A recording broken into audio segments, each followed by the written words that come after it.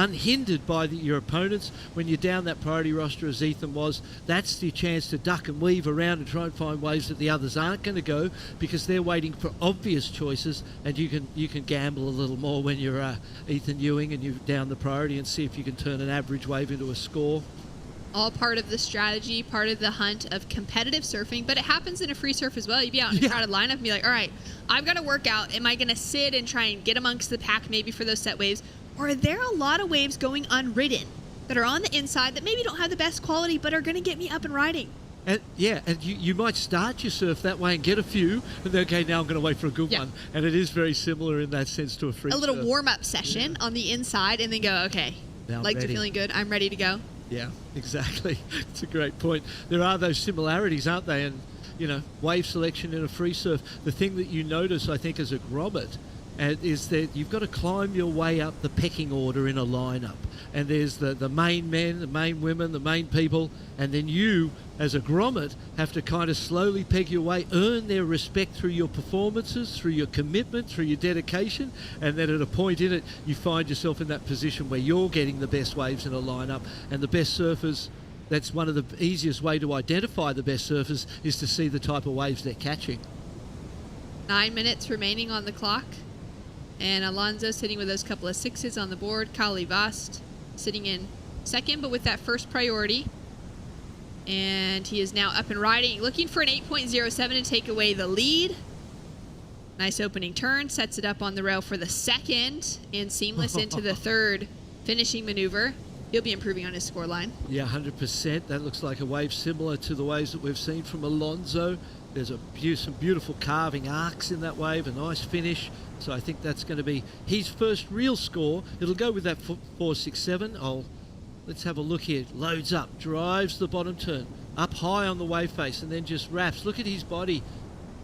Snaps out of the top, rotates that upper body nice. Has time to just compose himself here, waiting for that next section to stand up. I really love this beautiful wrap. Drives out a little bit wider on the wave face. Look at the technique. Arcs it back into the pocket. Now that is just a beautiful turn. Piece of art in living motion there from Kali Vast into the last section. Beautifully timed. See the fins there flare out of the top. Judges are still considering it. It's definitely going to be a good score. It was perfectly surfed. Well surfed from Kali. Hopeful to be joined by 2 extra team members come the Paris 2024 Olympics. There's been a big push from all the teams coming into this event, but from France, you can feel that opportunity for them in front to gain the extra spots, given that they are the host nation for the Olympics as well. As we see Nadia Erostarbe collecting her jersey. Yolanda, Nadia, and Sol all gained their qualification for Paris yesterday. So this is a bit of a free heat paddling out. Caroline Marks found herself qualified last year out of her world title, inaugural world title victory from the WSL 2023 tour. And so for this heat, it's going to be a fun one to see how things unravel. Of course, still trying to find themselves as the winningest women's team, the highest ranked women's team at the end of the event, off the strength of some of those surfers having another teammate still in the draw. But also getting to just have a little bit more of a relaxed approach, still wanting to go for those wins at the end of the event. But the real stress and pressure sitting upon has kind of been released for each of them. Yeah, in a way, hasn't it? It's going to be interesting to see how they respond as we see Sol Aguirre having a moment to herself. I always used to love those moments where you got away from everything and you just sat at the water's edge and just composed the mind. And it's a really beautiful moment, that, before you go to battle or to surf your heat. It's a moment of power, and you've got to find that power within. And it's going to be interesting to see who's the most comfortable after the success that they've all had. Alonso sitting on a couple of sixes, already in that leading position. 2-turn strike will set himself up trying to improve. Kali scores in. It's the highest of the heat so far, a 7.00. Beautiful surfing. It couldn't have been surfed any better, that wave. And it was all basic, sort of on the road, basic for this level of performance, but done so beautifully. The technique, the rotation out of that top on that second carving arc. It's not often that a carving arc is looked at as a super high score. John is someone who can do that consistently. Ethan Ewing too. But in that particular instance, Carly Vast definitely turned that shoulder of the wave into something of really good scoring potential with that. Ethan, little check off the foam, driving, gaining some speed down the line, and he'll throw that wave away. He's now got a requirement in the 7-point range to take an advancing slot, as Kali has dropped in that 7-point ride, chasing a 5.74 now for the Frenchman, the Tahitian, to be able to take away that winning position. Now, out of that previous heat, we saw that we had Joan Deroux and we had Marco Mignot in the mix alongside of Gabriel Medina. Because of where they were placed in the main round, out of the 5 remaining slots on the men's side of the draw, out of the 6 possible to gain, we saw Alonso Correa take away that first spot yesterday in competition. 5 slots remaining. We know that one of those now will go to one of Cowley's 2 teammates, between Joan Deroux and Marco Mignot, because of where they're placed in that situation. And the fact that Marco fell into repecharge rounds, he's still in a great position because he's fallen all the way to repecharge round 10. Now, coming up in repecharge round 9, which is going to be in a few heats' time, we're going to have 5 different surfers in that round that are fighting for the final 4 spots, outside of the spot that we know will go to one of the 2 French competitors because they're already so far in the draw. Gotcha. Whichever of them finishes farther in the draw will gain that position. So coming up into repecharge round 9 is going to be an intense one. We could be seeing those Olympic qualification factors unraveling, where we'll have Andy Krier from Spain, Ramzi Bokiam from Morocco, Rio Waida of Indonesia, Sebastian Williams of Mexico, and Tim Elter of Germany. Those are 5 surfers going for 4 of those spots on the rankings that we're currently looking at. Alonso Correa already filled in, and we know that we're going to see also Joan Deroux or Marco Mignot fill in one of those spots. Those are going to be likely determined today. Well, it's a complicated, complex little picture, but you did a very good job of explaining it. Thank you for that. And, as this day transpires, you can see there's the site, you can see the amount of people. Saturday morning here, we're expecting this weekend to be out of control because last weekend was, and that was our opening weekend. The score came through for Alonso Correa, 5.23, so didn't change anything for that 2-turn combination. Ethan Ewing been slow in this heat so far. As you said, it is main round, so, 3rd place is down. This is away from 3rd priority, so. Into that opening turn, sets it up now for the 2nd. He throws it into the air. So just that single maneuver will count for the start. It's not going to help his situation in any way. He was one of those surfers earlier in the week that was putting together some really proud performances, found himself into the 9s off of his rail work. Near perfect surfing with just those tiny little glitches that you got to call in real time, Barton. Yeah, he's been a standout this week. He's a standout, from the Hawaiian season and last year's World Tour. So much to like about that young man. So committed, dedicated, and I don't know that he's got a cocky bone in his body. He's just so composed and really lovely young man. Coming off of a broken back last year as well, to come back to actually competing and surfing as well as he did at the WSL finals. I think the entire surfing world was just on edge watching him paddle out, not knowing how the recovery was truly going. Was he pushing it too early? And then he became a strong favorite to take away the world title from Felipe Toledo. That was an unbelievable moment within his life. It also solidified him with that Olympic position for Team Australia. So this year coming in, it looks like, he's had that time to recover. Like you said, he's put together a strong performance already on the North Shore, and now getting ready for his first opportunity alongside his good friend Jack Robinson to compete and represent Australia at the Olympic Games is a very exciting thing. On the women's side, they already have Molly Picklum and Tyler Wright qualified. And Molly Picklum is going to be a huge threat to that gold medal. Absolutely. And on the men's side, I don't believe there's a goofy footer in the top 10. So all natural footers. So if you're a goofy footer that gets through this event, that could be a good thing. You're going to be feeling Here we go again. pretty good. Ethan, just getting some work done on the inside here. Again, chasing that 717. Making it look easy. Makes it look so easy. Well, 717's not such a big score. I thought he would be chasing more just from watching the heat and not paying attention for a little moment. When you said that, I was like, oh, wow, he's right there in it, even though he kind of hasn't got out of second gear yet. So, still, 45 seconds. It might be the clock that beats him in this particular instance. But to this point in time, it has been the competing, the wave selection, and the surfing of Carly Vast and Alonso Correa that's actually beating him. Those guys have been convincing in this one. And Alonso hasn't had to do much work for that. His first 2 waves gave him his big scores. You know, getting those 6s in straight off the bat, nice and early, good wave selection. Also matched the wave selection with his performance on it. Yep. And then for Cowley, it took some digging. He had that 2, he built to a 4, then he had a throwaway score, took him a little while, eventually found a wave of quality to give him that 7-point ride. Yep. Down to 10 seconds on the clock, and Ethan Ewing will be heading in. Bowing out of competition from this year's ISA World Surfing Games, Team Australia still has Sally Fitzgibbons competing. In the main round, she'll be coming up in heat number 2 for the main round, which is about to begin on the women's side of the draw. So well done to the newest crowned future Olympian in Alonso Correa out of Peru, backed up with a second place finish by Cowley Vast of France. Coming up next, we've got 4 great women in the lineup: Yolanda Sakira, Nadia Ersabe, Sola Gary, and Caroline Marks hitting the lineup.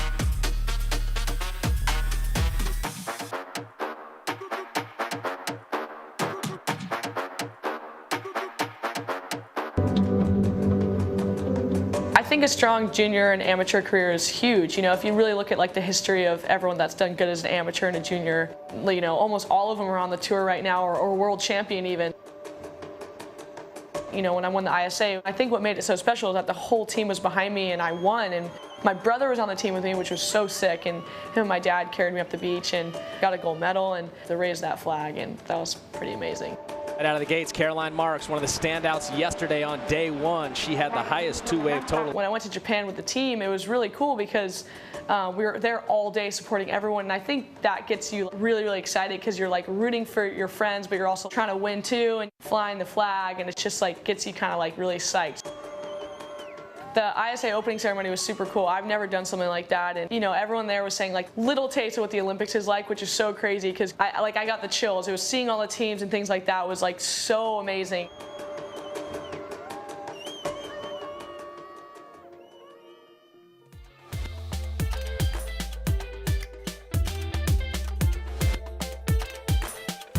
Welcome back to the ISA World Surfing Games. We're currently in the main round. We just finished out the main round on the men's side. We're now into the main round on the women's side, which means it's non-elimination, and any surfers losing out will be heading into the repecharge rounds later on today, rather than heading out completely of competition. Yolanda Sakira from Portugal, Nadia Erostarbe from Spain, Sol Aguirre from Peru, and Caroline Marks from the USA. They have all already booked their tickets to Paris, to Tahiti specifically, but to surf on behalf of the Paris 2024 Olympic Games. They'll be proudly representing their countries, and now they've got the opportunity to just continue showcasing some great surf while also wanting to get themselves into that gold medal finish this week. Absolutely, and boost the points for the team. Give your team the opportunity to win that 3rd spot in the ladies for the most highest qualified team on either side, male and female. We know on the male side, a bit of a battle between Brazil and France at this point. Portugal up and riding on the replay. Yolanda snaps back, looking determined, gets low, snaps out of the top, flares the tail, feels good about that one. 3.67, the first score of consequence. Well, it's actually a 3.17, a 0.5 on her first. So starting out quickly, getting up and riding at least twice. Sol with a 0.6 for a quick in and out. She had a really fun heat to be able to witness a couple days ago, where we had Caroline Marks and Carissa Moore for Team USA present within that. A few world titles between the two of them, an Olympic gold medal in the lineup.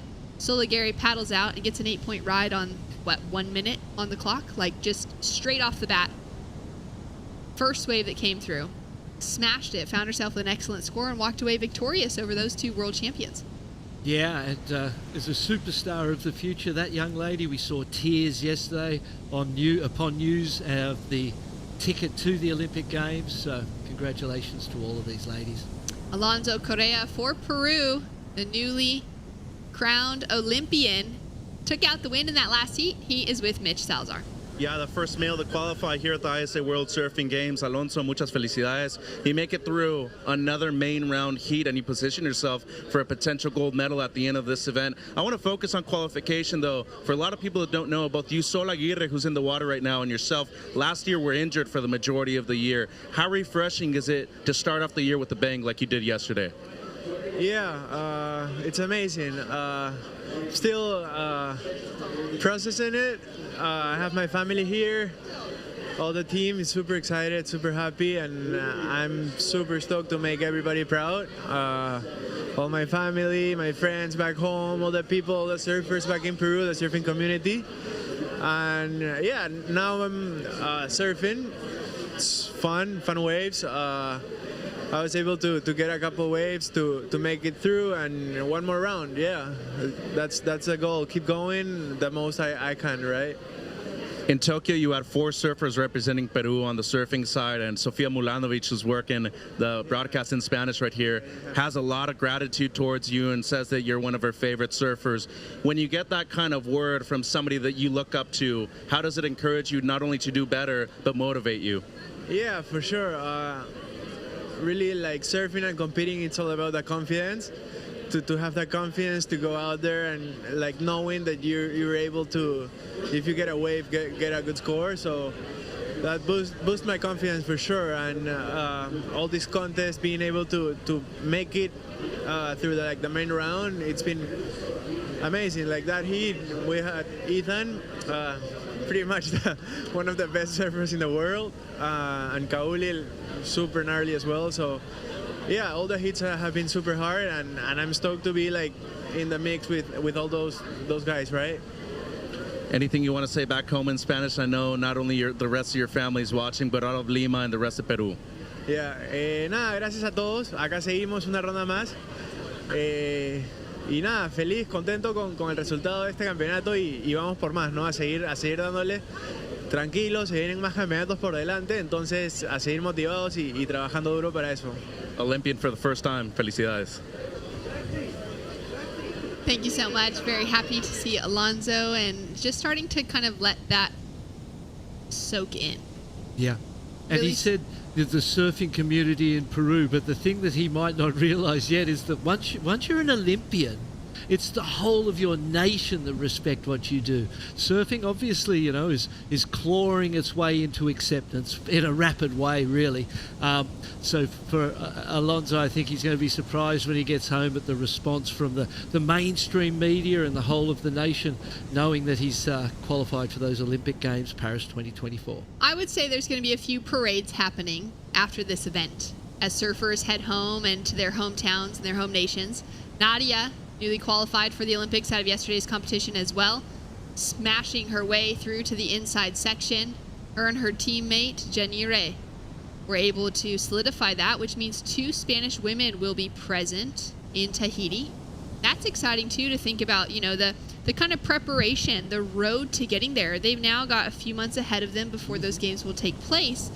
For those 2 women to be able to spend that time competing, to be able to spend that time training, to be able to spend that time with their national Olympic committees and meeting other Olympians likely on the way, the kind of media opportunities, there's so much that they will kind of take on before they even put on that Olympic jersey. Mm-hmm. It's exciting to see those surfers that are going to be able to do that with a pack with a few people and have that momentum running up together.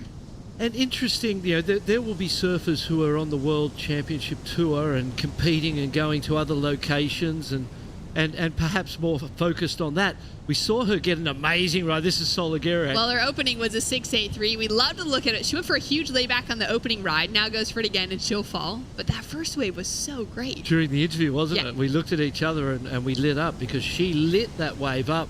The wave itself had no right really to be a 6.83. It was most probably a 4 or a 5 at the best, and it was her performance on it that surfed the wave up to that 6.83. So a great opening score. Caroline Marks, the reigning world champion, up and riding, former ISA gold medalist from the juniors, getting busy on the inside section. Smaller wave, kind of tags it A couple little hits on her forehand. And they were tags, weren't they? They were little jabs. There was no change of direction. There was no sear. There was no rail. They were just little jabs into the lip. So I don't see that wave going too high for Caroline. But I think she's at that point where scores were starting to drop for other surfers. The 4.33 comes in for Nadia on that last left we watched. So I think she just wanted to kind of start to build momentum and get some scores on the board. But it didn't have anything that took your breath away. Nadia sitting in that leading position now for Spain. Peru sitting in second with that 6.83 as the real standout moment of this heat. Yolanda's had a couple of looks, hasn't been able to find herself with anything too significant. And Caroline with a score to drop through, but also sort of that easy surfing. A change of direction is a really important factor when it comes to putting together a good score line. When we're talking about a proper turn, snaps it up into the section and she'll fall out. Yeah, a bit of chop at the front of that one. Then she rode onto the back of that and filled the wave up and she couldn't keep her momentum going forwards. First priority with Spain. Second priority with Peru. Caroline Marks. 3.93, a near 4 for that opening ride. Good judging. That feels like where it came. You know, there was some work done, but obviously it wasn't super exciting. Setting it up there, just kind of cruising, having an eye. She's a surfer that we know can take to the air. She's got a good kind of repertoire behind her. Maybe we'll see her have a little bit of fun in this heat. Yolanda feeling a little bit frustrated with those last two waves. She'll be looking for something that gives her a better opportunity. We got a lot of Groms down on the beach that are, you know, getting autographs, getting those little moments to witness their favorite surfers out in the lineup this week. They'll be hopefuls come LA 2028, come Brisbane after that for the next couple of Summer Olympics. So with a quick in and out, and now Nadia. Oh, that was a dynamic turn to start things off with. Lovely Great combination as well. Lovely combo, you're right, Shannon. 14 minutes remaining on the clock. Looking at our schedule throughout the rest of the day, we're currently in the main event. We've just finished that from the men's. As we said before, it's non-elimination, so the surfers falling out in the bottom two positions will be heading into the later repecharge rounds to be surfed this afternoon. So everyone's going to get that chance to surf out here a few times. Sol goes down on her opening turn for that wave. It was an inside wave, and I thought she'd picked a good one because you could see it doubling up, and which means, you know, a couple of bits of wave, the energy of the ocean comes together, and 2 or 3 bits converge and lurch up. And I thought, oh, this is a good little insider that she's found.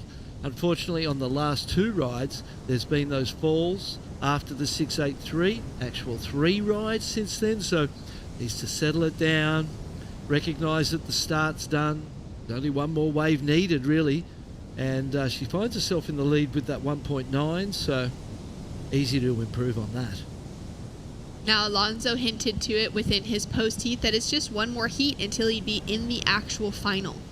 Taking a look at the main side of the draw, we've just got the 2 heats remaining within this round 6. Heading into main round 7, there's just a single heat in it. It's kind of like the semifinals, but it's just that one heat.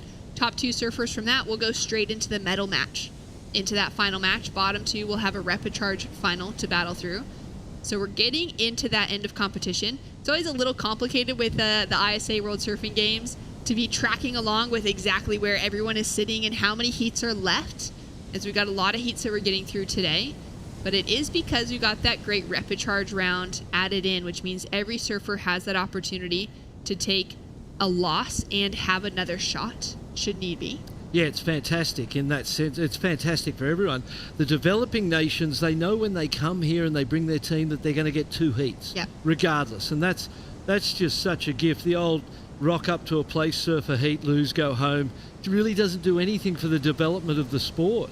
So there's developmental aspects to the double elimination that helps. And then at the top end, when we get these crazy heats where, you know, the best surfers in the world are all against each other and knocking each other out, it gives them another chance as well, which is great. Taking a look now at the women who have qualified as of this World Surfing Games. So it says 2023 up there, but it's actually 2024 World Surfing Games. As of yesterday, we're seeing Spain, Peru, Brazil, Portugal, Israel, Germany, China, in the mix. 2 Spanish women getting their names in, and a whole lot of joy being spread around yesterday as Fernando handed out some golden tickets. And as you said, spread around. The only sort of double up there was for Spain, and otherwise it's a list of nations getting representation at this highest level.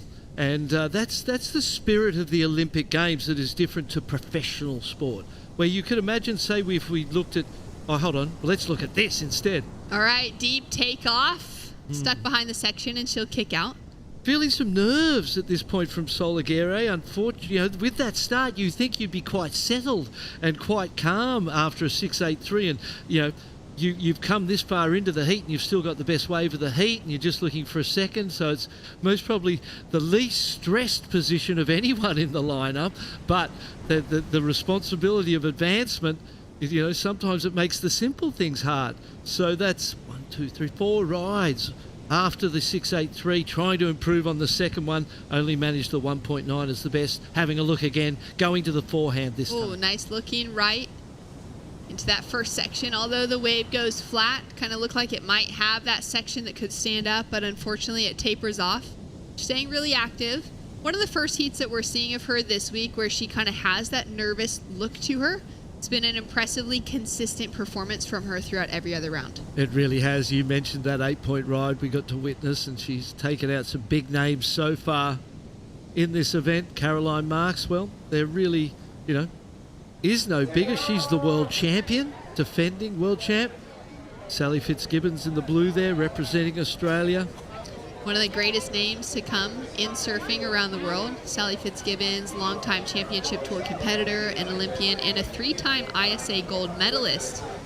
One of the winningest in ISA history. And she's paddling out in that next heat. Yolanda now up and riding. Used her priority on this wave, and she'll have to throw it away. Chasing down that 5.57 to get herself into a better position.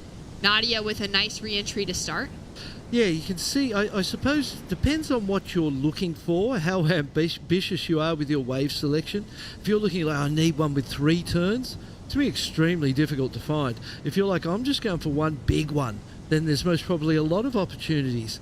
So expectation sometimes can be, debilitating in terms of putting pressure on you with priority, because you just don't want to make a mistake with it.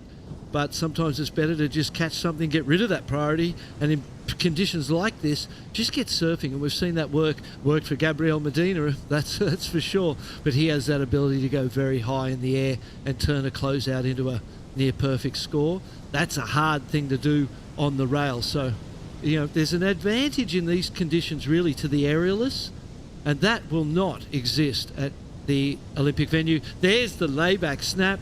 2-turn combination, 6.83. Beautiful, beautiful surfing. 5.4 now from Nadia. So this last wave coming through as a great score for her. Or sorry, that was 2 waves ago. We're still waiting for her last score to drop through, but Nadia's done well to put herself into that leading position over Sol.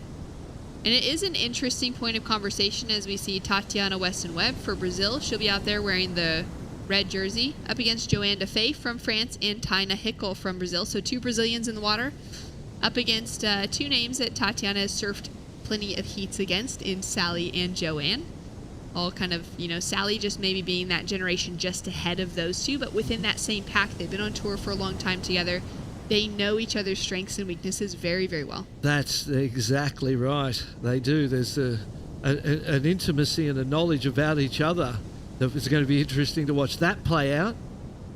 Tatiana's been in incredible form. She will be a real threat at the Olympic venue, no doubt about that. A great tube rider, has had experience there, thrown herself over on many occasions.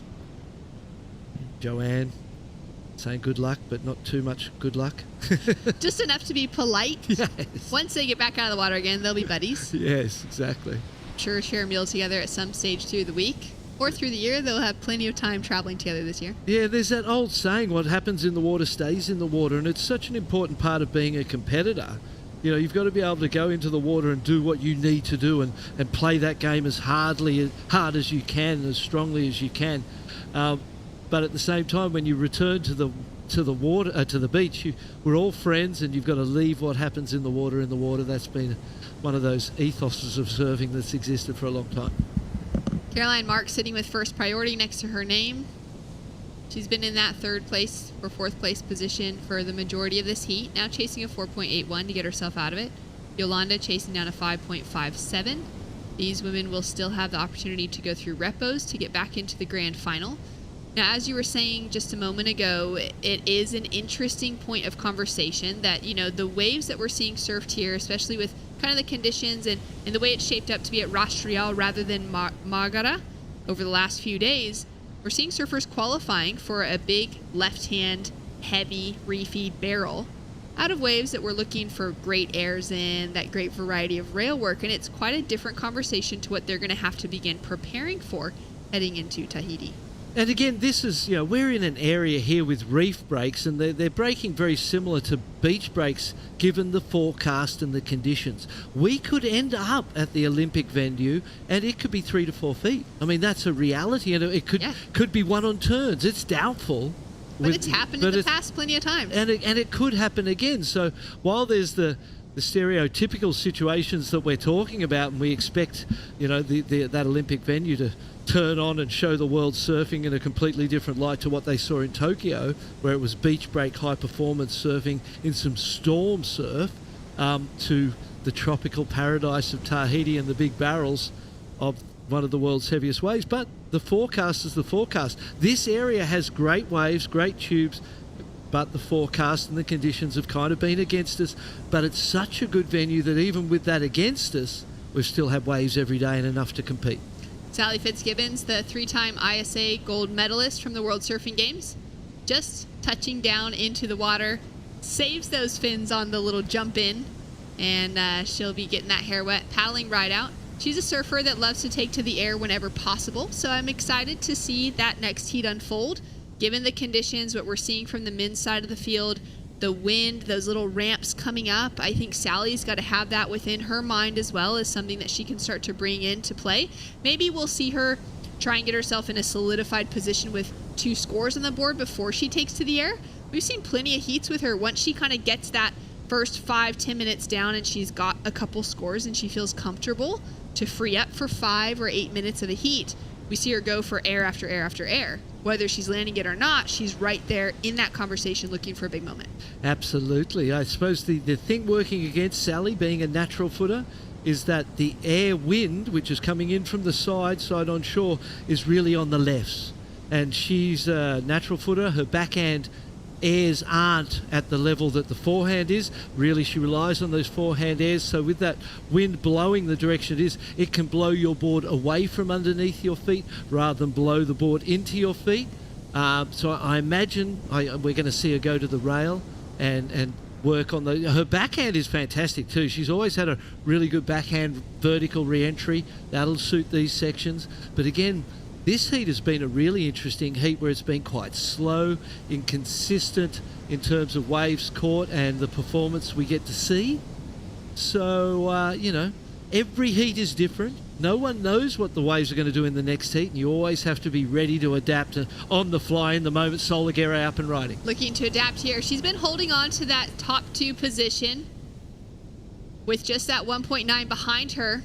This wave may help to wipe away the 1.9. She's chasing a 3.27 to get herself into that leading position. And there's only 2 minutes and 50 on the clock, so the majority of this heat, 22 minutes, has flown by, and there hasn't been too many waves surfed. Ladies just trying to find the good ones. This looks like a really good one. Caroline with a rooftop drop into the opening section, challenging wave to negotiate on the start, and just kind of cuts that turn short as she's laying into the rail. Well, that was the best wave we've seen maybe all morning, but the surfing just didn't match the moments of the wave. Looked a little casual out at the top, perhaps, and in the cutback she lost the rail, and that kind of negated what was on offer in that wave. That wave was potentially an 8-point ride. She's looking for a 4.84. She may still get that score. Solagera up and riding, quick in and out. She may still get that score purely on the basis of the quality of the wave. Nice steep late takeoff, that was critical. The turns just didn't have the commitment in them that they needed at that point in time. But again, the quality of that wave may be enough to give her the score she's looking for. And Sol Aguirre's just got to improve on that 1.93 at some point quickly here to hold Caroline Marks at bay. Judges still thinking about Caroline's wave. It's a confusing wave because the wave itself was incredible and the best wave we've seen in hours, I dare say. And but the surfing on it maybe surfed it down considerably to what its potential was. Yeah, great breakdown of that situation, Barton. As we're down to 1 minute 15 seconds on the clock, ISA President Fernando Aguirre standing next to the Vice President for the ISA. Barbara next to him. She's flown over from New Zealand. It's been great to have her wandering around the contest site this week. She's an Olympic gold medalist. As we take a look now at Sol Aguirre on her backhand, tagging the finish. She's wanting to solidify that second place position, and her last wave dropped through just with a small score on the board. But for this one, for Sol, she'll definitely be improving on that 1.93. We're still waiting for the wave of Caroline Marks to come through. Judges having a look at some replays there. Now Yolanda with a chance, chasing at the moment of 5.60. That could be changing. Straight up into the lip, and just that single maneuver for her. Sol takes away the leading position as a 3.47. Drops through for her last wave. Caroline a 3.70 from the panel. Doesn't give her that advancing position. Props to the judges there. You know, there was a temptation, I'm sure, to judge the wave, not the performance. The judges really had clarity on that, and she surfed that one down well and truly. Well, down to the final couple seconds, it looks like Nadia's going to have one more opportunity on the buzzer. She's into the lip line, but with the score she already has, she'll be holding on to that second place position because Yolanda's last wave was a 2.63. That doesn't help take her into an advancing top two position, and Caroline falling out in that third place position. A score to come through now for Nadia Arostarbe, but it looks official to say that Sol Aguirre of Peru and Nadia Arostarbe of Spain will be heading through in first and second. Caroline Marks from the USA and Yolanda Sequeira from Portugal still in the mix. They're going to be surfing in the repechage rounds later on today, hopeful to make it back into the grand final. And when we return, more action with Chris Cote, Rachel Tilley, and Lele coming in for Team Australia. Sally Fitzgibbons will be hitting the water right after this.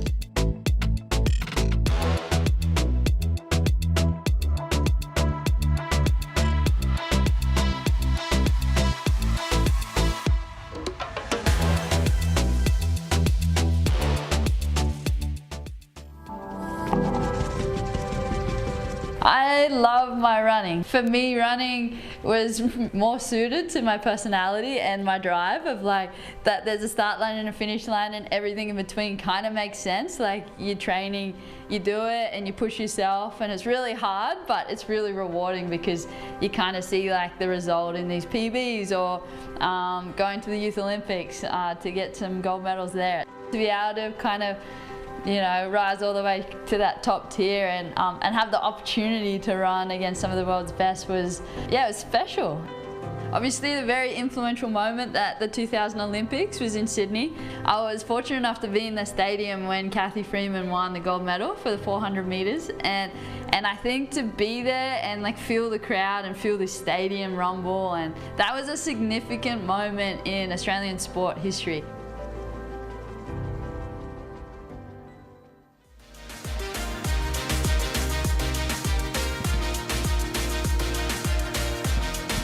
Welcome back, surf fans. You're watching the ISA World Surfing Games. Sol Aguirre from Team Peru with a convincing victory here in the main event round.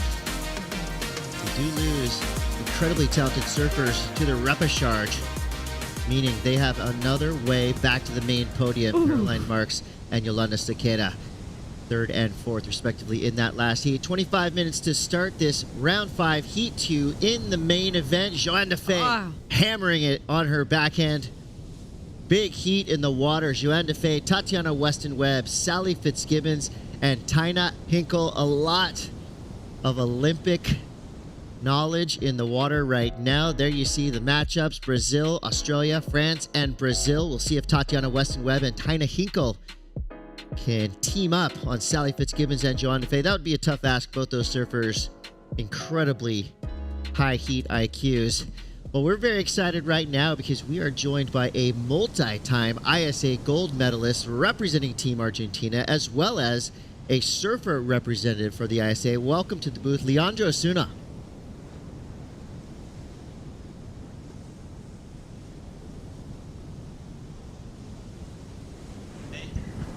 All right. Thank you guys. Thanks for the intro. Yeah, I'm stoked to be here.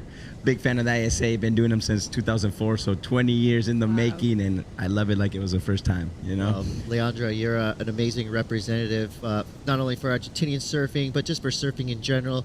You do it the right way, with positivity, with joy, and as a multi-time ISA gold medalist, I got to ask you, where are those gold medals right now? Do you bring them with you back to the contest? Do you wear them around the site?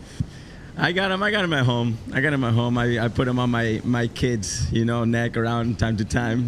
We celebrate that, and yeah, they're at home. They're safe. They're in a good place. Manifesting future ISA medalists. I love to hear it. Well, I'm Chris Cote. This is Rachel Tilley right next to me, and we have had the pleasure of presenting you all the amazing surfing that you've been seeing. This is finals weekend here from Arecibo, Puerto Rico.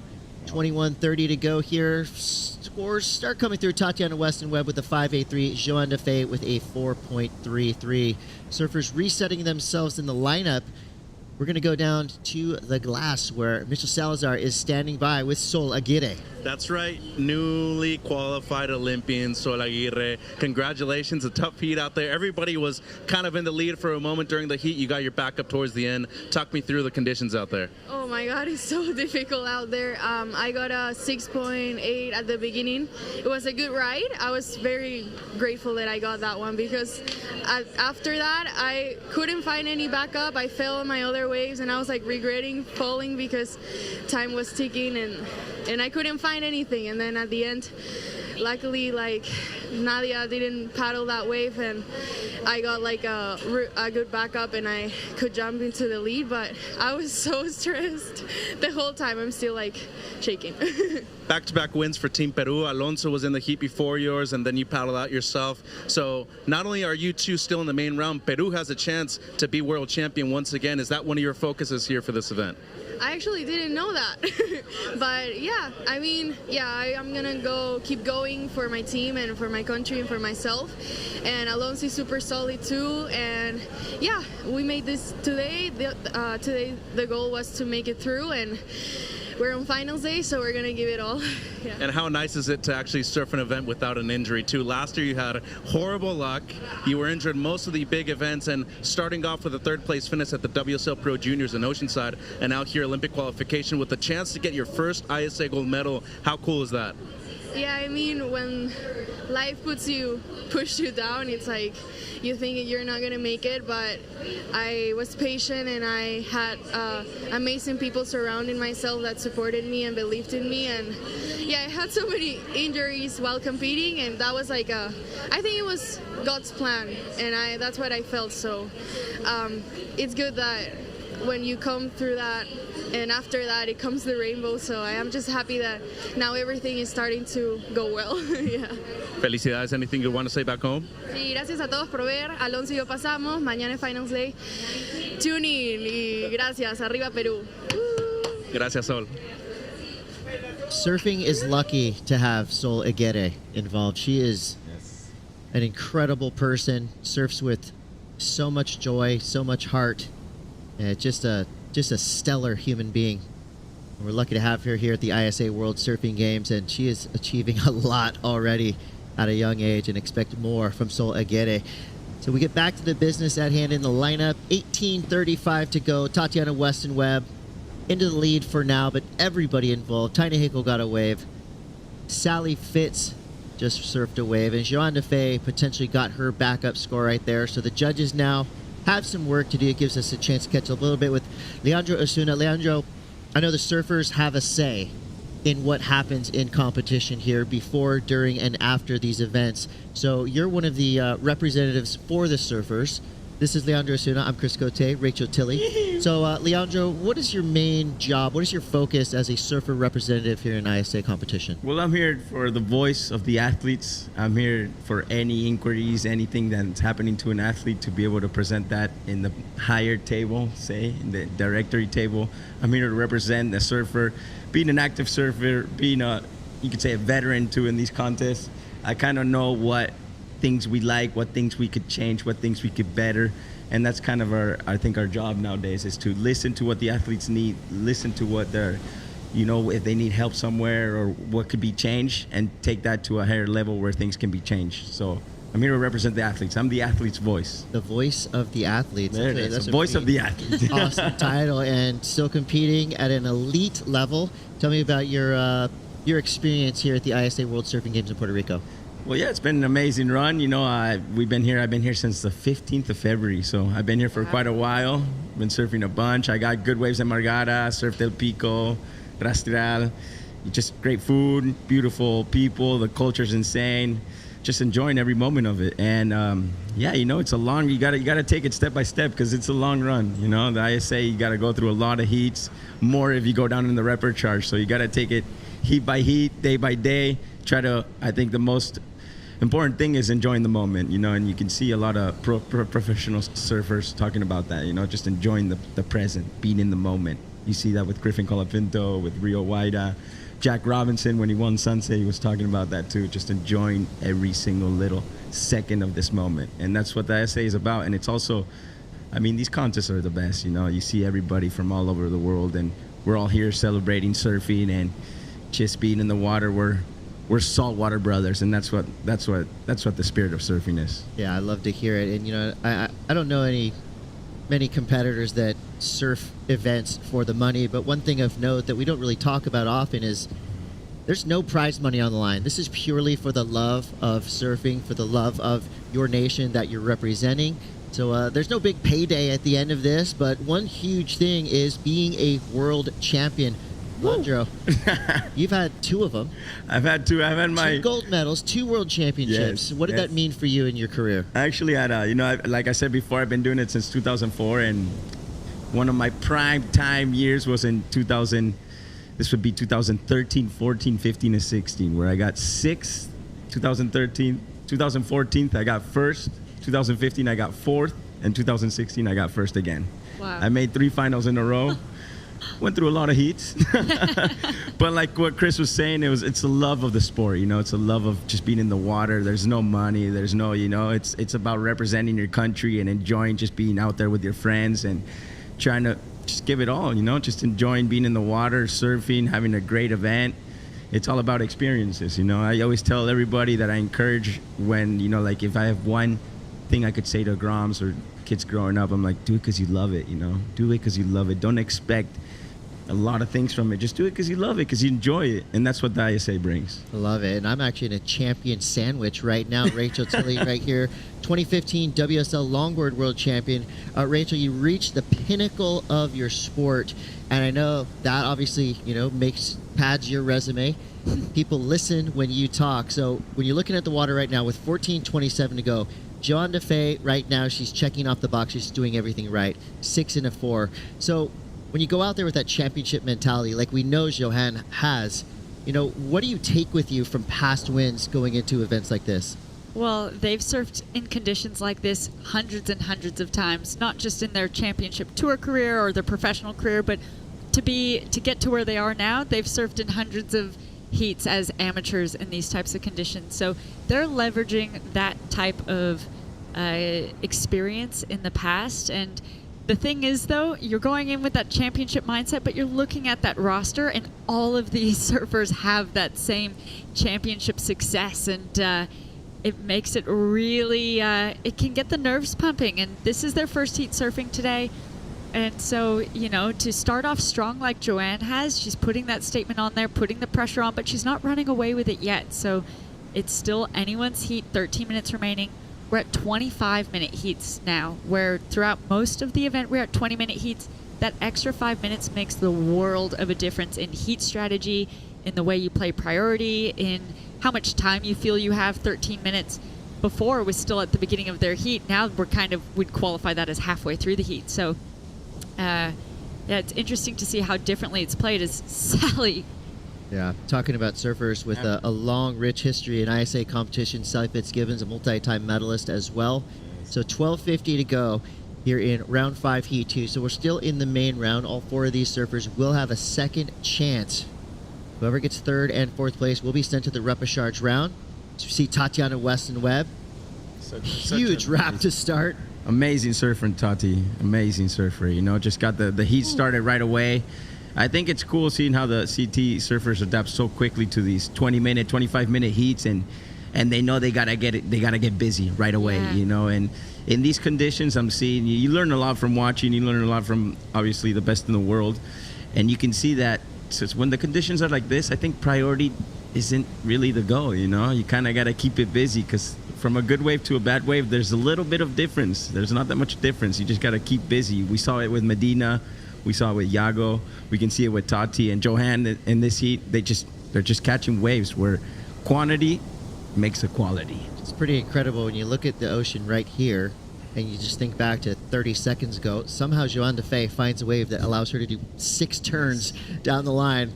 That right there is the mark of a championship surfer. Yes. Yeah, and just being able to keep your head on straight, knowing that wave will come to you eventually. Like Leandro said right there, priority is not a huge factor today. We haven't seen any interferences. We haven't really seen many battles, until the last minute or so in these heats. I think that's an interesting point, because priority sometimes can be a blessing and a curse. Oh, and yes. in conditions like this, where you are prone, when you have priority, to try and savor that and pick wisely, these are conditions you have to stay busy in. And so if you get too much in your head about wanting to utilize priority strategically and pick the right wave, you could be sitting for way too long and miss those little waves that you could get under priority and chip into and end up getting those scores that you need. So Exactly. Keep rolling the dice. Yeah. Keep rolling, building the house, just staying busy out there, catching. I mean, there's a lot of waves. One's going to get good, and sometimes if you wait for that good one, who knows? It might turn into a bad wave. Yeah, one of these little chips could come right next to you, and you're looking at it, you're like, that's not a wave. Exactly. So I guy think like Yago takes off and does a huge error, and it's an 8. I think in these conditions, you got to just roll the dice. Now, Leandro, I know you've been in this situation before, deep in the contest, where there's some friendly fire out in the water. You're out there with another representative from Team Argentina in a 4-surfer heat. Oh. Is there talk before those heats about teaming up, about potentially utilizing priority to help raise both the levels? Does one surfer sacrifice themselves for the other? What's it like competing with your fellow countrymen in a heat like this? That's a good question. I've actually had a lot of heats with my representative from the same country in the the last couple of days of the contest, and it's worked. I think we've worked a bunch of scenarios where, like, all right, let's both go. You sit on him, I sit over here. You go wide, I go deep. Like, try to figure it out. But I think the best way to plan it is just surf your heat out, forget about me, and near the end of the heat, 5 minutes remaining, if we can help each other out, let's get into it. But you go do your heat, I go do my heat. Because if not, you're going to be thinking, how can I help my friend? Oh, what's he got? Oh, I got to go sit on this guy. So it's more like, just focus on you. We want you to do good. And that's what I say. Like, it is a team contest, because obviously there's team points and there's Olympic qualification for team. But the best way that the team can achieve that is by each individual doing its best. It's like being on an airplane. Put your air mask on first. Yes, yes. So there we go. Look back at a great salvo of waves here, starting with the surfer in blue, Sally Fitzgibbons, Team Australia. Nice looking turn to start this one. Yeah, gets over that little hump originally and has that nice clean face to lay into, using that upper body to wind up and get that power through. Beautiful style, Sally. Such good form, huh? Such a great surfer. I really appreciate when somebody has the ability to just kind of whip it at the end of their turn, especially on a flatter section of the wave. It's one thing when you do it in a big critical, lip that's coming at you. But if you can make one of those flat section backside turns look as good as Sally did, you're doing something right. Throw that little extra ketchup, A little extra kick with that back leg. Little extra kick. There it is. Wow, Joanne too. She's been, I see her every year and she just gets better and better. You know? Every time I see her surfing, it's like, wow, Joanne is surfing so good. And of course, Tati, you know, we can't say enough about Tati. She's always been just a well surfer. I saw her in Punta Lobos earlier this year, just shredding in these amazing big waves. And it was cold in the water in the Pan Americans game. It was cold in the water, and she was taking cold baths in the morning. Oh, double, my gosh. Double up. Yeah. Double. She's, you know, she talks about the cold baths, Yeah. and you know, she's super into it. She was telling me about it. I'm like, but I mean, it's already freezing. Like, why are you doing this? No, it's because I come way more motivated. Yeah, I mean, she's built different. She's definitely got to be one of the most intimidating women to surf against. Oh, yes. On any tour, in any event. If you draw Tatiana Weston Webb in your heat, you know you're going to be in for a battle. 7:30 to go. Big scores for Joanne DeFay, a 7.67 and a 6. So she's well into the lead right now. Your 2024 ISA World Surfing Games qualification window is closed for the women. We have one more for the team and one more for the extra spot for the universality place. But here's your 1 through 8. All these surfers qualified via this event you're watching right now, starting with Nadia Aristobi, Sol Aguirre, Tina Hinkle, who's in the water and still in this event right now. Yolanda Sequeira became a favorite to so many surf fans around the world with what she's done in the water and what she's said in her post-heat interviews. Anat Leleor, tenacious competitor.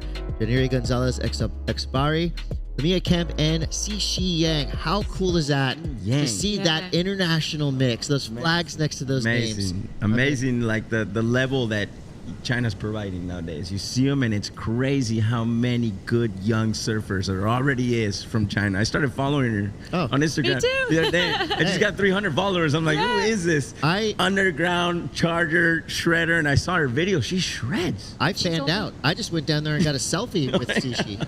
That way I can say when she's world champion in the next few, I knew her back when she was, you know, just starting. She's only 14 years old. I mean, that level of surfing is absolutely incredible. Well, she joins this illustrious list of 24 surfers who have qualified for the upcoming Paris 2024 Games. The universality slot still available. And that'll come from the Rising Surf Nation. There's still one more for the team, right? Yeah, one more slot for the team. We still got two tickets to hand out. I mean, Team France looking super strong. For the women, Team Brazil, they still have surfers left. And when one of your surfers has the ability to do turns like that, your team standings and outlook looks pretty solid. So Tatiana Weston Webb just sitting on a pair of 5s right now. Just keeping it busy. They're all catching a bunch of waves. Taina's a great surfer too. She's probably the youngest in this heat for sure. I've known her for quite a while too. I went up to Brazil, you know, since I live in Argentina, I go up there and free surf all the time, and I seen her when she was only like 12, shredding, and it was amazing. And seeing her qualify to the Olympics and seeing her, you know, just every year bettering herself, being up there. I mean, she's got a long career ahead of her, so cool to see that. There's no longer that dual narrative playing in these surfers' minds anymore, where they're trying to win a gold medal but also qualify for the Olympics. Now most of these surfers are qualified for the Olympics. Sally's the only one who's not going to the Olympics this time unless they can get that 3rd slot for the Team Australia, so that would still be in her mind. But now these surfers are going for that gold medal. Their focus is on an ISA gold medal 2024. Starting to feel some electricity through the air. Iago Dora making his way back into the water. The green machine. Look at him. Prepare yourselves for some air wizardry. Iago Dora and Sebastian Williams. I put these two guys on that list of 2 of the best aerialists still in this contest. So get ready for it, surf fans. You're about to see something very special. And we still have time left here in round 5, heat 2 for the women. So this thing is by no means over. Tatiana Weston Webb is charging hard. She's got a 5.83 and a 5.07. Sally Fitz still in the conversation, needing a 5.90. Tina, she's slipping behind a little bit right now.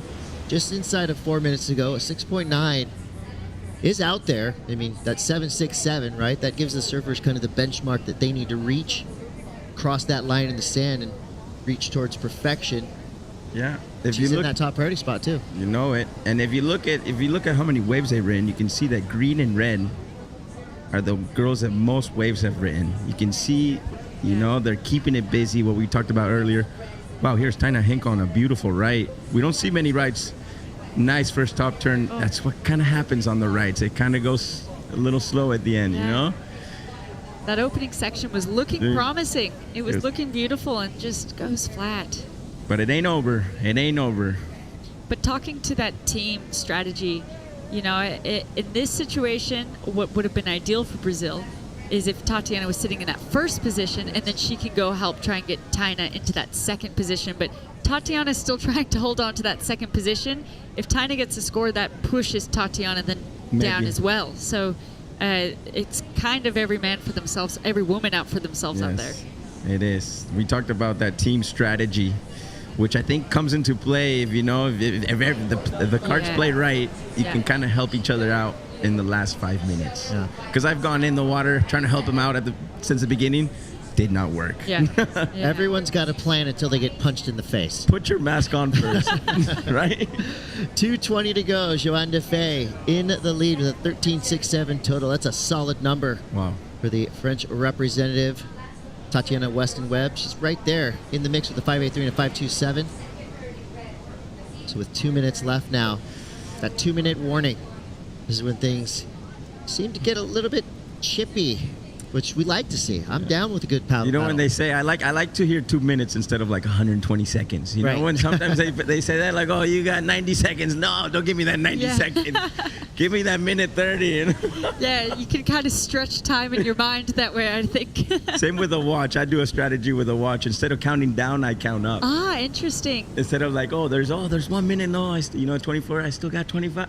I do the opposite. When mentality. When it hits 1 minute for my watch, I count down in my head, and so I don't have to look at my watch anymore, and I know how many seconds I have left. That's funny. Tatiana Weston Webb, defensive maneuver there. She's able to hold off Sally Fitzgibbons. Most likely won't go into her score line, but what she did there is take an opportunity away from Sally. You never know what's going to happen on a lot of these waves where, you know, they grow down the line. There's a big chunky section at the end where you can get those maximum power points with a minute to go. I love to see the team camaraderie. Yes. I mean, technically speaking, these guys don't have to be here, right? They're surfing superstars. They could be in their penthouse up the road doing whatever they want. They're here on the beach. They're supporting their team, and you love to see it. I mean, that just that gives them a lot of credit in my book. And they've got a full squad, not just their surfers, but multiple coaches, physical therapists. They probably got a chef traveling with them. Yeah, Brazil's becoming, you know, just every last couple ISAs have been becoming more professional and more geared up, and they're here. They're no joke, you know. They're here to win. They're here to take it all the way, and just the love for the country, the love for the sport, the love for surfing, and that's what's so cool about these events. And more to come with Iago Dora paddling out just in about 12 seconds. Iago's show will begin. Here we go. Sally Fitzgibbons looking for a 6-1-0. Whoa. Throws the fins. Wow. That was radical. Good. I love these last-minute nail-biter ending heats like the one we just saw with Joan Duru. You guys see that last 10 seconds? Oh, yeah. Yes. Over the other teammate, which Marco was awesome, right? Yeah. Yeah, Joan Duru is lost at sea for about 23 minutes. And just comes out of nowhere, drops a hammer, punches himself in the face, getting himself fired too, up. Incredible moments, and more moments like that to come. Did Sally Fitzgibbons do enough? We get on our scoreboard that we look at during these commentary windows. We have a spinning red wheel. Call that the spinning wheel of death. Did the judges deem this a 6.10 or above? That was a radical turn, one of the best turns we've seen. A bigger wave, critical section. Lele, put your judge's hat on. Did she get it?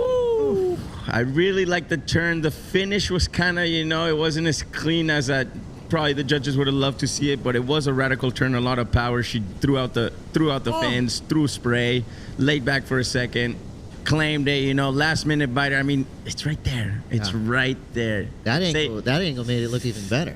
Can I say what I think? Yes, yeah. Please. Yes or no? Thumbs up, thumbs down. I think it's a high five. High five. Okay. I think it's a high five. 5'8", 5'9". You know, just comparing to what Totti did in that heat, and you kind of got to compare the other surfer, you know. It's all on the scale, right? It's all on the scale. Well, if she had gotten that opening turn and then finished with that, I think we'd have no doubts. Oh, yeah. But a single turn maneuver, it has to be really great and really convincing. in order to get a solid score from a single maneuver. There has been, right? There has been one turn maneuvers, high sixes, maybe even sevens. I think Tati did one in one of those heats earlier. Well, one thing we know for a fact is Sally Fitzgibbons is going to be stoked either way. It would take a lot to get that smile off Sally's face. She is a tenacious competitor. She puts all of her heart into every heat she surfs. And the score comes through, and it's enough. 6.60 for Sally Fitzgibbons. She knew it. She gets it. Smile. So, wow, just in that last second, Sally Fitz drops the hammer on Team Brazil, knocking Tatiana Weston-Webb and Taina Hinkle into the repechage round. You knew it. The Irakanjis always bring the sting. Sally Fitz with a buzzer beater. But it ain't over, right? It ain't over for Tati and Taina. They still Right. get a second That's chance. right. And sometimes when they go into that repechage sheet, they get a little more fierced up, and they come with that little, that little extra, I got this, I want my revenge. You only live twice at the ISA World Surfing Games. Sally Fitzgibbons stays in the main round along with Joanne DeFay, who surfed that heat like a true professional from beginning to end. Ton of waves. Wow. And that was the turn that was the difference maker for Sally Fitzgibbons. We're going to take a quick break. Thank you so much, Leandro Osuna. I think you're going to make your way over to our Spanish broadcast after this. We're going to keep you working throughout the day. Let's go. I'm here for that. Thank you guys. It's been a blast, and just love being here with you guys at ISA, watching beautiful surfing and all the lovely, friendly people from around the world. That's what it's about. Yahoo! We're here in Arecibo with athletes from around the world to restore the mangrove forest behind me. Protecting our coastline is critically important for the health of our waves, so we're honored to be a part of the ISA and these World Surfing Games. Today we're restoring a mangrove forest. These mangroves are what are called blue carbon ecosystems. They capture and store more atmospheric carbon than any habitat on the planet. Puerto Rico, we call ourselves Boricua, a unique name honoring our island heritage and the vibrant spirit of our people. When you bask in the warmth of our beaches, when you taste the love in our food, when you embrace the call of our adventures, you'll find that spirit in yourself. Dare to live every moment. Live Boricua.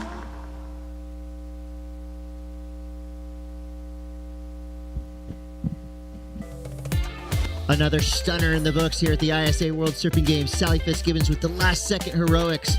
Stays in the main round with a second place finish. Congratulations to France's Joanne DeFay getting the win there. Now 2 Brazilian sharks are unleashed into the repechage round. Taina Hinkle, Tatiana Weston-Webb, who was in contention for that top spot throughout the entire heat, drops to third place in the last second, literally. Buzzer beater finish. Sally Fitzgibbons. Let's fill it up again. Sebastian Williams, Andy Crie, and Iago Dora. Brazil, Spain, Mexico. This heat right here is critical for Team Brazil if they want to stand a chance to get that elusive third slot in the Olympics. If their team gets a men's team victory here, that's the prize that awaits them. If Iago loses here, that door could be closed. This could be historic news happening live from Arecibo, Puerto Rico, here at the ISA World Surfing Games.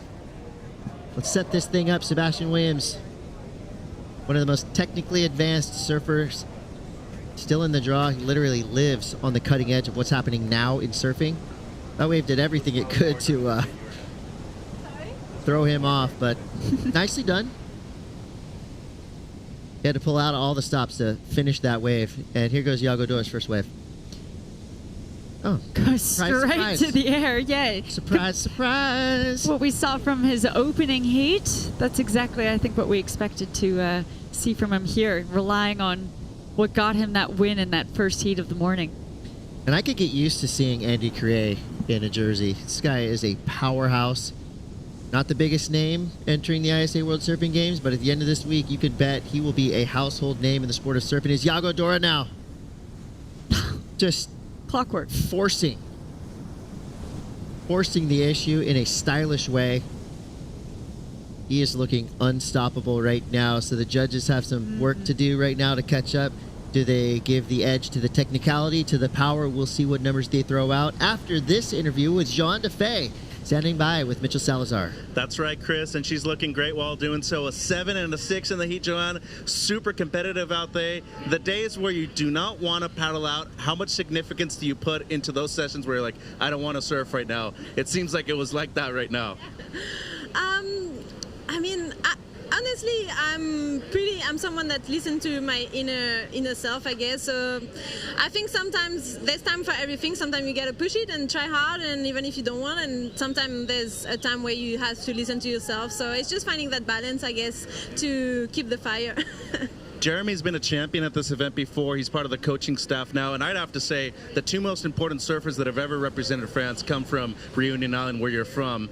Having Jeremy on the team, but having yourself on the team too, especially as one of the older surfers, how significant do you think it is, especially with what could potentially happen on the men's side? I know. I mean, the boys have been so competitive and surfing so well, and pushing their limits. Like Joanne in 5 minutes turned the heat earlier.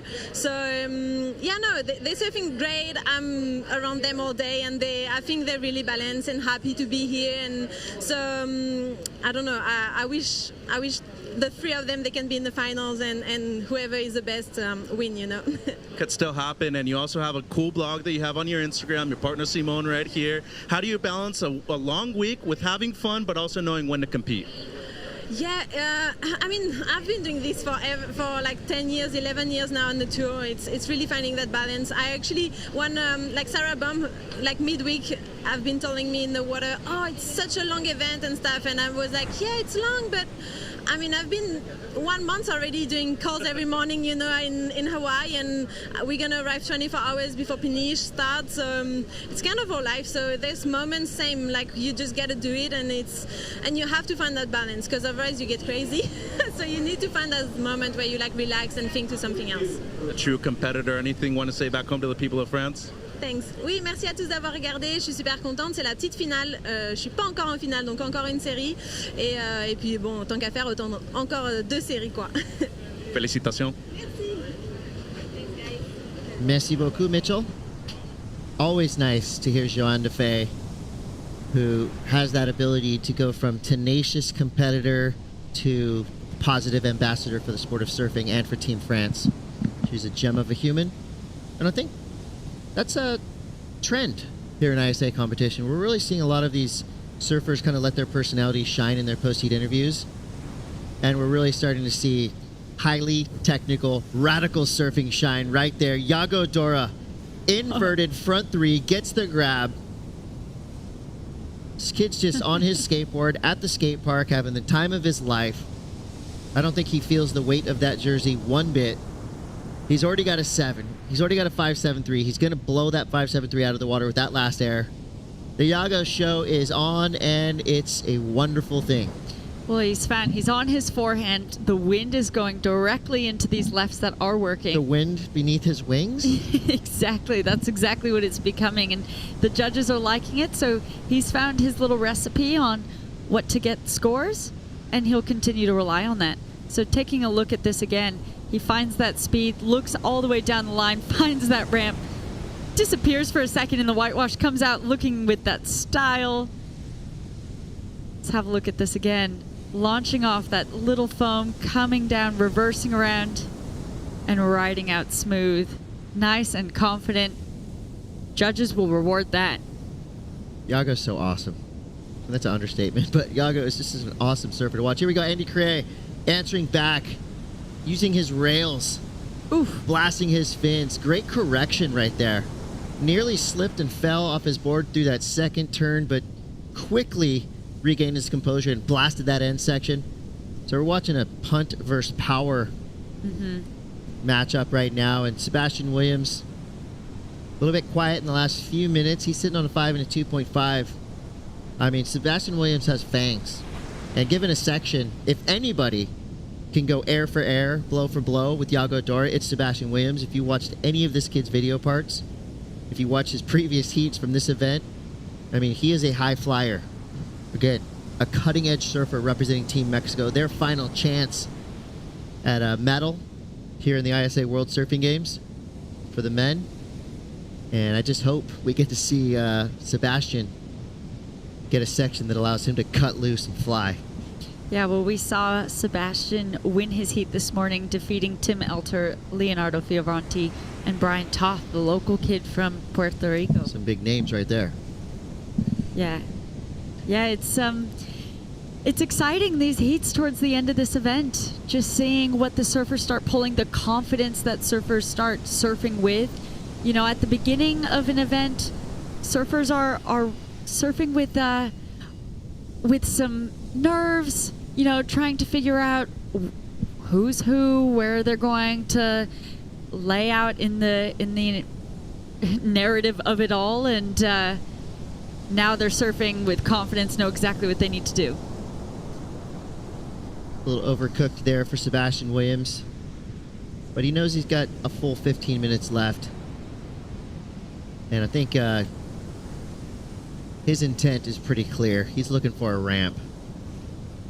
Well, he's been seeing Yago fly high out the back, and he's going, okay, I'm hearing these scores. Yago now with an 8.17 and a 7. He's put the other two on high alert. They need some solid scores in order to be taking that first place away from him. So at the moment, it is that battle for second place.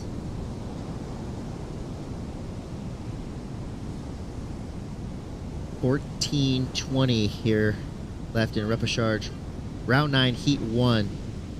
And even if you do get third place and lose out and are knocked out of this contest, if you have a big number in that third place and elimination finish, that number could come into a clutch role in your overall team standings. Well, there's only a few spots remaining too for that Olympic qualification, and so if there's certain ties that come to play, there will be countbacks and looking at those heat totals and those high single wave scores, stuff like that. That's how they look to break those tie situations. Yeah, so let's say Surfer A got third place here in repechage round 9 with a 15-point total. Surfer B, who also got third place here in repechage round 9, but his point total was only 11. Surfer A would get that Olympic spot. Yeah. So it's basically, you know, me being probably the worst mathematician of this entire commentary panel, listening to the scenarios unfold, trying to dig deep into the rule book. There's still a lot on the line for these surfers in the water as Sebastian Williams is surfing like he means it. A rare case of Sebastian Williams falling on a back 3 like that. I mean, he literally does those airs in his sleep. He'll do 6 of those before breakfast. But right now, when he needs it, it didn't land under his feet, so he goes down. The good news for Sebastian Williams is he's got plenty of energy. He's still kind of in that grommet realm. He'll get right back out there, and he'll keep hunting ramps. I think his main directive right now is find a section and launch off of it. Well, there's so many opportunities to surf waves out there. Lots of little peaks to chip into, and under priority, it's really easy to find the score that you're looking for. So just staying busy. Had he landed that, it could have been close to that 7.4, or at least would have replaced that 5.0 and lowered that requirement as Yago's up and riding. Well, here we go. The coil, the punt, the land, a section clearing frontside air, still going. With more. Oh my gosh. Kid's on fire right now. Yago Dora. To me, that is actually a more difficult to do than to do the front 3 off the end section. Because he's flying down the line, clears the section, lands in transition, seamlessly keeps going down the line and adds 3 more turns. He's already sitting on an 8.17. He's got that backup of a 7. I feel like that could be wedged somewhere in between those two numbers. This was just spectacular. This is, to me, my favorite wave of them all because I love the variety of air surfing and power surfing. Being able to combine those maneuvers towards the end too. It wasn't just that one single maneuver. That wave just kept on giving. And this, something different too. Quick grab of the rail and seamlessly straight into that bottom turn. Gets the little foam climb as a little transition maneuver, straight into a cutback, and gets to finish off the wave coming up here. Well read, perfectly timed. the judges, I think, are going to highly reward that. That was so cool. That was so cool. I love the variety, too. Combination of major maneuvers. Like you said, it's in the rule book. Here we go. Sebastian Williams, quick rock and roll floater. Trying to get around this section. Just caught behind there. So, I mean, the difference is clear here. They both are really good at airs. They both surf so fast. Yago's just been on better waves. He's actually, you know, and that's not by accident. He's searching, he's finding, he's putting himself on the best waves of this heat. Sebastian, maybe, I don't want to say panicking just yet, but you can see him. He's kind of paddling around in circles, and so far he hasn't put himself in a position to take out Yago, who's right now. And sometimes that's frustrating. When you're Sebastian, you need a score. And somehow Yago's throwing away, you know, 6s and 7s and stuff. You're going, gosh, I can't even find something to break this 5. How are you throwing away these high scores? How are you finding these waves? And sometimes when you get into that rhythm, the rhythm just keeps on flowing. And Yago found it in that early heat this morning and is maintaining it. He's not letting that pressure, that conversation around will him or Gabriel finish higher for the Brazilian team.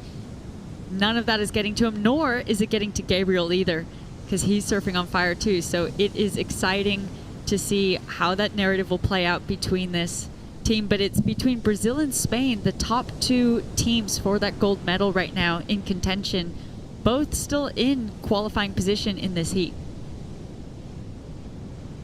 Yeah, these last 9 minutes are going to be fun to watch, and I'm sure stressful, intense in the water if you're in blue or red. If you're in blue, if you're Andy Crea, you know Sebastian Williams. I mean, this kid's got firepower. Do not take him lightly, and we know Andy Crea, who's a powerhouse of a surfer, knows exactly where Sebastian is at all times in this lineup. Numbers coming through for Yago Dora. Judges agree with you, Rachel. Spot on there. 9.07. The best wave of this heat for Yago Dora. Big, beautiful slob grab. Section clearing air. And then 3 nice turns down the line. I mean, speed, power, flow, progression, technicality. Everything is going his way right now. Yago Dora, like Leandro Osuna called him, the green machine. Well, looking at Gabriel's heat before, too, his highest score in 9.23, and he backed up with a 7.83. That came to a heat total of 17.06. Yago has now upped to that 17.24.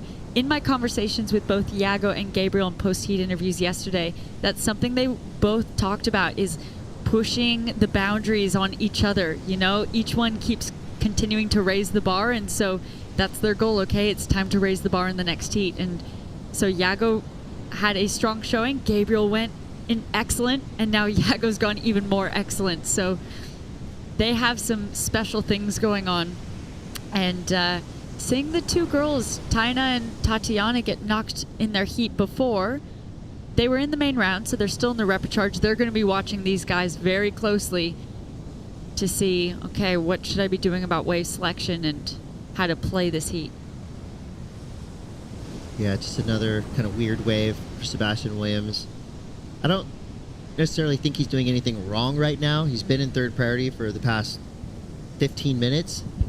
So for him, we've been saying it a lot, roll the dice. He's capable of huge things on tiny, weird waves.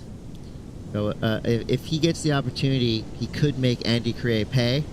So Andy right now sees that red jersey. There's nowhere to hide in the water right now for Sebastian Williams. So Andy's going to come over and start to apply some pressure. Yeah, Andy's now in defensive mode. He's in a combination situation to get into first position. So he's now going to try and defend that second place from Sebastian rather than trying to better his score line to take over Yago. But Sebastian up and riding, quick in and out.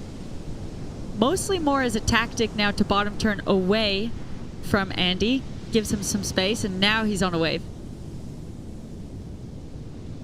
A little frustrating there, I'm sure, for Sebastian Williams. He's hearing the numbers. He's hearing our expert beach announcers break down the situation. And just nothing's going his way right now. Flip side of that, everything's going Yago's way. Even that, I mean... Smiling. That's why Did you he's see laughing. that? He was just coming down with a big smile on his face going, this is just fun. So in professional NFL football, they have a term they call a laugher. That's a game where the team is crushing the opposition so hard that on the sidelines, the players are laughing, having a good time. That's what Yago's doing right now. He's having a laugher. 907-817, and it looks like it's been happening to him with relative ease. So let's just enjoy what Yago's going to do for the next 5 minutes and dig deep here with what's happening with Andy Cray and Sebastian Williams. So they're both comboed, but for Sebastian Williams, needing a 740, that's one big error. That's why Andy is shadowing him right now. Andy's in the top priority spot. Team Spain has a great shot at an overall team title. So there still is a lot at stake. So Andy lets Sebastian go on this wave. We'll see what happens on the inside section. There's a chance. Blows the tail.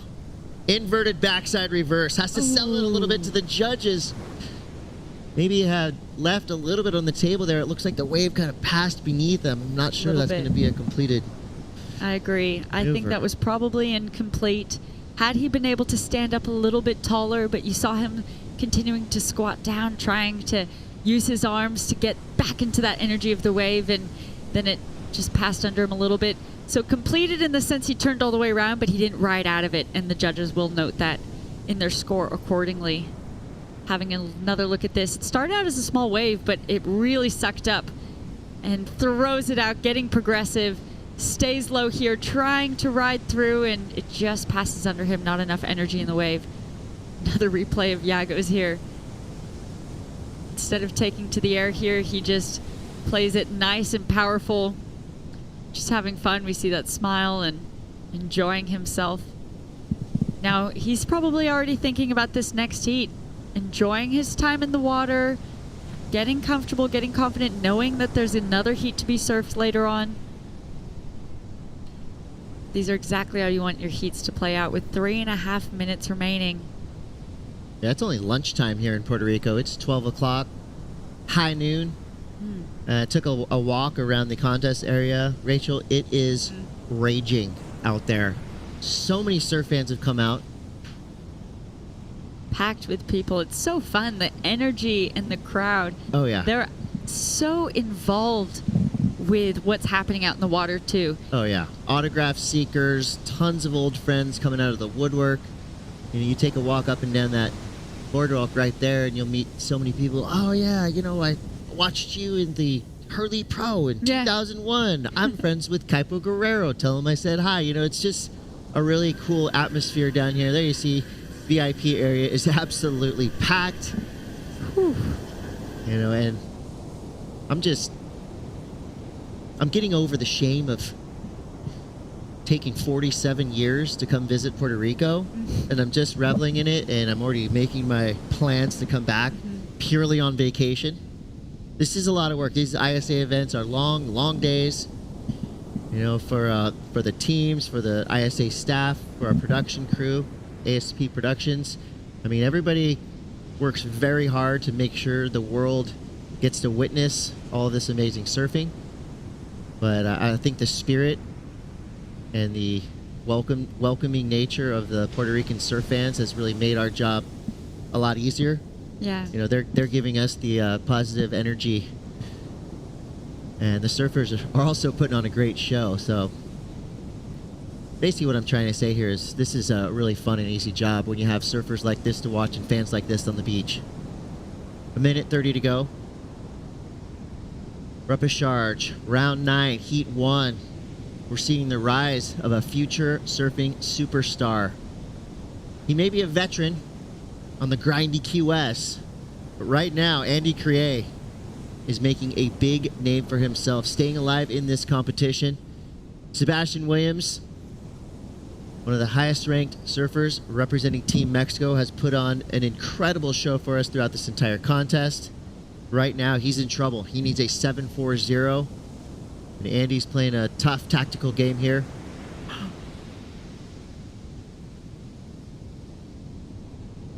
Close call there for Sebastian as Andy did everything he could. The blue kind of had to fade a little bit. We'll see what the judges throw out there. That was an interesting priority play there for both of those surfers. Yeah, it's with those little peaks, Sebastian was able to just chip into it and go right. And even though Andy had caught it, it wouldn't have been an issue of interference or anything because Sebastian was already far on that right. Andy wouldn't have been able to catch up, and it wouldn't have been a conversation in that.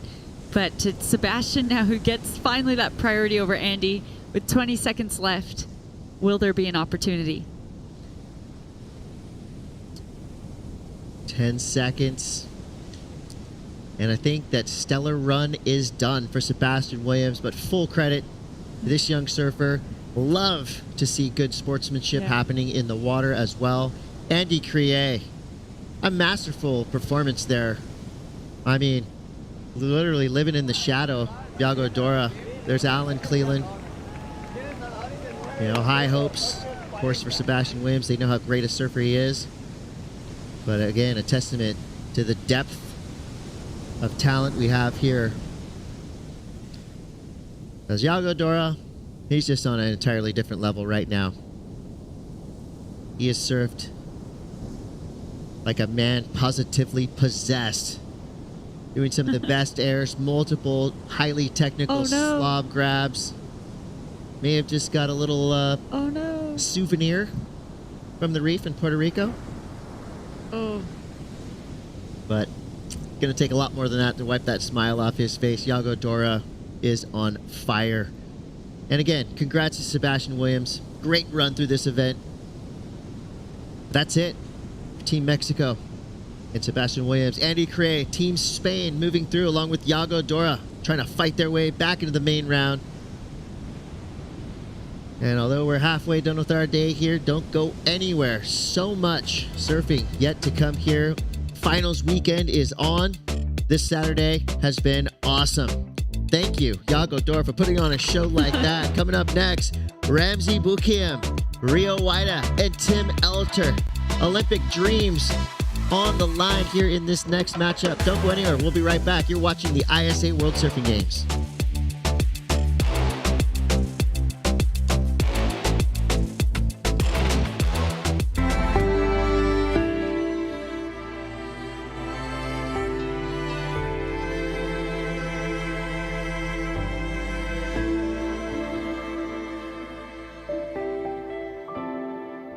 Well, when I came home and I saw, there was a picture of me on the wall in the village where I grew up, where I started surfing, where everything started for me, it was huge, it was big, it really touched me deeply. I felt like, I was like, oh, they're really proud of me. I went straight and I took a picture of it, of myself with the wall behind me.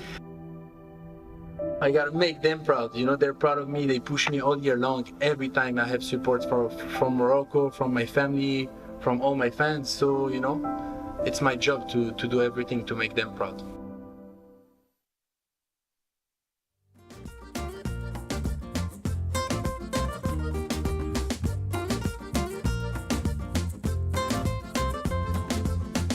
It's not every day that you get to have your face drawn into the sand, sculpted, as we saw at the finish of that cool interview with Ramsey Bukiam. He's in the lineup for Morocco up against Tim Elter of Germany in Indonesia's Rio Waida. Now there's Olympic qualification on the line because the top two surfers making it through, they'll take those qualification spots. The bottom surfer will have to outdo the heat total of Sebastian Williams from that previous heat, which was a 7.5, in order to take that qualification. If we don't see that third surfer getting higher than a 7.5 heat total, Sebastian Williams gets himself a ticket. Wow, a lot on the line right here. Germany paddling. Doesn't get it. No priority determined yet. Go. We've got a 4.67 to start things off for Tim Elter from Team Germany. So he already got off to an early start off the buzzer. 25 minutes on the clock. Only 21 minutes, 45 seconds remain. Ramsey has a 0.9 on the board, which means they both had opportunities, and now priority sits with Rio Waida, the Indonesian, who's done well to fight through from the repecharge rounds in the last few heats, keeping himself in the conversation. Each of these surfers has had those pretty standout moments in competition, but also those losses that have landed them into this repecharge round, which has been hard to kind of handle. One surfer who has yet to take, you know, any kind of significant hit and just continues to grow strength to strength is Yago Dora. He's down with Mitch Salazar. That's right, Shannon. Looking good while doing so. You drop a 9 and go excellent again. 17-point plus heat total, Yago. The big difference in this heat obviously has to be the quick start in this one, but also we mentioned in the post-heat interview during your earlier repecharge heat, the creativity. You have a great slob grab. Congratulations. Thank you. Yeah, that heat felt great. It's always good when you're able to have fun in the heat, and the quick start gave me freedom to just open up and try something different. And the waves are a lot better right now than my heat earlier. There's a lot more waves, more power, so it was really fun. And what is it about you and moments of pressure? I saw you win your first CT event in Saquarema, Brazil last year. You drop a 10 in the final, and right here when everything's on the line, you go excellent. Talk to me about that. Yeah, pressure is a blessing. If you want to be the best surfer, you're going to be through a lot of pressure, and those moments is where I rise, and I love doing this. And a moment in Tahiti last year, too, you were just outside qualifying for the WSL finals. There was a moment where you went for an air on dry reef.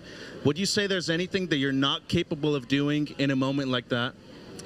Yeah, it's one of those moments your career is on the line and you have to try everything you got. So I think every competitive surfer knows what I'm talking about. In the last seconds is do or die. So everyone's going to go for it and try to do the impossible. So yeah, I like those moments. I feel like I thrived. Beautiful chaos, parabéns. Anything you want to say back home in Brazil? Thank you. Obrigado, galera do Brasil. Continue na vibe, tá indo, tá dando certo. Vamos embora para mais round hoje. Parabéns, Iago. Thank you, Mitch. I have really enjoyed the interviews that we've heard from Mitch and Rachel with Yago through this week. We're getting to know more and more of him as a person. We've gotten to know him very well over the years, but I've been loving those insights. Ramsey now up and riding on his forehand, fighting for an Olympic position. Nice two-turn combination to start, a foam climb on the end as well. He's looking hungry, chasing down that 3.98 on the board. Well, he most probably gets that. He looks so sharp. He's been one of the most powerful and precise on the rail all week. And Yago Dora, he's a cool cat. When it came to my video game, Yago was the Brazilian I chose because, you know, there's a lot of big names, but he is that. He's like a video game, a free surfing video game in himself, and he is such a wonderful talent, and he's really just getting better and better. It feels like he's at the start of his ascent. He's not even near the top of what he is capable of. He's just starting to reach it, so we're going to see massive things from him. I'm sure he hopes we see massive things in that very next heat because he'll need to keep that up. That's right. We're already seeing massive things, you know, seeing him landing those highest heat totals of the event, sitting on some of the highest waves of the event as well. Tim Elter now up and riding, or we'll take a look at the replay, from his last wave, Barton. Couple of snaps, and then you've got a nice little section in here, drops into it, gets a beautiful last turn, drifts the tail, looks controlled. This has been a standout, breakout event for Tim Elter. Not a big name in the world of surfing, but he's certainly making a big name for himself here this week, and he's been consistent and spectacular all at the same time. Ramsey drops in a 6-point ride for his fourth wave. I nearly said opening wave, but he's had 3 attempts of the 0-point range up until that 6-point ride. Sets him up in the lead. Now Tim setting himself up down the line, just kind of cruising with this wave, keeping a nice pace as he starts to unleash into that opening turn. And he'll kick out quickly, chasing down a 2.24 to improve on the 4.67 heat total and increase. Now Ramsey driving down the line. He's looking for a big ramp. He'll kick out. Rio has been quiet through this heat, the Indonesian. Now taking off on his opening ride. Waited a while for this wave selection. Into the whitewater for that first turn. Clean, crisp in the pocket for the second. Wraps it around with variety and continues to look for this in-section finish. That's going to be a solid way for him to open his account. That's going to be the best wave of this heat so far. He spent 8 minutes waiting for that ride, and it was worth the wait. It's going to eclipse that 4.67 of Tim Elter's and the 6 of Ramsey's. It'll be the single best wave of this heat so far. Take him into the lead, I imagine, and put some pressure on Tim and Ramsey, and thinking about the previous heat total for Sebastian Williams. Indeed, so the 2 third places will compare scores essentially with the highest score heat total getting an Olympic ticket. Not confirmed as yet. Tim Elder knows that he wants to stay busy. He wants to surf. Oh, massive big re-entry, only one, but it was huge. And I suppose that 7.5 heat total is what all 3 of these surfers would be looking to improve upon of Sebastian Williams to guarantee their place in the Olympic Games. What a pressure cooker of a moment. That's right. Now Rio up and riding. He's already dropped to 5.67. Now putting his 2 scores together, and he's going to be into his second ride. I'm a little bit shocked by the score, to be honest. I thought it was for definitely his opening ride. Yeah, the 5.67, the one we saw before that.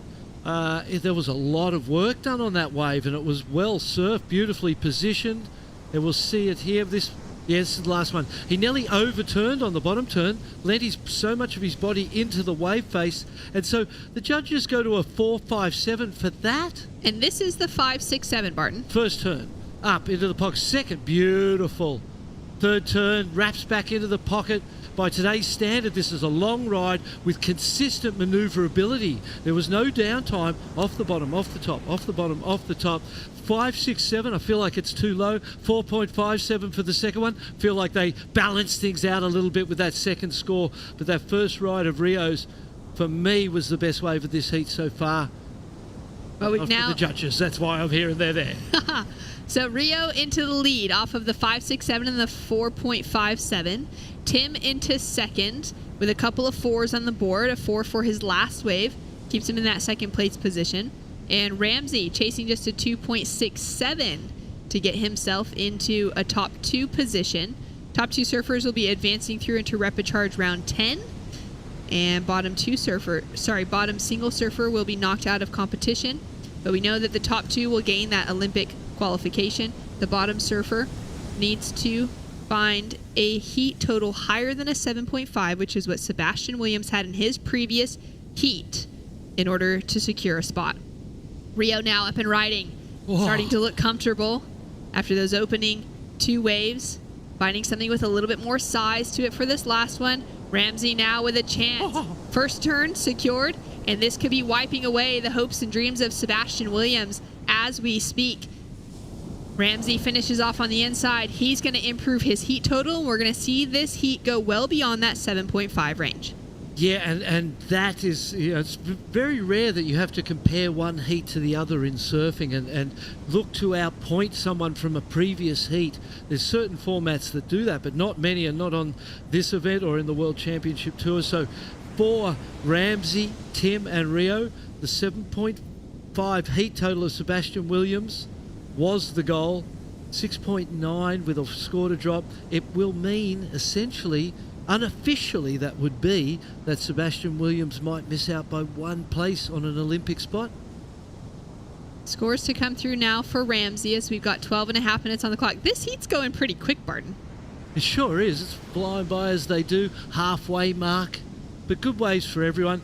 I feel like, again, this is a bigger wave. 2 massive turns. I love the composure at the top of that second turn and the way he just drifted across the whitewater with such control. First turn, Ramsey, so powerful. Straight up, straight down in that pocket. Beautiful snapping turn on the forehand. Driving through the inside, looking for the last little whip. Gets it beautifully. What incredible surfing this guy has been doing all week. He's been one of the absolute standouts. Day by day. Day 8 now, so these guys have had to be consistently performing for 8 days straight. That doesn't happen in any other event in surfing. This is a marathon, and we're seeing some of the very best rise to the top. Tim Elder having a look at this one, decides not to on the shoulder. Good move. He's got second place at the moment, but waiting on that score of Ramsey, and feel like Tim will find himself in third. Still waiting for a score to come down for last of Ramsey Bokiam. We'll wait for that. And while we do, let's go down to catch up with a very special guest down on the beach.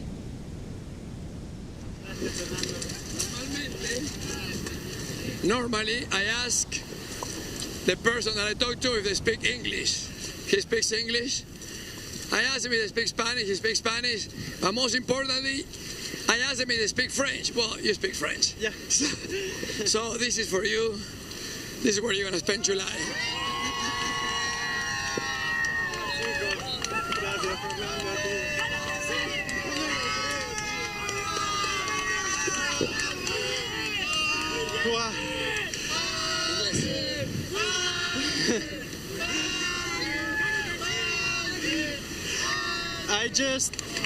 I just can't believe it.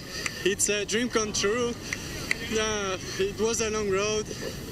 A lot of people helping me out to get to where I am, and that told me that just believe and just serve, and it happened, you know. And well, already coming here was something big, and just making heat surfing with my favorite surfers in the world, having the support of my entire team, and getting this ticket to Chopo, it's just, thank you. Thank you. Congratulations. Felicitaciones. Gracias. Muchas gracias. Un saludo a la familia. Sí, a mi familia que me estarán mirando. Muchísimas gracias por confiar en mí, por las oportunidades que me habéis dado. Estoy súper contento. Y tenemos un reto más que preparar juntos. Gracias. Okay.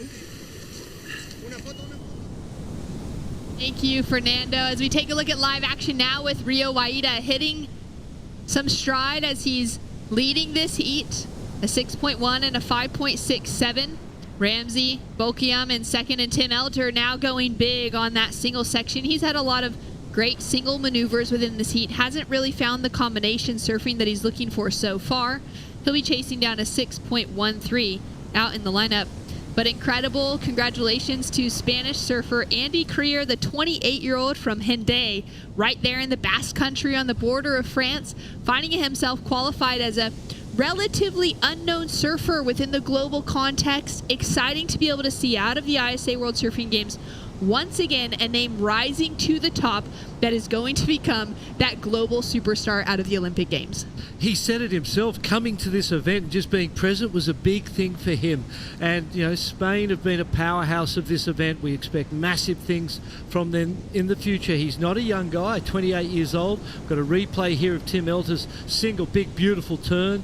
Lovely spray flying, but that's not going to be enough to get him out of that third place, I wouldn't think. But for Spain, that was a beautiful moment. I got tears in my eyes as well, because you know what this means to these young people. It's an incredible opportunity. Here's Rio's replay. Pumping back, keeping the board active, busy underfoot. First nice closeout re-entry, cuts out. That's not going to change anything. A 6.10 for the big two-turn combination. Down to 8 minutes, 11 seconds on the clock. Ramsey putting himself into position here with priority. Going for that win out of this heat will set him up with a better seating heading into the next round. Chasing down a 5.78 to take away the lead. And great work as he nearly finishes off on the inside. He'll just go down. So pressure off now for Andy as he's advanced through into the next round. He has taken out 3 qualifying series wins within his career. The 28-year-old won the 2016 event in Santa Cruz, the 2018 event in Fistral, and the 2019 event in Anglet. So he's been a standout within that European contingency through the years. Rio, an absolute standout within the Indonesian and Asian surfing community for a long time. Now a member of the championship tour, starting to really find himself in a comfortable seat there as well, which has been exciting to witness. Absolutely, and making it look easy out there in these choppy, bumpy conditions, just so smooth, so clean on the rail, such beautiful surfing. 6.10 for the 2 big turns, and perhaps it's the airs of other surfers in other heats that have kept the scores in this heat a little bit lower than I'm kind of expecting. You know, they've seen some crazy aerial antics going into the 9s, and so I suppose for traditional style surfing on the wave face, you need to keep that scale and space in it for the more futuristic type of surfing. You can see how strong that wind is right there. Leon Glatzer flying the flag high. He's a previous Olympian with his teammates, and they have been a surprise package massive congratulations to Team Germany on their overall performance this week. They are improving year by year, and perhaps improving more on a year-by-year basis than most other nations. That's right. We saw Camilla Kemp from Team Germany gain her Olympic qualification yesterday. This is very exciting, as we can see some of the members of Team Indonesia down by the beach. Johnny Wadiato and Ketut Agus. You can feel the nerves. There's a lot of, there was a lot riding on kind of making it into this round specifically. Making it this far in the draw kind of gave that opportunity to know that they were that close to being able to clinch an Olympic spot, making it into this heat being very important within that conversation, and to perform well in this heat also being very important. So we'll have a few more minutes to let things kind of play out here with 5.5 minutes remaining. All of them in a great position and getting together some solid waves aside from kind of the 4-point rides that Tim has been landing. It has landed him, though, with that 8.67 heat total, which is going to be helpful for his campaign in the greater picture within this heat. Yeah, absolutely. But when you look at the R's for second and third, a 5.78, a 6.13, the scores have been kept low in this heat, which is making it really attainable at any point in time. Tim, while he's in the third now with that, just under 5 right on, the 6.13 is easy for a surfer of his ability, given the correct wave selection and the right opportunity. He could easily do that. We saw a great buzzer beater from him yesterday, pulling a win out right at the end. And the passion and emotion has been high from Team Germany all week. And there he sits, waiting with the first priority, so that's advantageous. Rio up and riding. Rio looking smooth as he opens up on that first turn, sets it up for the second, connects into the lip line, and he'll dive out on that 2-turn combination. Ramsey now sitting with that second priority, and Tim sitting with first priority. A 6.13 requirement on Tim. Surfer representing Germany out of the Canary Islands, the Slab Hunter, hopeful to take his, kind of free surfing to the next level come July, with the potential to compete in Tahiti. We'll take a look at him now as he's up and riding. Just kind of 2-3 stage turn to start things off, pumps a bit to drive into that section right there. Would have felt very nice. Yeah, and we notice when he likes what he's done, the head looks to the beach. Here we go, Rio, first turn. I think he's looking for some kind of an air now, because the backhand re-entries haven't delivered him the scores that they had delivered him earlier in the event. I suppose, though, the judges have got a key, and there's a priority battle on right here. Rio rode the last wave. Tim knows that, so he needs to equal and get close to him. Look at the frantic paddling. This is a super important second and third priority with 3 minutes on the clock. Rio just keeps paddling to try and force the point. Tim goes, okay, I'm out the back. Did I get there first? And we know that Tim gets second priority because Rio rode the last wave. They were so close in the paddle battle that then the judges go, okay, it's tied in the paddle battle. Who rode the last wave? It was Rio Waida. He goes to third. Tim Elter goes to second priority. And with 2 minutes and 45, this heat is way closer than it feels like it should be to have watched it.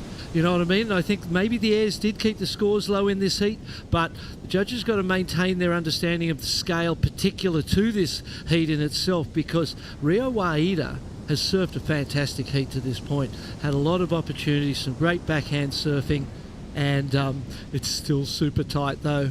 5.78 and a 6.13. The surfers in first and second priority, needing another ride with 2 minutes and 10 on the clock. You imagine they both get a ride and they both get sixes, and all of a sudden you go from first, where you've been the whole heat, into third, and it would be a dramatic upset. 2 minutes, plenty of time for that to happen. Plenty of time for that to happen.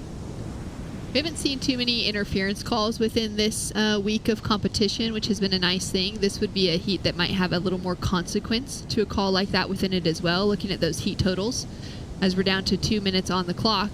Right now, everyone's just kind of, playing their own game. We've got a score to drop in for Tim Elter, who would love to be advancing through this heat for Team Germany, chasing down that 6.13. He's got another 4 on the board, a 4.40 for that last wave.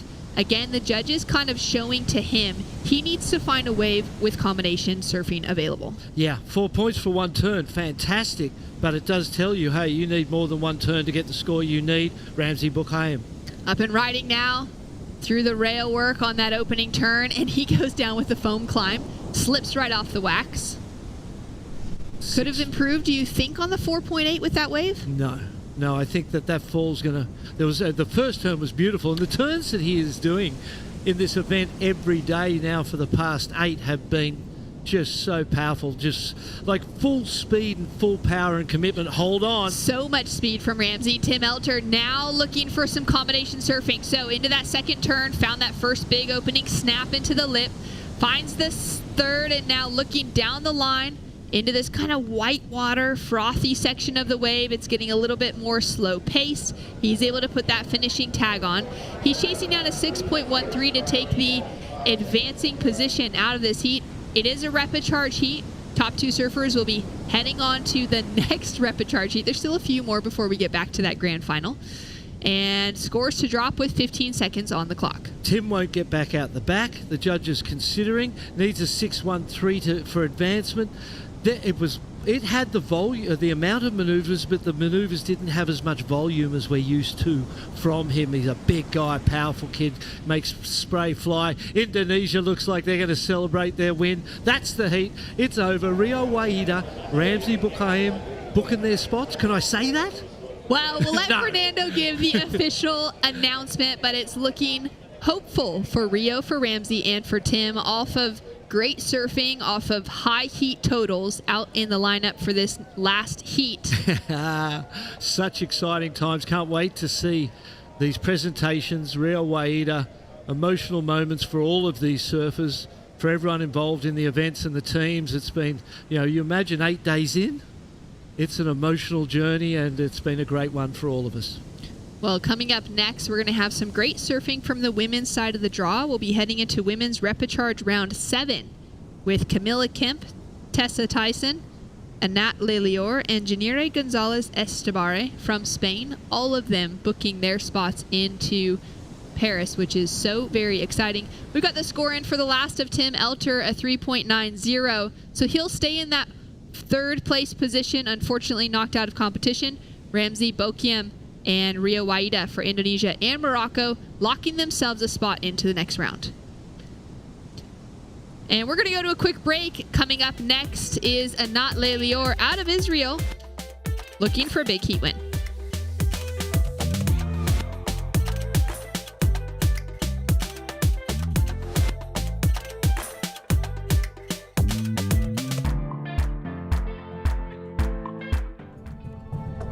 After finishing high school, we need to do the service in the military in order to serve your country. The Army is a full-time job. It usually goes from 7 a.m. to 5 p.m. The Army gives you a lot of different programs. And I got the athlete program that they help me to do what I need to do to be my best in surfing, such as give me my time in a day to do my training and, of course, do my surfing and be well rested. And it's a daily thing. Usually my day is really packed, and I really need to be precise with my time.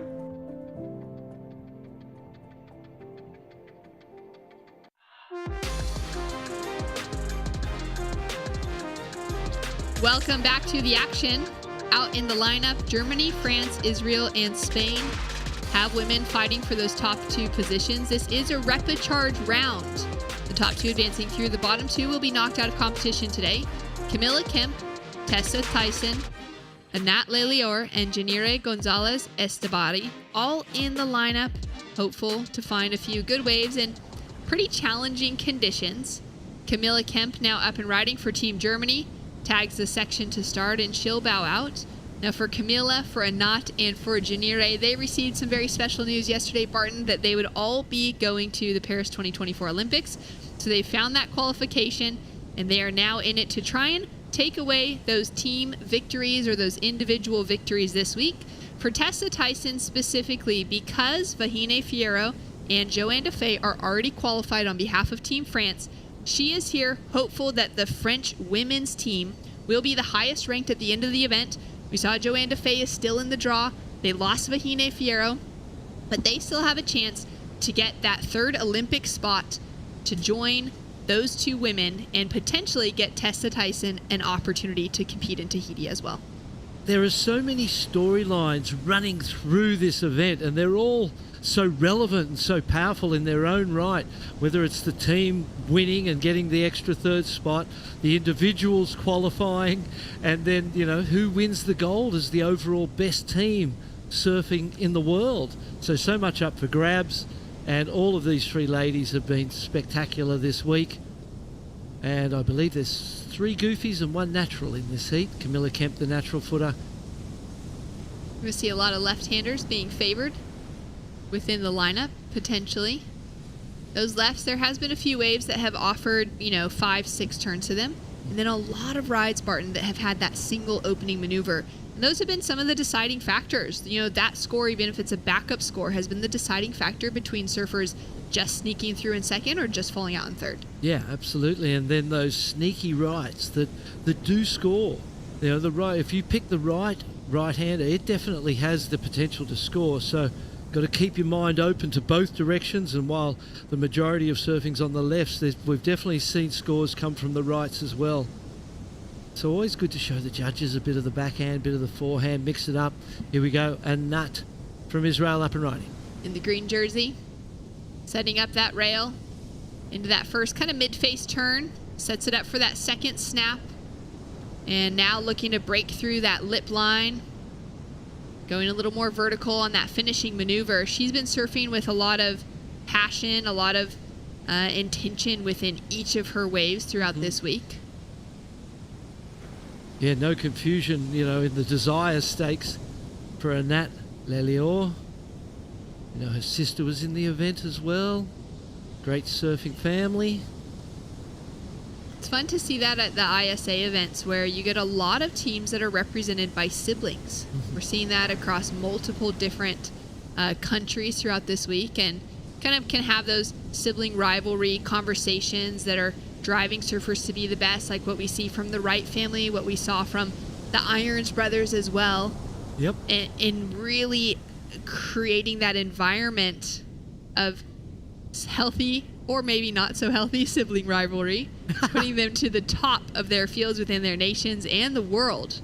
And we're seeing that with a lot of kind of, other countries within that, and family dynamics coming to be, like you said, with Anat and her sister Noah. We've got the Young brothers that were in the draw. We've got so many different groups like that coming together this week. And then, going back a little bit, let's not forget the Ho family, perhaps the greatest dynasty, the Aikau family, and the Hobgoods as well. Damien and CJ, massive contributions to the sport from those two guys, so it's a family thing. And, I suppose we all here at ISA, for people that aren't, we feel like we're one big family too. We all come together on an annual basis. For me, it's the juniors in this Open. You work with the same people. It's always the same crew, the same family who put together this show. And we feel like one big family putting surfing on the map and on the air for you guys to enjoy. And it's amazing to be able to watch the growth for each of these surfers. Anat driving hard off the bottom into that second turn. Can see the body language, maybe not super happy with that, but I loved how fast she drove and how deep her bottom turn was in that second.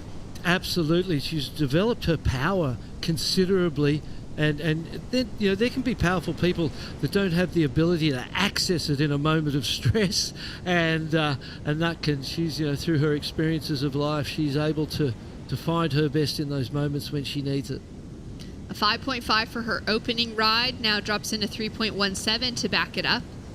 Quiet moments for Tessa Tyson out of France and Janire Gonzalez Estebare. Neither of them have found their opening ride. Just patiently waiting it out, which also means that there's no priority established between the two of them, Barton, for the start of this heat. Yeah, exactly. Fourth and third priority. You can see that there in the top left of the screen. Blue and white haven't ridden a wave yet. The only wave of consequence, really, the 5.5, and then a 3.17, not a bad backup. So, and that really has created a great foundation in the first, 8 minutes of this heat. Here she goes. Tessa Up and riding now. Oh, there's first priority for Spain. That was a long wait. Well, Spain's already up and riding into a great-looking wave. Well worth the wait. Coming into that second maneuver. Camila now hard off the bottom into a great-looking snap. Hooks it up for the second. She rides right past Janire. That was amazing. Two of the best waves of the heat so far. I would think the 5.5 might be eclipsed by both of those rides. Bigger faces. The first for Janire, not quite as good as Camilla's. Camilla's is going to be a massive score. Those two turns were in critical sections. She's made it look so beautiful. Annette up and riding once again. Kind of that flat turn to start things, but now lets the tail loose on the end. Perfect. Needing to improve on the 317, that's the way to do it. You don't succeed in the actual wave, at least your intention's right, and that's the way to approach a section like that. Tessa with the 0.43 for that opener, which was just a quick in and out looking down the line. Janire and Camilla with scores to drop that will be scores of consequence in this heat. And for Tessa, it's going to be a difficult situation then when everybody's got one. She needs this to be a good wave, up and riding. Setting herself up now on her first real attempt, and she goes down again. Well, the first wave she didn't go down on, she kicked out. Second wave, she goes down, unfortunately. And you can hear, or you could see Camilla there waving her arms, wanting to kind of have that updated situation. We are waiting for a while now from the judges. Well, yeah, but give them a point. They've got to set their scale. It hasn't been that long. She's just anxious because she's waiting to hear 8 points or, something like that. 7 points. I feel like it's a 7-point ride, 7+. And that sort of surfing is one that needs to set the scale within this heat for sure. Absolutely. And the judges take their time to make sure they get that right. Don't worry, Camilla. It's going to be a bomb when it lands for sure.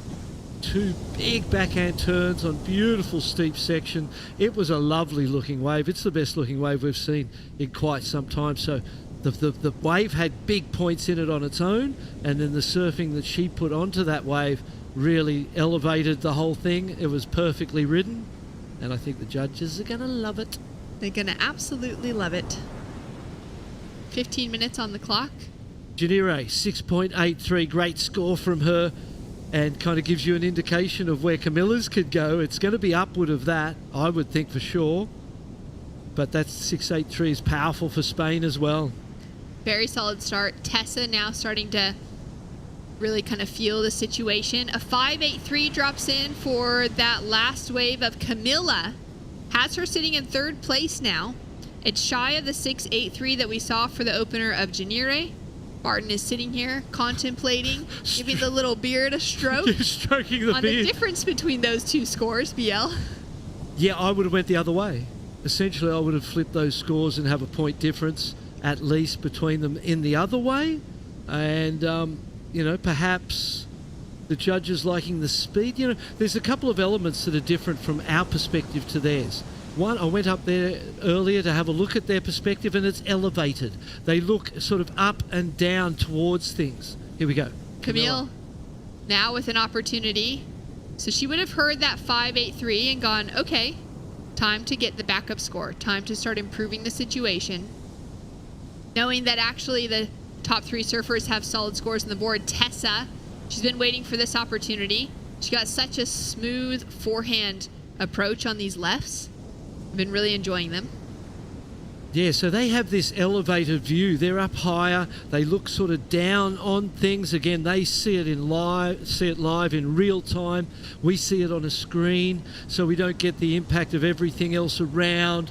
And perhaps there's speed and things that they see in the real image that we have a difficulty interpreting. A 4.77 drops for France, Tessa Thyssen.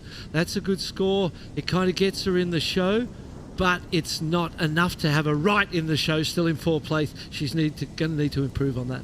Well, 13 minutes on the clock. We've got all scores set at the moment. Camilla in the lead, and Nat second, Janire third, and Tessa in 4th, with requirements standing.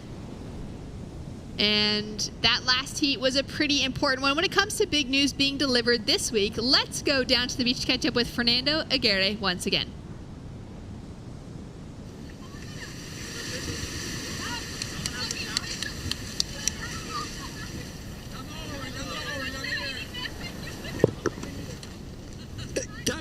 got a present for you. You know where you're going, no? I don't know what plans you have for July, but your plans just changed. You're going to Tahoma! Yes! Oh my God. Wow. Congratulations, man. Congratulations. Is this live? This is live. Oh God. I'm so happy that the suffering is over and that I finally made it. So yeah, thanks to all my team, Diddy, Martin, every one of my teammates, David and Luca. I'm so stoked and so proud for Germany. Let's go. Oh! Photo. Good job, man. Right good. Oh, vai, tranquilo, easy. Easy.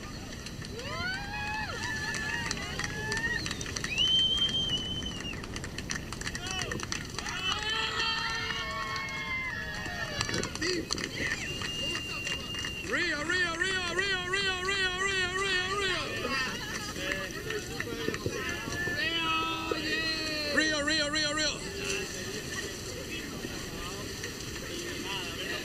Rio, what? I know you know what I know. Do you know what I know? If you come to me, I know what's the answer. So Rio, I know you might have plans for July, but I have in my hands a plan for you in July. You are going to Tahupa, buddy. Congratulations. Congratulations. Thank you. Woo! Thank you. For your friends, for your family, message. I just want to say thanks everyone that's supporting me. You know, because of you guys, I'm doing this. You know, without all of you guys, you know, I'm just very happy. You know, I hope everyone's back home. You know, happy. You know what I did today. So, you know, I will keep fighting always for my country and for people that are supporting me. So I'm really grateful for this moment, and I just love it. Rio Guana, ladies and gentlemen, directly to the Olympic Games from Puerto Rico. Photo. Well, that is so exciting to see Rio and to see Tim with their official tickets. Don't know that they can get on an airplane with that golden ticket, but maybe at this stage, you know. Annette now up and riding. She dropped a 7.27 on the scoreboard as we were getting to just soak in those moments. She's sitting in a leading position for Team Israel as we see Camilla from Germany in a solid second, looking to solidify herself if she can improve that 3.80 to be advancing through to the next round. And Janire sitting with that 6.83 from her opening ride. She's been very patient in this heat, only has taken off on the one, and only needs a 2.80, though that might change with the last of Camilla. Yeah, Nats was a big section, big forehand turn off that section. And beautiful moments there. I tear up every time. It's just fantastic to see young people achieving their dreams, getting this opportunity. For Germany, one male, one female going to the Olympic Games. Here's Janire using the priority. She sat patient for a long time and just a quick it didn't pay off. Yeah, it's difficult conditions to use the priority well, because it's really hard when you take off to know what the rest of that wave's going to be like when it gets onto the inside and connects with the shallower parts of the reef. So Janire, she might be better served now without it anyway and able to free up and just surf. A repechaje round, so third and fourth will be out of the event. Now, as you were saying, Camilla Kemp is going to have a teammate alongside of her. Yeah. For Paris, which is very exciting to see. Their preparation at their, kind of national Olympic facilities. Their whole team has had access to that in the preparation leading up to the World Surfing Games this year. Coming up next, we will have Sushi Young out of China. She'll be competing against Teresa Bonvalo, Sanoa Olin, and the Olympic gold medalist, Carissa Moore, hitting the water. Repechaje round, so top two advancing through, bottom two out of the draw. And she found herself Olympic qualification yesterday, as well as, well, now actually she just joins the field of already qualified surfers that she'll be competing against in the next heat. So they're all getting some valuable time as well, now just being in the water against each other, starting to get to know their strengths and weaknesses, as we see a knot go up for a big turn and she'll fall. Tessa Thyssen now with the priority for France, needs to get going. There's 7 minutes and 30 on the clock. Nothing that she's had yet would count at the end of this heat. Camilla Kemp's got the 4.47, so it matches that. But otherwise, she needs something above the 6 to keep pace with first, second and third and give ourselves into the dying seconds the chance to advance. And that opened on that 5. She later found the 7.27. She's now gone for a pretty dramatic turn on that final wave. Unable to ride out complete. She'll grab that board, bring it back to her again. Yeah, it'd be a difficult place to surf without a leg rope. It would be for sure. Near impossible place to surf without a leg rope. The number of urchins, the rocks, the coral, all up and down the beach. As we take a look now at this 7-point ride from Anat. All off, a cutback at the start, nice wrapping cutback, but the majority of those points coming off the closeout turn. Keep thinking about that 5.83 though. For Camilla, it was felt like a better score to me, but she's still in an advancing position. Judges have been up there scoring every ride, 8 days now, and doing a fantastic job of sorting through the field. Here we go, up and riding, Tessa Thyssen. First priority needs a good score. Great looking turn to start things off with. Chasing a 5.54, having to pump down the line to try and create some of her own speed coming into these final 2 turns. And Nat also just playing with it on the outside section. She's in a commanding lead at the moment, putting a near 7-point requirement on the board for our surfer with priority, Camilla Kemp. A 3.47 is only the requirement for Jenny Ray. She just got that 1.87 for the backup score. So again, she's still just been really patient within this heat. Just a couple of 2 waves she's stood up on outside of that 6.83. But hasn't been able to find anything to really give her some scoring potential. She has moved away from the pack though, Barton, where we can see the women sitting in the water. Always a dangerous move, really, to move, go away from the pack, because it might come to you, it might not.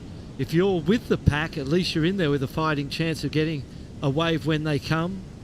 And there's times to, one of the great things about surfing a heat, or important things, is managing the influence of luck. And there's times when you want to close it down and eliminate that influence. And there's times when you need to open it up and give it a chance to go your way. And that's always one of those things that's important to recognise and play with, is the management of and influence of luck. Well, I've just heard that Fernando's still down, roaming around the contest site, roaming around the water's edge, and he's got another surfer to congratulate. I know this guy from before. I seen him before. So, broken leg, surgery, dropping in, dropping out. Yeah. First games, the World Surfing Games, and you're here. I know, huh? Long road, man. I'm so happy. So, do you have plans for July? Not really.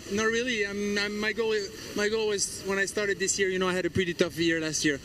So I was like, okay, I want to come back. Hopefully, if the stars align, I'll get my chance on the World Tour. And my main goal, too, was qualifying for the Olympics, because I had a big shocker with my ankle in Salvador. So you're already on the World Tour? Yes, I am, but I need to make the cut. So I achieved my first goal, Olympic, and now make the cut. But I'm so happy, man. Well, maybe this is going to help your spirit. You're going to Tahoe. I'm so stoked. Like, I'm really happy, especially, I was part of the first Olympics. It was amazing, and now I'm going to a place that I really like. I have so many brothers over there, and I'm really excited to be able to perform on a wave like this, and I'm so happy, man. I hope, Morocco, we did it the second time, guys. We're in the second Olympic. Message for friends, family around the world. والمغاربة ودرتها تقاتلت ومشيت وجبتها صافي غنمشيو لطايتي ان شاء الله و ميرسي بوكو. كنشكر لا فيدراسيون الكنوم كاع مي سبونسور كلشي وما فامي وكاع مي زامي كلشي. ميرسي بوكو.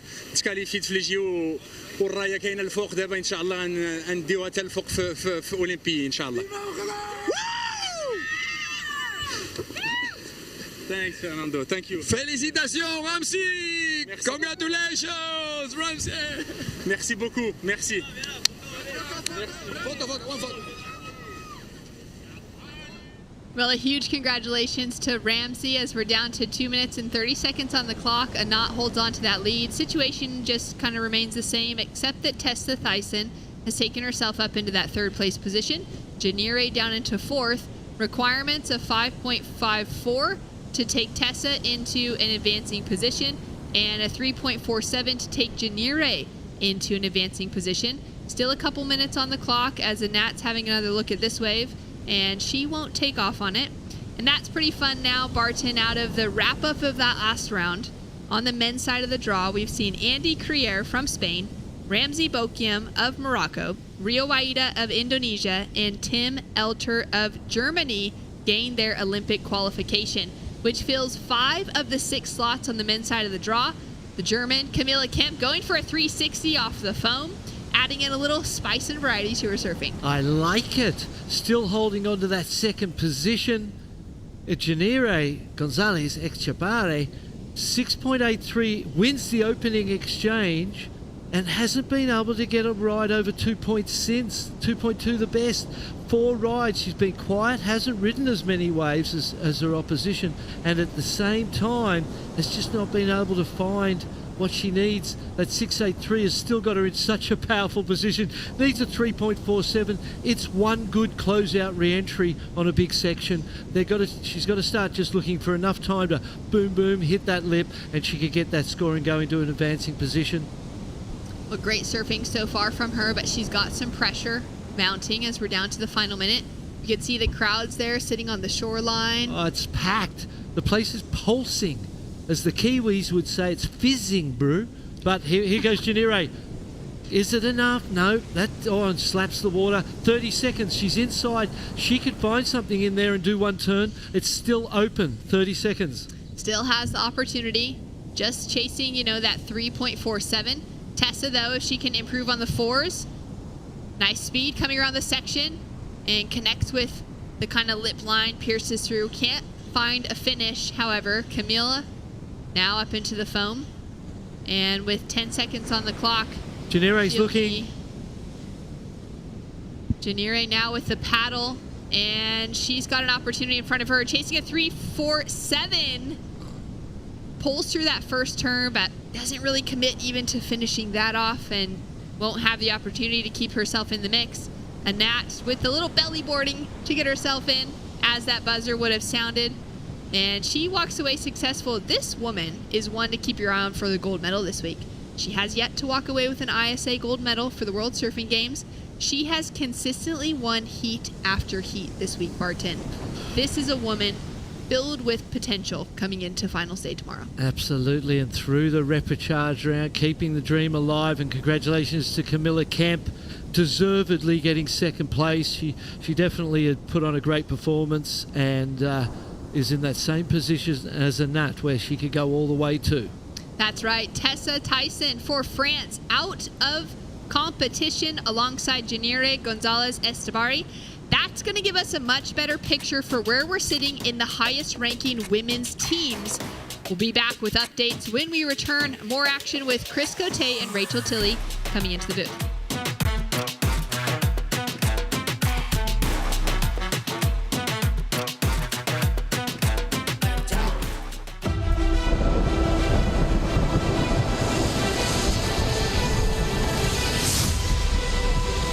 When we started the campaign, like 20-something years ago, over a quarter century, even when we started, it was impossible. I mean, everybody, okay, my friends, my brother, would say, you're really gonna put your energy in this? Let's go surfing. I never thought surfing would be in the Olympics, period. We all just looked and just rolled our eyes back at, like, come on, Fernando. Surfing will never make it. I've never actually dreamed of being in the Olympics because surfing wasn't an Olympic sport. I never thought surfing would be in the Olympic sports. The Olympics wasn't ever a dream of mine because it wasn't a reality. It wasn't tangible. It's the biggest event in the world. Fernando is the reason why we're all there. Yeah, it's like me telling you I'm gonna, swim around the world. 27 years later, he pulled it off.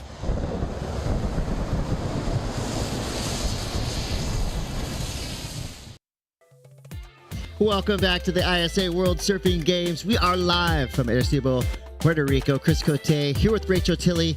Women's repechaje Round 7, Heat 2 in the water. Teresa Bonvillatte, Sanoa Olin, Cixi Yang, and Carissa Moore. 4 surfing superstars, all at different points in their career.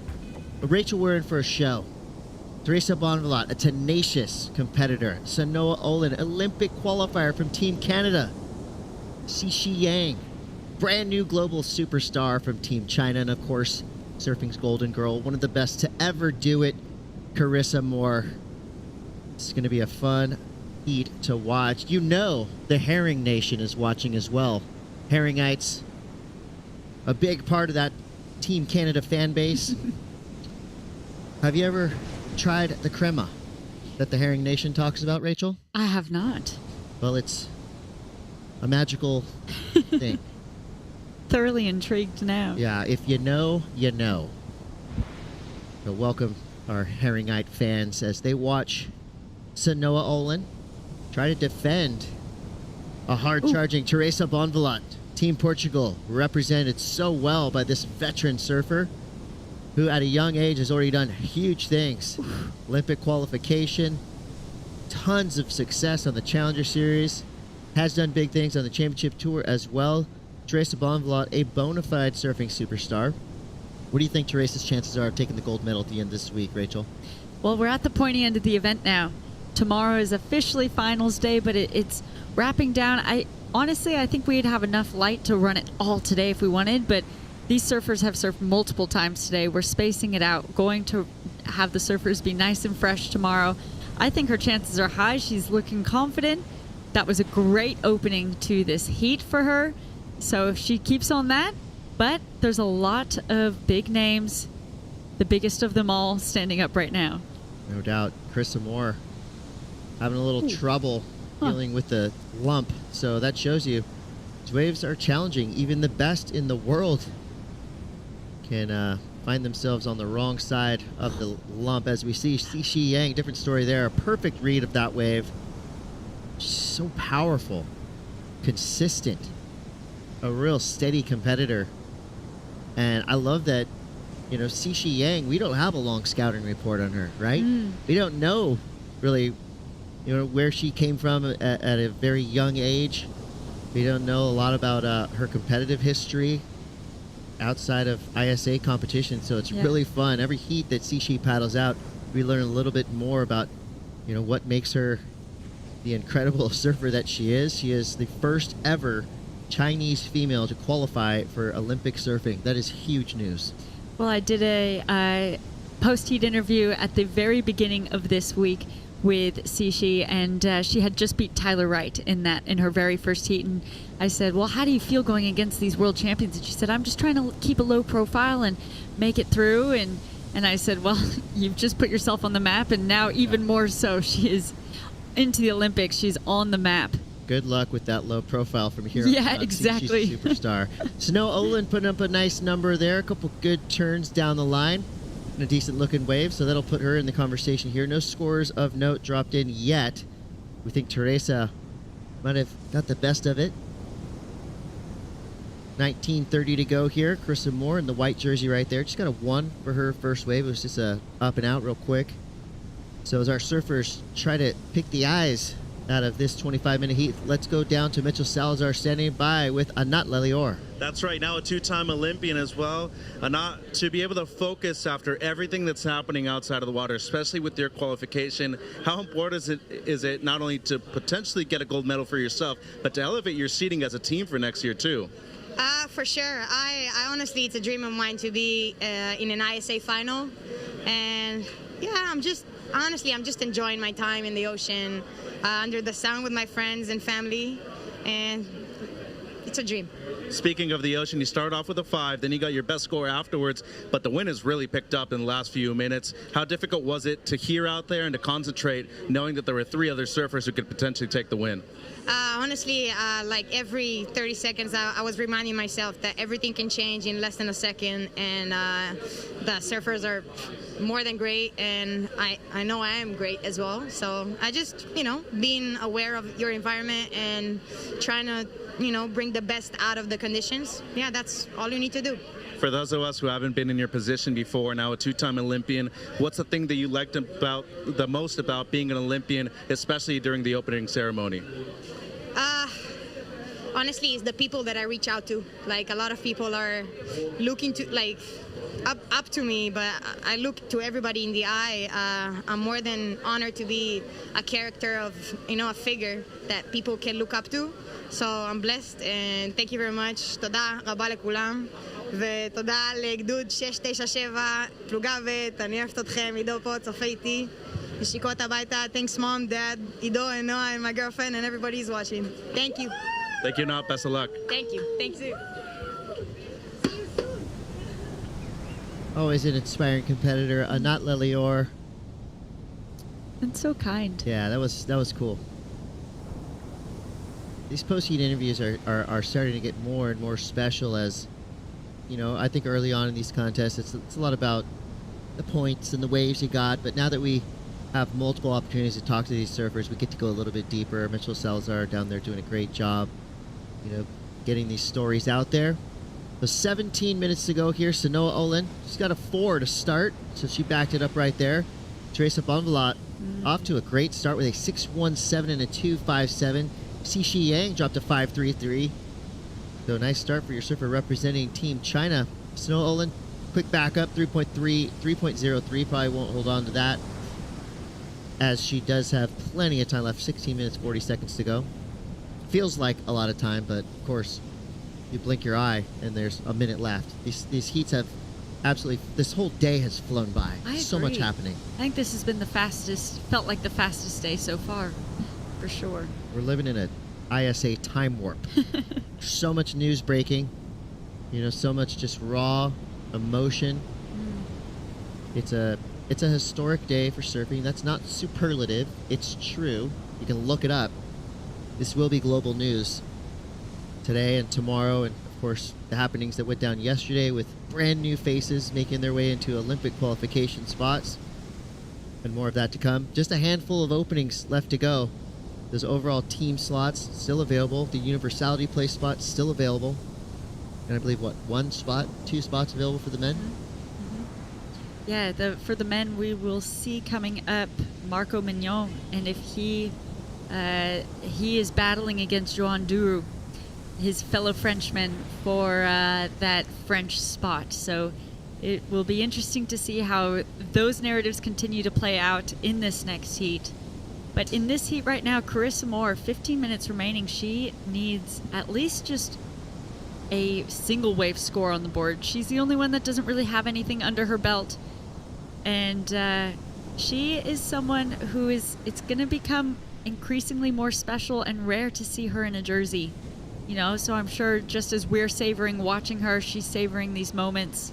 Let's see what she does with this. Deep bottom turn. Nicely placed snap there. Ooh, good section to work with for Carissa. With foamy coping. Bashes it off the top, gets the finish. So 3-turn combination there from Carissa Moore. And you're right, Carissa Moore made it known earlier on this year. She's only going to be surfing a select handful of events on the WSL Championship Tour, focusing on herself, on her family, on some time off. I mean, she's been charging hard in her surfing career since she was probably 10 years old. I mean, day in, day out, training, competing, dealing with the ups and downs. She's already reached surfing's highest heights many times. The only surfing gold medalist female on planet Earth right now. I mean, Olympic gold medalist. Yeah. She's done it all, and I like that she still, has that fire to come down here to Puerto Rico and compete for Team USA. Yeah, and you have to have that fire to be able to achieve in these types of conditions, staying really busy. And this is a wave that she was looking to get under her belt. She stayed crafty and creative, got over that little hump on the inside and got that third maneuver. So judges will drop that in, and they liked that. Yeah, nicely done there for Carissa Moore. So making the most of the situation. 3 big turns on a hard to ride wave. The second section was pretty critical, even though it was a little kind of crumbly up at the top part. She threw it down. gets herself a 7-point ride, the highest single wave score of this heat so far. 13 minutes, 15 seconds left. So just as we were talking about saying Carissa just had a 1 and a 0, and that shows her experience. She wasn't out there stressing. She had first priority. Although we've been seeing priority hasn't been playing as much. Look at how spread out the surfers are, but she's sitting there confident, calm, knowing, hey, I'm just going to chip into a little wave and be able to surf that wave up into a score through my surfing. So through her surfing, and that's exactly what she did. So now she'd be feeling confident, puts her immediately into an advancing position, and here she goes again. Yeah, she's one surfer you never tend to worry about in heats. You know, even with a minute or two left, she's just that good. She is surfing's golden girl for a reason. Probably, I would say, if I was an alien and I was coming down to planet Earth and I said to the people, send me your greatest surfing ambassador. Let me know what it's all about. I'm sending Carissa Moore to the aliens to tell them about surfing. She is such an amazing ambassador for this sport. And again, there's a reason why she is on a 500-foot tall mural in Honolulu, sitting right next to Duke Hanamoku. And she has that status in surfing. Yeah, and she flies that Hawaii flag proud within the USA. And that 1.77 takes her into the lead. But she's going to look to improve upon that, obviously, and up her scoreline, so she sits in that first place solidly. But it is anyone's game still with 11 minutes to go. Sanoa and Sishi only need small scores, but Teresa's looking to solidify that second position. Yeah, Teresa's been surfing really well throughout the last few days of this contest. Just really tapped in to what these waves are providing. Her board looks great. She seems to be kind of skating across the water with a lot of speed. There's a certain lightness that she can kind of levitate down the line, and then, you know, she can knife in, dig her rails, and throw some really great combos together. So I think Teresa has been an absolute standout throughout this entire competition. She has had to fight her way through some really tough repechage heats, but she's a tough surfer. You know, she will make you do everything in your power to beat her. Tenacious tactician as well. I think when things get down to the wire a little bit deeper, with a minute or two left, she's definitely going to lean in and start paddle battling a little bit, which, hey, that's fun to watch in itself. 10:24 to go. Team Brazil getting fired up. Iago and Gabriel still alive in this competition. Alive and thriving, I should say. Got Iago, Mignot, and Bukiem coming up next. I like that we're switching back and forth, repo men, repo women. It gives a really fun dynamic to the day. Yeah, I think that's part of what's made it go so quick, too, because there's just so much happening, constantly switching these narratives, getting to see so much action, and see how the women versus the men read the waves and the lineups differently, too, has been a pleasure to watch. But Teresa getting a 5.17 on that last wave, so going back up into the lead. Carissa Moore needing a 4.34, so that'll be easy. She's not stressed. It's the other two who are going to have to start improving upon not just their backup scores, but also their higher single wave scores if they want to go against Carissa with that single wave score being a 7. Nice slash there to start for Teresa Bonvalot. I mean, you can almost feel the desire, the urgency she's surfing with right now. Look how hard she's paddling back out. She wants it, she's driven, she's hungry. And I love in her body language, she's throwing everything into every turn. She's really selling it for the judges. You can see how hard she's paddling here. She's extremely hungry. Already qualified for the Olympics. All of these women out there have had to manage that Olympic stress throughout the week.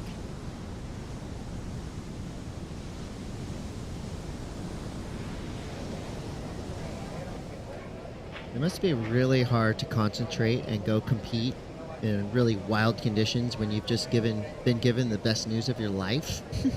You've qualified for the Olympics. Now go back to work. It's like when you're in grade school and there's a birthday party at lunch in the classroom and everybody gets cupcakes, it's really hard to concentrate for the rest of the day. That's kind of what I'm sure these surfers are feeling, that kind of childlike exuberance, but they got to switch that off and get back to work because we have world titles on the line. Winners here at the ISA World Surfing Games will be ISA World Champions. Now that's the type of momentum you want to build as you leave Puerto Rico, head back onto the championship tour, or head to Tahiti for Paris 2024. Now it can either go two ways for Ramsey. So he's just been told that he's booked himself, solidified his spot into the Olympics. Marco and Iago in his heat are not solidified into the Olympics, so they still have that hunger, that drive. Ramsey could go out with pure elation and be surfing free, or he might just, that drive is gone because his goal has been achieved. You see Carissa, someone whose drive is not gone, although she's qualified. I mean, of course, when you're a competitor like Carissa Moore, you never just enter an event for fun. You enter events to win. She's surfing like that right now with clear intent. She wants gold here at the ISA World Surfing Games. And so far it's been so good for Carissa Moore. Again, though, to see Carissa's name in a repechage round at any time in the competition is a little bit of a shock, but testament to the depth of field we have here competing at the ISA World Surfing Games. 6:47 to go. Teresa in the lead, but we're waiting for that last score to come through for Carissa. It's going to be well above and beyond a 1.77. Are you sure? Yeah. Again, that limb I'm out on, thing is fortified. Yeah, putting that pressure on Sanoa, on Sishi. And this is an elimination heat. Like you were saying, it's a repecharge round. So third and fourth will be bowing out. And they already have, Sishi has a 5.33. That's a score to have in the mix. But if you're looking to go into that top two, when those top two competitors have a 7 and a 617 as their highest single wave scores, there's a lot there's more you have to do. Yeah. And I feel really good about that prediction that number was going to be high. A 7-point ride for Carissa Moore. That was the easiest call I've made in a long time. So we're inside of 6 minutes now. Carissa Moore has jumped into a double-digit lead, 14.50 total for Moore. Teresa Bonvilla drops to second place. So Noah Olin, a 4 and a 3. Sishi Yang sitting on that 5.33. That's her high mark so far. We could be about to watch the biggest heat of Marco Mignot's life. Olympic qualification on the line. ISA President Fernando Aguirre is hanging on to that golden ticket right now somewhere in the competitors area. Mm-hmm. When you see that hat and that big Fernando Aguirre smile walking towards you, get prepared for some big news. But of course, we got to surf this one off before it's decided. Still have team slots on the line as well as the universality place for men and for women. So those will be announced in the next few days here, as well as Sanoa Olin from Team Canada slashes her way down the line. It's been providing a few opportunities, but they were strange opportunities. Like somebody hands you a plate of food and says, try this, and you look at it and you go, I don't know. I'm going to pick at little things here and there. Random reference, but 4:27 to go. Team USA, Shane Dorian must be pretty stoked to have Carissa Moore on his team. It's one of the easiest coaching jobs you can get. Yeah, I think so. You just say, hey, go out there and do what you know how to do. And Carissa goes, okay. I know exactly how to win in these conditions. I've been there 100 times. Yeah. And that's what she's proving to us, a 7.5 and a 7.0. And these challenging conditions puts the pressure, really solidifies herself in that first position. So right now it's that battle for second. Sishi looking for a 6.02. And that's not how you find it. That was the right idea. But mistakes will be costly when you're going up against surfers of caliber that she's surfing against right now in this heat. And she's another one of those surfers on the list who got the biggest news of their career, of their lives. And I give full credit to all the competitors who surf get right back to business after getting that golden ticket. Still a lot on the line here. The prestige of an ISA medal is huge in the surfing world. It is. It's something to really round yourself out. To be a triple threat of an Olympic medalist, an ISA medalist, and a WSL world champion. Can't have a more accomplished resume than that. So that's something that Carissa Moore is looking for, is her ISA gold medal.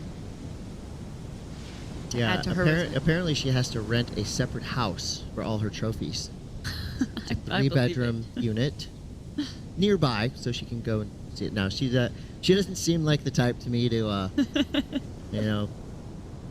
be out there brandishing all of her accolades. She is a humble warrior, a beautiful human.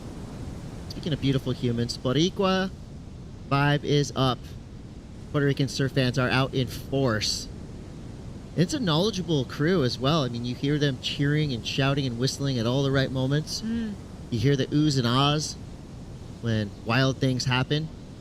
And they've been down here, of course, heavily and heartily supporting the Boricua surfers, but also full support for the international field that's come down to compete here in Puerto Rico. So hats off and gracias to our Puerto Rican fans that have come out throughout the week. And it hasn't been just the weekends, it's been all week long. Even in the rain, they're out there watching, cheering. Yeah, everyone pulls out their little ponchos or their rain jackets, like they've come prepared. Rain, hail, or shine, they are here to watch. It is such an electric vibe out there. When we step out of this booth and out onto the streets, it is so fun to be weaving in between everyone, the music playing, people enjoying drinks, food. Let's look at Teresa's last ride here, looking to improve her score line. Getting nice and vertical on that finishing maneuver. She's looking to improve a 517. I don't know if that will quite do it. 2 maneuvers. She made the most of that wave, but I don't know if that wave offered her enough opportunity, thinking back to what some of her other waves had done. But it's in the judges' hands.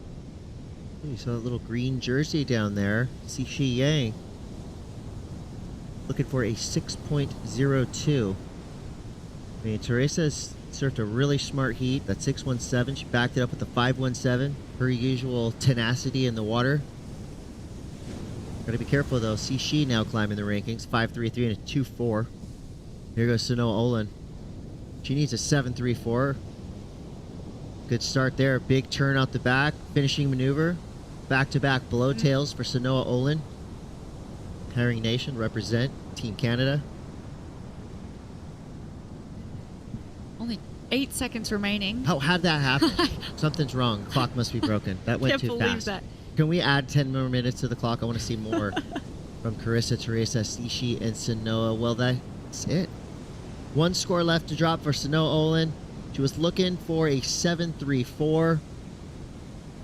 Wave was decent. She surfed it well.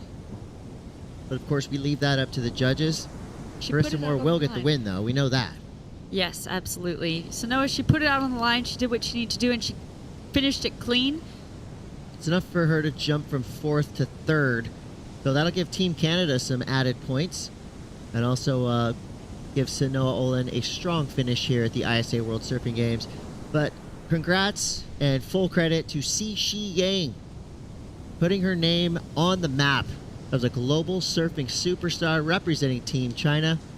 She's qualified for the upcoming Paris 2024 Olympic Games and earned herself a lot of fans down here in Puerto Rico. And thanks to Sanoa Olin, we had her in the booth here. What a great surfer she is. But unfortunately for those 2 surfers, they're out. Teresa Bundala and Carissa Moore are in, surfing through a tough repechage heat. We got more to come. The men are coming up next. Who will qualify for Paris 2024? Stay tuned to find out.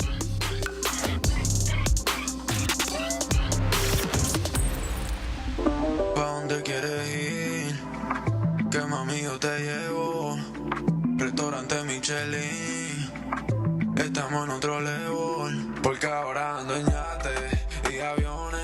Se nos dio, ahora somos ganadores. Hicimos a que mate, par de millones. En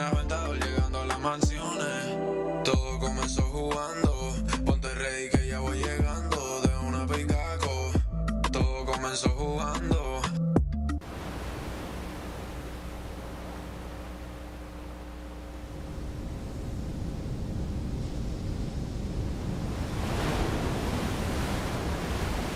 Desde la primera vez que te probé, ese sabor nunca lo olvidé. Quiero mi pancho, te amo pancho.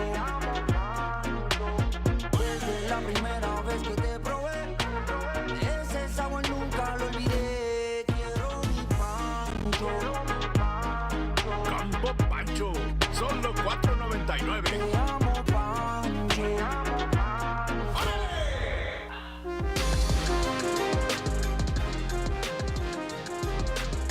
Welcome back, surf fans. You're watching men's repechaje, round 10, heat 1. Marco Mignot. Olympic dreams are still alive. Representing Team France, Iago Dora, the high-flying Brazilian surfer, takes to this lineup one more time today. And Ramsey Bukiam has been powering his way through heats. Chris Cote here with Rachel Tilley, your 2015 WSL Longboard World Champion.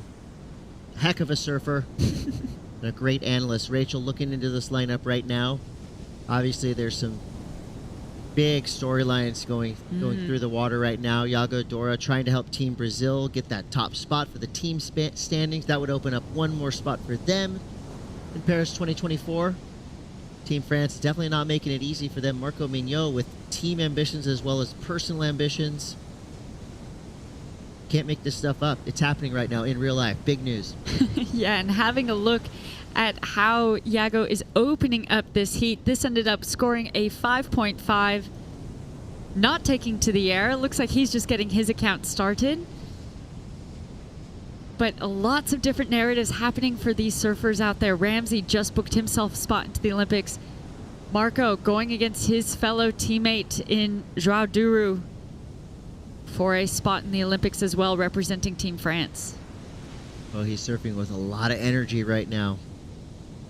That wave was not good, but man, he made the most of it. That was really great surfing under duress. And he's really showing a lot of class in every turn he does. I mean, you see the power, the technique, it's all fitting right in that perfect bubble that the judges want to see. See Ramsey now. Powerhouse goofy footer representing Team Morocco. Just got the news. He's qualified for Paris 2024. He'll get another shot at Olympic gold. He is an amazing two-rider. He is, and going to Tehopo, that is going to be an exciting location to host the 2024 Paris Olympics. Yeah, you better want it if you're trying to qualify for the upcoming Olympic Games. One of the most life-threatening waves on the planet, also one of the most exciting to watch. Experts only. It's beyond double black diamond. It is the scariest wave in the world. At least one of them. In my experience at Tehopo, at 3 foot, still scary. So imagine when it's 10 foot. Well, it is. We're not quite there yet. Ramsey is in his mind. But Iago and Marco are not, and they are battling with their, like I was saying, their own narratives. Marco going against his teammate, Iago. Now, Brazil already has their 2 spots filled due to the qualification through the championship tour, with Felipe Toledo, João Chianca having those slots solidified. It's Iago and Gabriel who have been trying to work as a team to earn that 3rd spot, but then also battling against each other to finish highest, and whoever finishes highest, as the Brazil team said, will get that 3rd spot if they earn it. Marco Mignot trying to fight his way down the line on this one. He finds a ramp, gets some pop, but he goes down.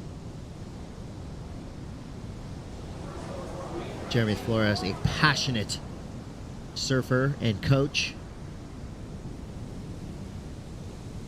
Team France always comes strong. You see Team Morocco right there behind him.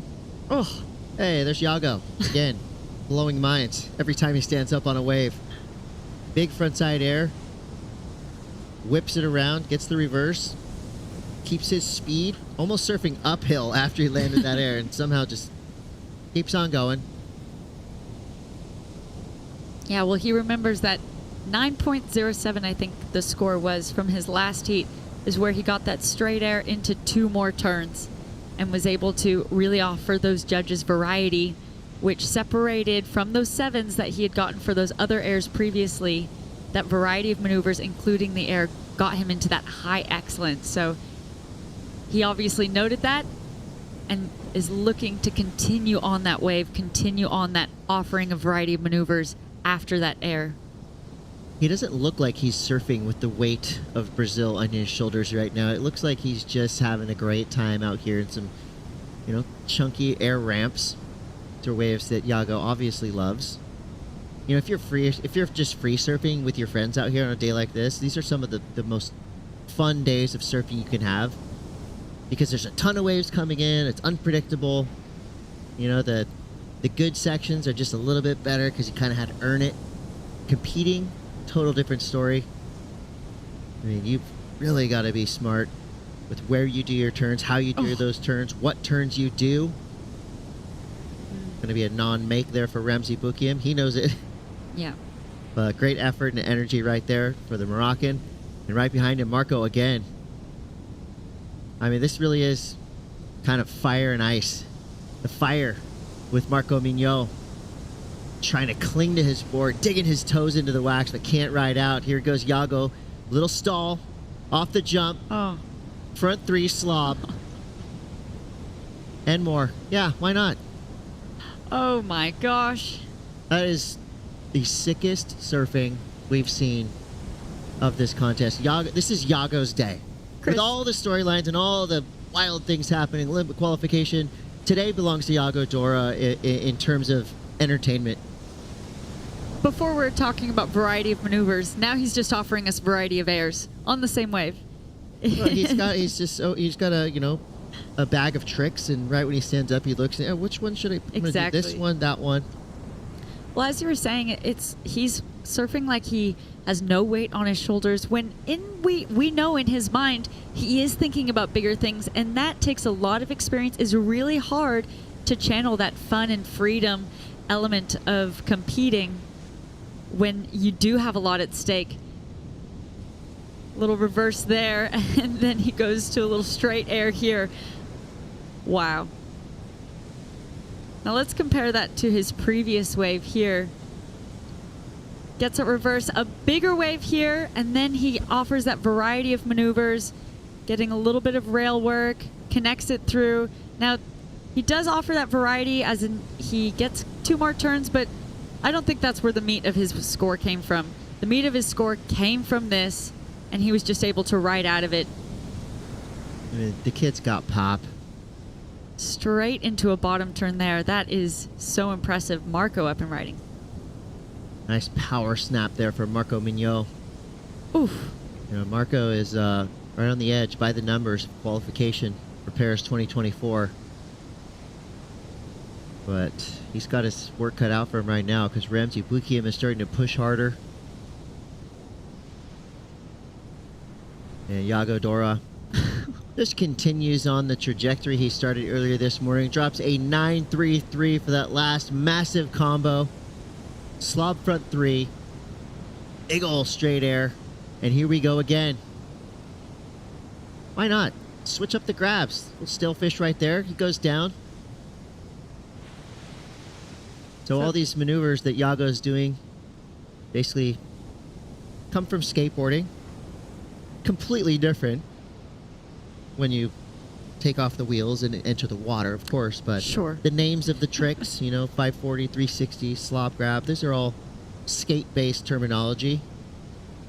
And Iago, coming from where he does, a hotbed of surfing and skating. Rio Tavares, Florianopolis. Pedro Barros is from his neighborhood. Now that small town has created such a huge push in progression. Gotta wonder what's going on in the water down in Rio Tavares. RTMF all day for Iago Dora. Yeah, he has hit a new level, improving upon his own excellent scores of the last heat. He had that 9.07 now gets a 9.33. He's just setting his own bar and then lifting his own bar. Just when you thought it was safe to take your eyes off Yago Dora. Think again. It's easy to say with 14:20 to go. He's not done yet. 9.33. It would come as no surprise to me if he puts up another 9-point ride. No. Why would that? Now I actually expect it. Yeah. So it's Yago's fault that we expect excellence now with every wave he surfs. But give it up to Marco Mignot, fighting for his life here in the ISA World Surfing Games, and Ramzi Bukiam as well. Big power turns from both of these surfers. Yeah, I liked both of these waves for these surfers. They're smaller waves, though, so the judges kind of awarding that accordingly on their scale. A 4.73 for Marco and a 2.93 for Ramzi. It is a battle for second between those two at the moment. For sure. And Marco and Ramzi can both do airs. You have to be able to do an air to reach this level of surfing, I would say. Yeah. But you're not going to beat Yago in the air. No, maybe Gabriel could, but I don't think anyone else left in the draw is going to come anywhere close to what Yago Dora is doing in the air. So I like that they're sticking to what they do best. Good, clean, powerful surfing, which will never go out of style. The judges will always heavily reward you if you're doing big, powerful turns.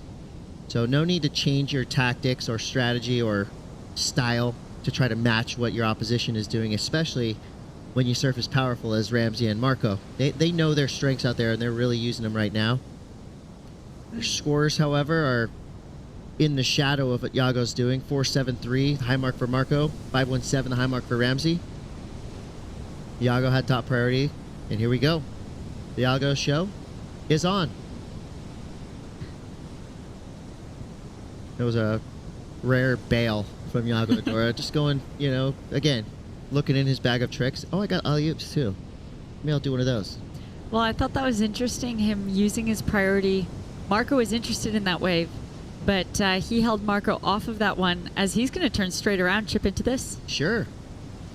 More Yago, the better right now. He's on fire. Yeah, it was, as we look at the newly qualified surfers. So we have two French surfers with the potential to grab that sixth spot. Joan Duru and your surfer in the water, Marco Mignot right now. Alonso Correa, Ramzi Bukiam, Andy Correa, Rio Waida, Tim Elter qualifying right here today at the 2024 ISA World Surfing Games. And of course, you got the team spot for men still open with Brazil and France engaging in a aquatic war, trying to get that spot, trying to get their surfers through into the main podium and into finals day. Ramzi, the sole representative left for Team Morocco. They're going to have a strong team finish, but right now it's all about the individual effort that Ramzi Bukiam's throwing down in this lineup. Looking for a 3.89, I think it's really safe to say that Ramzi got that 3.89 on that wave, offering that variety of maneuvers, finding a wave that allowed him to really lay it on rail. Let's have another look at that. Taking off, getting nice speed, going vertical, wrapping this one all the way around, banking it off the whitewash. The judges will like that.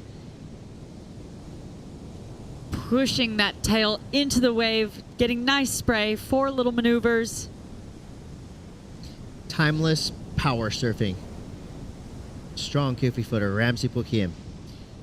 Like you said, while the judges are really rewarding those airs, obviously, the power surfing is also one of the main things in that criteria. So at this point in the competition, it's safer to stick to what you know and what has gotten you this far. You don't want to be looking at your competitors and seeing how they're getting scores, and then all of a sudden mid-heat switch your strategy. Now do you in the water. Stick to your strengths. Don't panic. Ramzi Bukiam's doing that right now. 5.17 and a 5.10. He's now in second place. That leaves Marco Mignot in third place with 9 minutes 42 seconds to go. Remember, his Olympic dreams are on the line right now. And you know, Ramsey's not trying to play spoiler and be a menace. He's just out in the water doing his thing, you know? He wants to achieve ISA gold as well. There are no walkthroughs at this level of the competition. Second to last day here in Puerto Rico at the ISA World Surfing Games. Been a lot of joy on the beach, a lot of heartache, ups and downs, highs and lows. And there's been a lot of media coverage in and out of the water. Overall, the story of this ISA World Surfing Games has been incredible. I would say the best one ever. You know, we've had amazing waves in El Salvador and in past events, but just in terms of the stories, the names, the performances.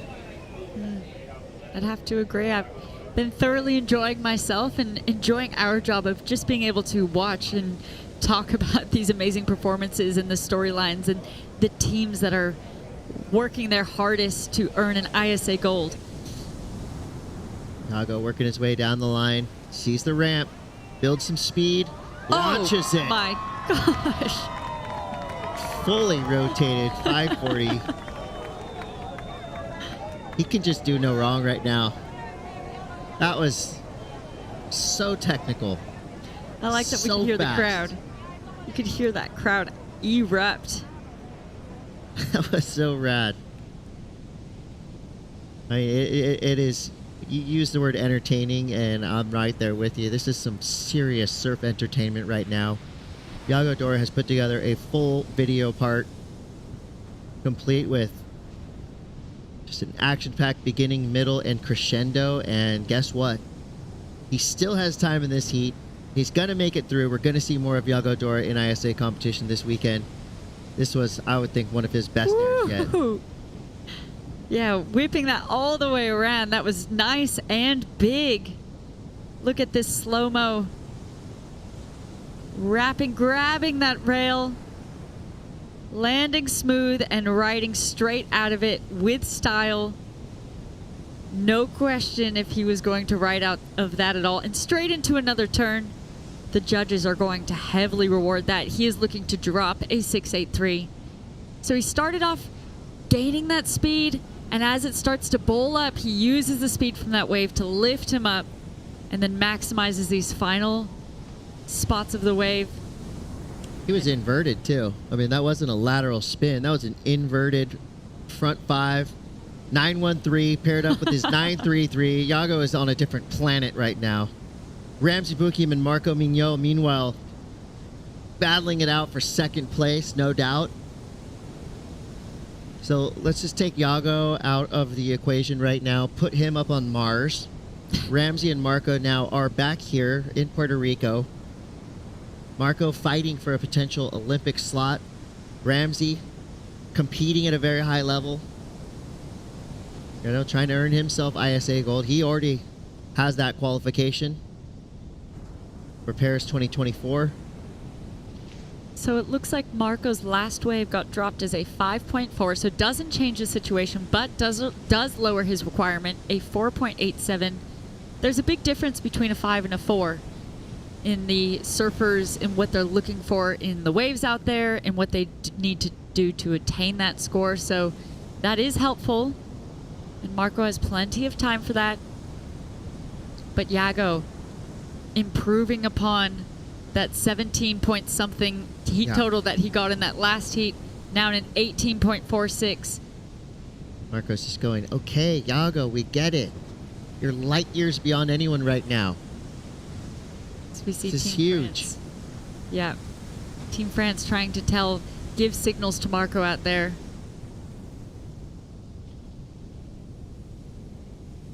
I'm so happy we still have 5 minutes left in this heat. Me too. It's the greatest show in surf, no doubt, right now, is Marco Mignot. Looking at a little insider there. He was already sitting in third priority, so he'll stay there for now. Ramsey out the back in that top priority spot. Ramsey and Marco are comboed, but they can't think about that right now. All they can think about is getting in that second place position. Staying alive, as the Bee Gees sing. So Marco can afford to paddle for any wave that he wants and not worry about priority because he is in third priority. So he doesn't have that first pick to a wave that comes in. He also has that freedom to just have an exploration of all these waves here and then cut out and still be right out there in the mix.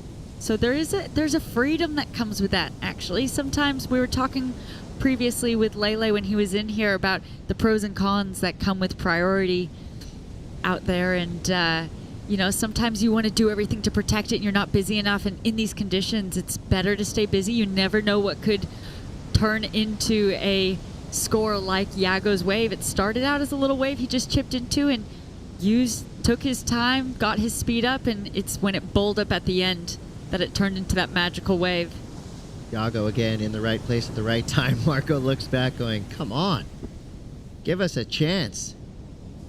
The only skeleton in his closet right now for Marco Mignot is that 4.73. It's a decent number, would have been a solid backup in any other heat of the day. But right now, he needs something in the 4.87 range. You know, make it a 6 or a 7 if you want to feel at all safe with Ramzi Bukiam surfing so well right now. This is about as tight as it gets, too. 10.27 versus 10.13. Can you imagine having your Olympic dreams decided by tenths of a point? That's one. That's like a foot more spray off a turn. That's a little bit more of a push on a frontside carve. I mean, that is just... Well, he has that 4.73, and how judges judge, of course, there's 5 judges there. There's a variety of scales. So some judges would have been just higher than that 4.73, being in that 4.87 range. Some judges would have been just lower because that 4.73 came out as that average. So we're looking at just over 0.10 of a point in order that score could have been more in order to have him in second position right now. You're right. It's literally just that tiny bit extra push, maybe that one more solid finish maneuver, slightly bigger wave. Been having so much fun watching Yago fly around the break that the severity of the situation at hand right now is just starting to kind of rear its ugly head as Ramzi Bukiam now slashing down the line. High performance surfing on a low performance wave. Well done. But with that last wave, priority is going to go with Marco Mignot, at least in the green versus red battle that we're watching right now. We have 2 heats happening out there, really. You remember, Yago's at the 5th dimension podium. He has stepped through the portal. He landed on the moon. And into the future. He went to the sky and landed on the moon. Yeah. I mean, it looks like gravity's not really affecting him right now. So yeah, you're right. He's in outer space.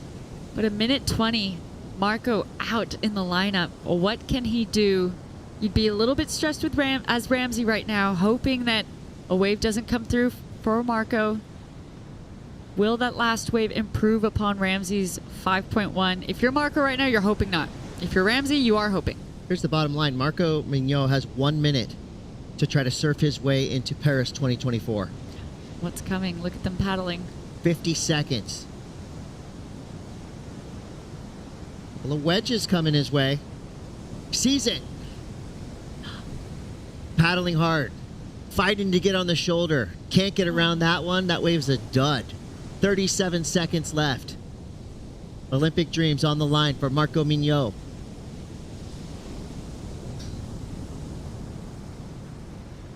It's 25 interesting. seconds. Yago's staying on him right now with that first priority. He's following Marco around. Well, because Yago knows that Team Brazil needs these points as well.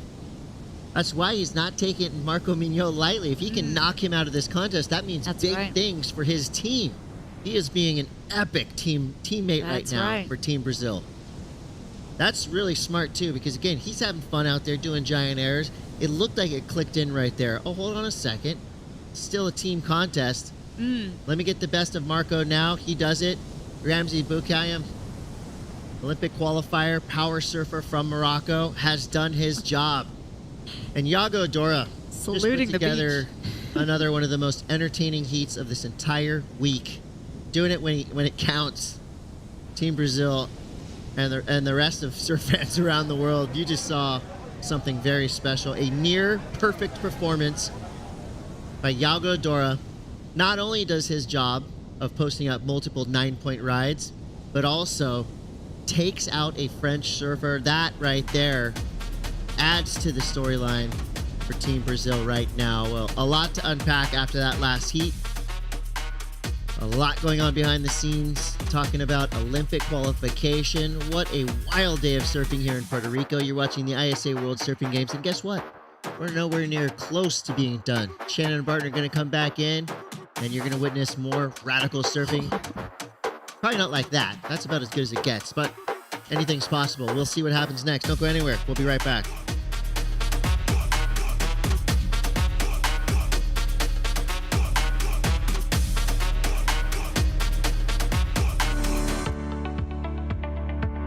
El cariño deja una huella. Vela porque estemos bien. Celebra las nuevas etapas de la vida. El cariño nos mantiene en forma para que no nos perdamos ni un segundo de lo que nos llena de vida. Donde hay cariño, hay salud. Por eso llevamos 40 años cuidando cada etapa de tu vida. MCS, 40 años de salud completa. In Puerto Rico, we call ourselves Boricua.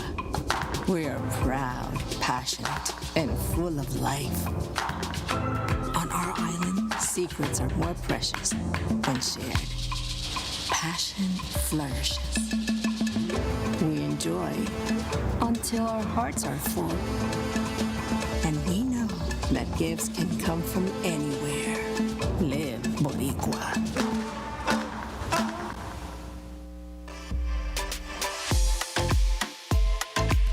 Iago Dora just landing from the stratosphere with an 18.46 heat total.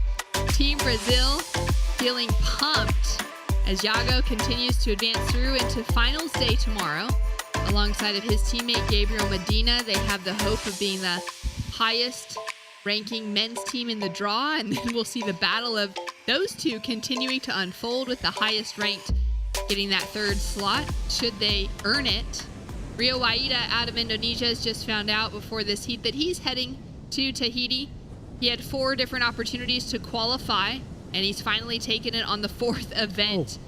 And he goes down on that last turn out in the lineup up against Australia's Ethan Ewing and Spain's Andy Crier out of the Basque Country region. And he's also just found himself qualified. So Rio and Andy now officially joining Ethan, who's known for a while that he'll be competing for the Olympics. And now there's a little bit more happening in the water. Each of these surfers wanting to advance until finals day tomorrow. Yep, 3rd place out altogether. It's been an amazing 8 days so far. Incredible scenes out there on the beach right now. Tens of thousands of people just so frothy, just loving the surfing, loving the ISA, being here. You know, sometimes you visit places when you go to events there and you're not too sure they even want you there. But here in Puerto Rico, everyone's so grateful as we see Ramsey Bukhayem there. Booked his place for the Olympic Games. It's been in incredible form this week, hasn't he? Just, you know, for someone who hasn't really relied on airs to advance, he's relied purely on the rail and his power and flow. It's just been beautiful. Foundational surfing, just done as good as it could be done. Yeah, it has been really, really fun to watch. A little bit happening behind the scenes here. Not entirely sure what this is. Maybe some airbrushing. And way to take a little bit of artwork home with you at the end of the day. Get some cool design work down. Maybe they have the ISA logo or the, you know, there's little surfboard to put on the arm. Rio now driving down the line. Check off the top for that opening section. Hits it harder on the second. And also looking behind him to see what Andy would be up to on this wave into his second snap. Longer bit of equipment under his feet, as you were pointing out before, able to open up those turns similar to what we've been seeing in Ethan's surfing throughout this heat. Barton, now I'm excited to see Ethan and Andy matched up against each other. Yeah, and Andy's one of those names that I hadn't heard of before this event, and now he has surfed his way into the Olympic Games. Tall, goofy footer. He will be getting barreled at Tiopo and representing Spain. They've had a great week here in Puerto Rico. They've got that Latino blood in them and the language connection, and there's so much goodness going on in the Spanish world for surfing, you know, across all of the Latin American nations. And perhaps the language of the ISA would be Spanish. The president and so many of our organisations, you and I are going to have to learn Spanish at some point here coming up. Duolingo. There's been a bit of Duolingo happening in the bus on the way to work in the mornings. Rachel Tilley's been working hard at it. Yeah, and my son has been learning Spanish on there himself. Looking forward to El Salvador a little later in the year for the juniors, 2024 juniors. That's going to be exciting. And all three of these guys some small scores now for Andy, the 4, the best so far, the 317 and 25 for Rio, both throwaways really. Andy with that 4-point ride on the board out of Henday in the Basque Country, finding a section to just start to loosen up, open up here. He's already got that 4 on the board, lays down the hammer on that final maneuver. Exciting to see him come into that conversation. He's had some great results within the past. He's had a couple of QS victories, through the years. Fistral in, the UK, taking out a QS win there. He's won in Anglet as well. As we see Rio, just a quick opening turn, and he'll kick out of that wave. We're down to 19 minutes on the clock, and we've got a surfer with roughly the same heat total as what the time is on the clock right now, just underneath that 19-minute mark, down on the beach after an absolutely explosive finish. He's with Mitchell Salazar. That's right, here with Mr. Fantastic, Yago Dora. Yago, you have the 2 highest heat totals of the event so far. And just to say what you have done today has been absurd. It's been incredible to see the 3 heats that you have surfed, all 3 of them wins, but this one, you really go sky high. Congratulations. Thank you. Yeah, that felt good. It was a good day. I didn't sleep so well last night, so I was a bit scared I wasn't going to perform really well, but ended up being my best day here, so I want to keep building and have a good day tomorrow again. When I met you in 2011 with your dad in Puerto Escondido, I saw a small kid with high aspirations, big dreams, but the sacrifices that you have made behind the scenes, the improvements that you have made, can you just explain to people the amount of hard work you put in outside of closed doors? Yeah, of course. You gotta become like obsessed if you want to be really good, and that's what I did. I've always been around surfing, and surfing has been my passion since I was a kid. So it was hard work, but also like loving doing it, like just surfing a lot and working out. It's what I like to do. So it's been a great journey.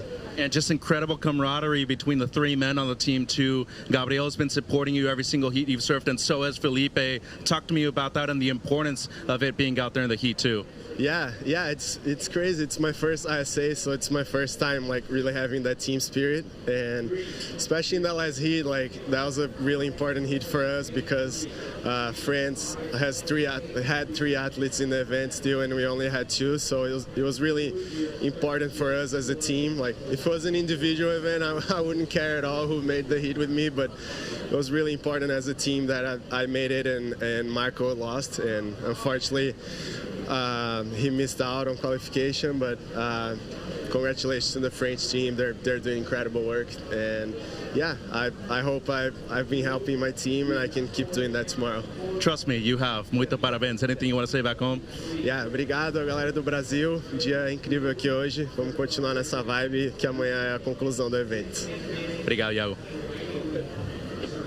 So well spoken, Yago Dora, throughout this entire event. He has just earned I feel like he's just continued to earn the respect of his peers. Yep. The respect of those in the surfing community that have been watching him. We've already been a fan of his surfing, that style, those elements that he brings into things, which is kind of unlike anything we're seeing from a lot of surfers in their approach to a wave. But now to have this opportunity to kind of hear him speak on behalf of his country has been really a blessing to listen to as well.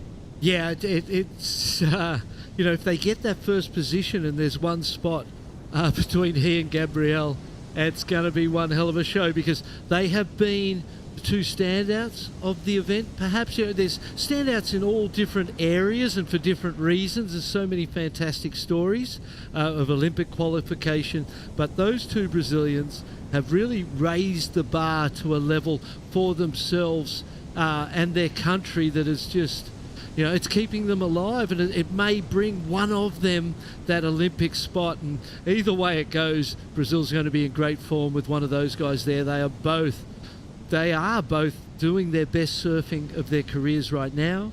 And, with Iago, it feels like he's only getting started, and Gabriel's been around a while, 3 world titles with the WSL, but is still improving every time we see him. So Brazil in great form with those two goofy footers. Paddle now for Andy, setting himself up down the line. Goes tail free on his opening turn.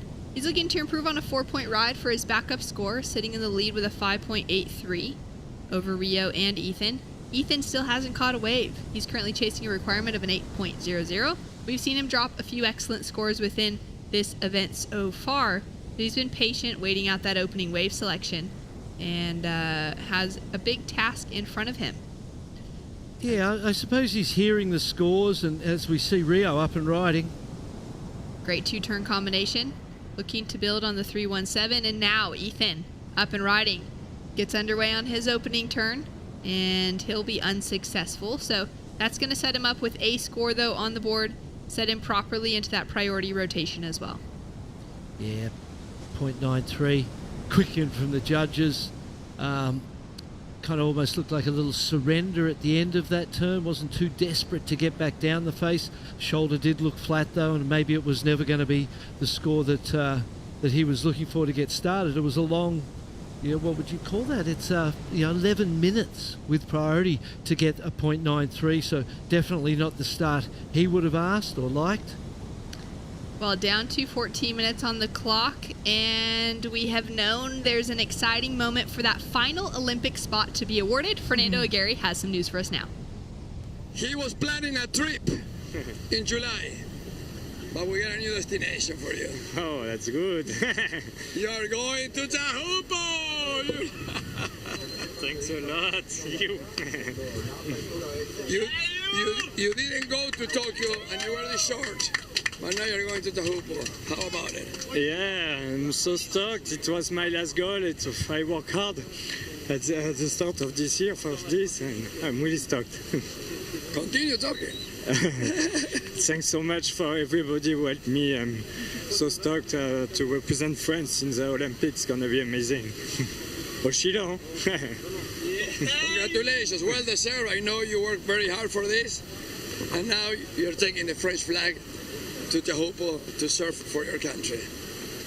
Amazing. Yeah, it's amazing. It's the best way to finish a career. It was in French for Olympics, so I'm so stoked. Well, maybe not so fast. This is about finishing your career. I think so. It's gonna be the last one normally. We'll see. Congratulations. Félicitations. Merci tout le monde. Mode, ma famille, les copains d'abord, papi, mamie, Mocho, Oshiro, on l'a fait. Well, an emotional moment from Joan Duru. An incredible career that he has had so far. And now the opportunity. He was so close to qualification within that sort of conversation out of, the pathway to Tokyo. He actually won the final event of the World Surfing Games in 2021, just weeks before the Olympics took place. But because France already had those 2 team members already qualified, Joan didn't have that opportunity to take qualification out of that event. One of the reasons, I believe, why the ISA then decided to kind of open things up and start going towards those highest ranking teams, earning a 3rd slot. Joan, if that had been the case for the Tokyo Games, could have maybe had a slot for Team France out of that win. So really incredible to see him finally gain that Olympic opportunity. It's a well-deserved spot for a man who has had an incredible career so far. And I think that's exactly what we were hearing within the emotion of his voice. Yeah, you could hear the voice cracking, couldn't you? And the glasses were on, so he couldn't see the eyes, but I guarantee there was some tears there. Andy Crier up and riding. Up and riding. Great rail work to start off with. Drives down the line and just releases the fins on that second turn. Sticking with it as much as he can. And petting the kitty, trying to show that he's gotten that ride out. And he's sitting in that leading position. Ethan Ewing with a few throwaways. Hasn't really shown up within this heat yet. Chasing down a 7.06. And Rio sitting in a second place position, not off of strong scores, but comfortably enough at the moment. Yeah. And back to John Daru, we've got to remember his buzzer-beating final ride to stay in the round, to stay ahead of Marco Mignon. And that wave now becomes one of those most important waves of your life. And that was a really important ride, an important moment. He pulled it out of the fire right as the buzzer went with a beautiful approach on the backhand, 4 big turns. He's got an amazing backhand. His forehand and his tube riding, with his courage and his commitment, he will be one of the favourites going into that event. Alonso Correa as well. They're sort of names that we've heard for a long time, but this will be an amazing stage for those guys to go up against some of the best competitive surfers, because those guys are courageous. They will throw themselves over and they will not be scared of anything when it comes to that event. John Daru really deserves to be there. I'm stoked for him. It's very exciting. And to think of the future of French surfing, Marco Mignon, he's going to be a surfer that we're going to see with that strong likelihood to qualify come LA 28. And if there's an injury along the way to someone, you can't give up the hope. Rio Waida. He could be next in line. Rio now up and riding, pumping, driving down the line, setting himself up for the section, but he takes a fall. Kind of looked up just a moment too soon on that one. Andy snuck away with that leading position, and he kicks out quickly. Down to 9 minutes remaining on the clock. This will be our final men's heat of the day, as we're now into repecharge round number 10, heat number 2. And coming up next will be the women's repecharge round number 8. We'll have 2 heats to finish out the day. We've got some big names in the draw with Caroline Marks, Tina Hickel, Anat Lelior, and Teresa Bombolo competing in heat number 1. Mm-hmm. Coming up in the final heat of the day, Tatiana Weston-Webb, Yolanda Sequeira, Carissa Moore, and Camilla Kemp. Oh, great heats to finish the day.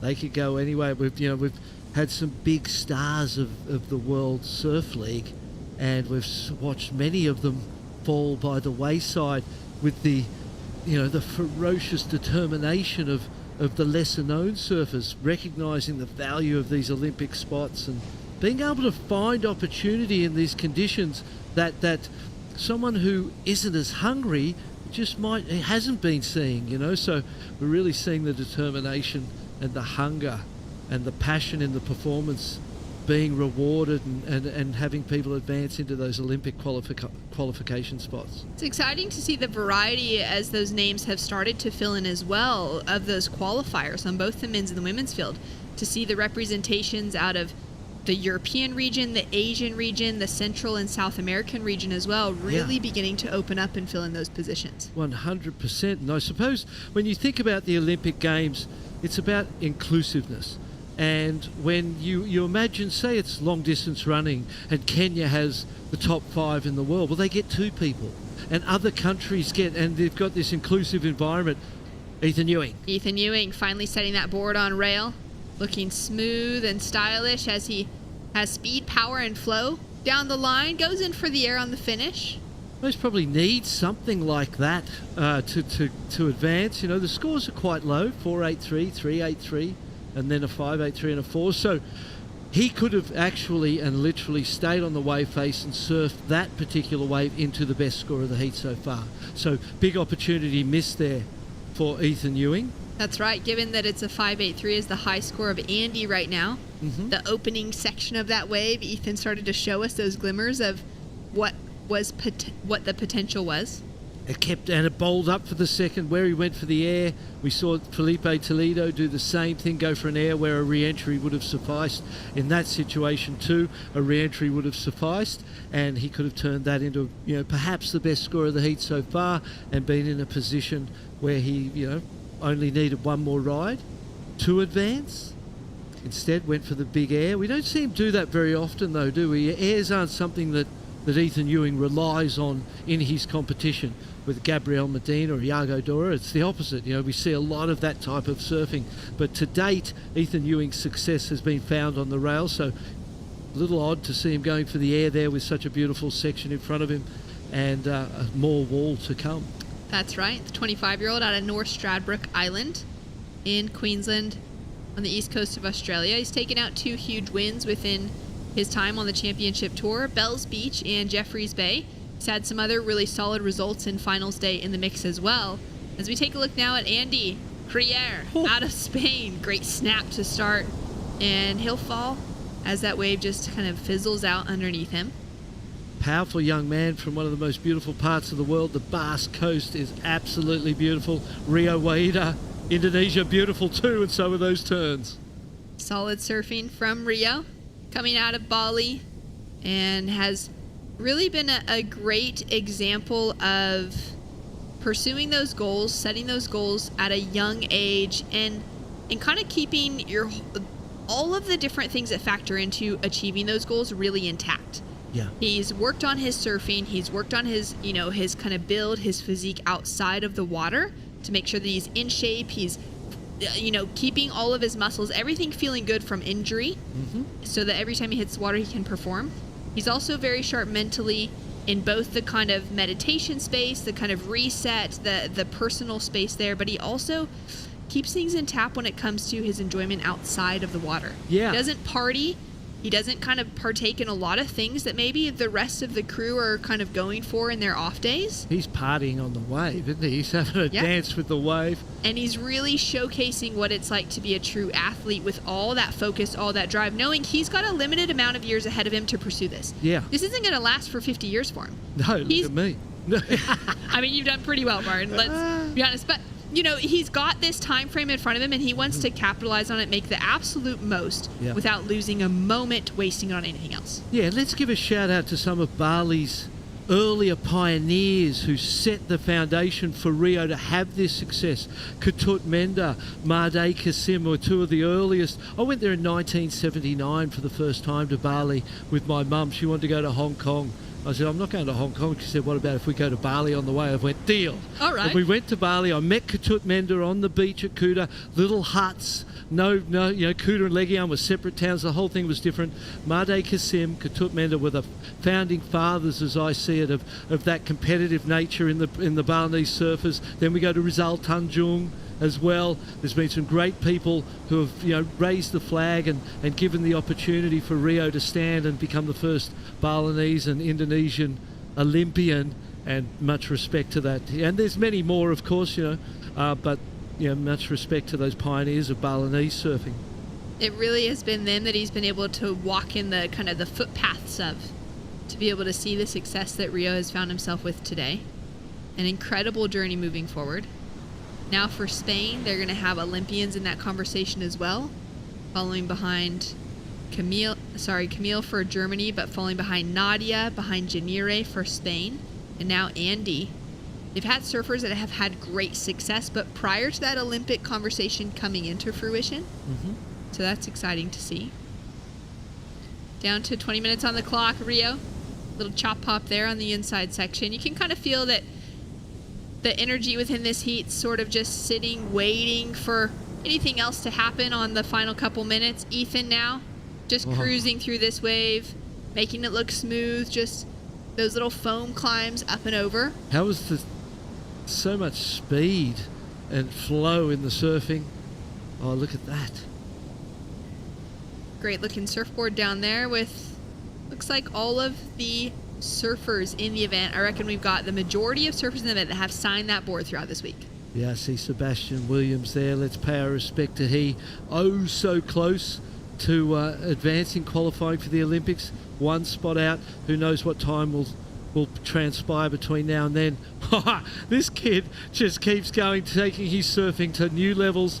28-year-old from the Basque area, Andy Crier, doing his country proud, doing the Basque area proud. They are a really strong area of the world with incredible waves, so beautiful and passionate people. They'll be up in arms in San Sebastian and around that area today, right now, celebrating Andy's performances, and he's still going here. Still going, still with a shot to win that gold medal. Tomorrow will be finals day. We've got a big day of competition ahead of us, followed by the closing ceremonies. It's always a fun part of the event to just take part in, to see the countries coming together after the anticipation from, the opening ceremonies. As we see Rio now using his priority on this wave. And taking a look back now at Ethan, who's sitting on that 2.63 as his highest score so far. Now unleashing, letting the legs loose on that last turn. 7.20 requirement. And Ethan just kind of letting this heat slip away from him. 20 seconds on the clock. Rio, Andy still very hungry to keep themselves moving forward within this event. As we're down. Australian, huh? Ethan Ewing. The last Australian.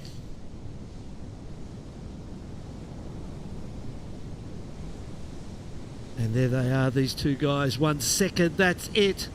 There's the Indonesians. Very proud of Andy's performance from Spain, and then Rio advancing through again. There we go, with Ethan Ewing out on the men's side of Australia. That wraps it up for their competitors. We do still have Sally Fitzgibbons, the 3-time gold medalist for Australia, in the run, in the main round on the women's side tomorrow. She's going for a 4th gold medal. That will be very exciting. But out in the lineup right now, Andy Crier was able to sneak away with a heat win. The Spaniard, will be hearing from him shortly. Rio Waida of Indonesia in second, and Ethan Ewing eliminated from competition. We've got a big heat coming up next. Stay tuned for more as women's action hits the lineup.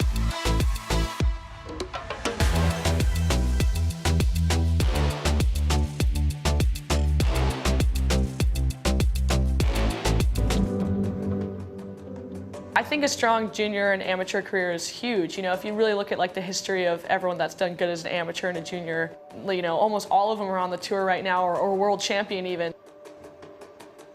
You know, when I won the ISA, I think what made it so special is that the whole team was behind me and I won. And my brother was on the team with me, which was so sick. And him and my dad carried me up the beach and got a gold medal and they raised that flag. And that was pretty amazing.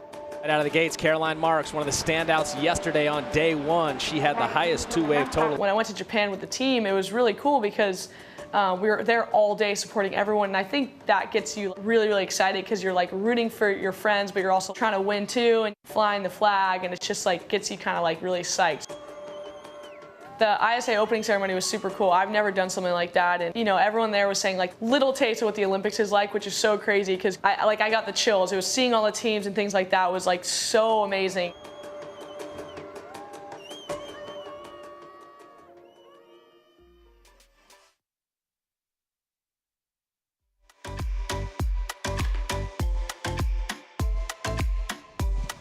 Well, welcome back to the ISA World Surfing Games. Final 2 heats of day number 8 in the water. In repechage, round number 8 on the women's side of the draw. And we've got 4 surfers, all with that Olympic qualification now next to their names. But a lot unfolding on the women's side for the highest ranking team to be walking away with a potential 3rd slot at the Olympic Games. Caroline Marks for the USA, the reigning world champion, up against Taina Hickel of Brazil and Anat Leilior of Israel. Starting off on her opening wave, she's been a real threat to the competition throughout this week. I think for her, a gold medal would be a pretty nice thing to be able to hang around her neck at the end of this week, and she's been surfing with the aggression to find that. These 3 surfers up against Teresa Bonvalo of Portugal, who's also been putting together some incredible performances and really puts her heart on the line every time she paddles out. Absolutely. Just determined, wanting to reach the highest levels of the sport. This was a good starter. First turn. Could have got a little higher perhaps, but it was nice and a big, beautiful wrap. And that's a good way to start the heat. Judges still considering that ride. It's going to set the scale for the heat.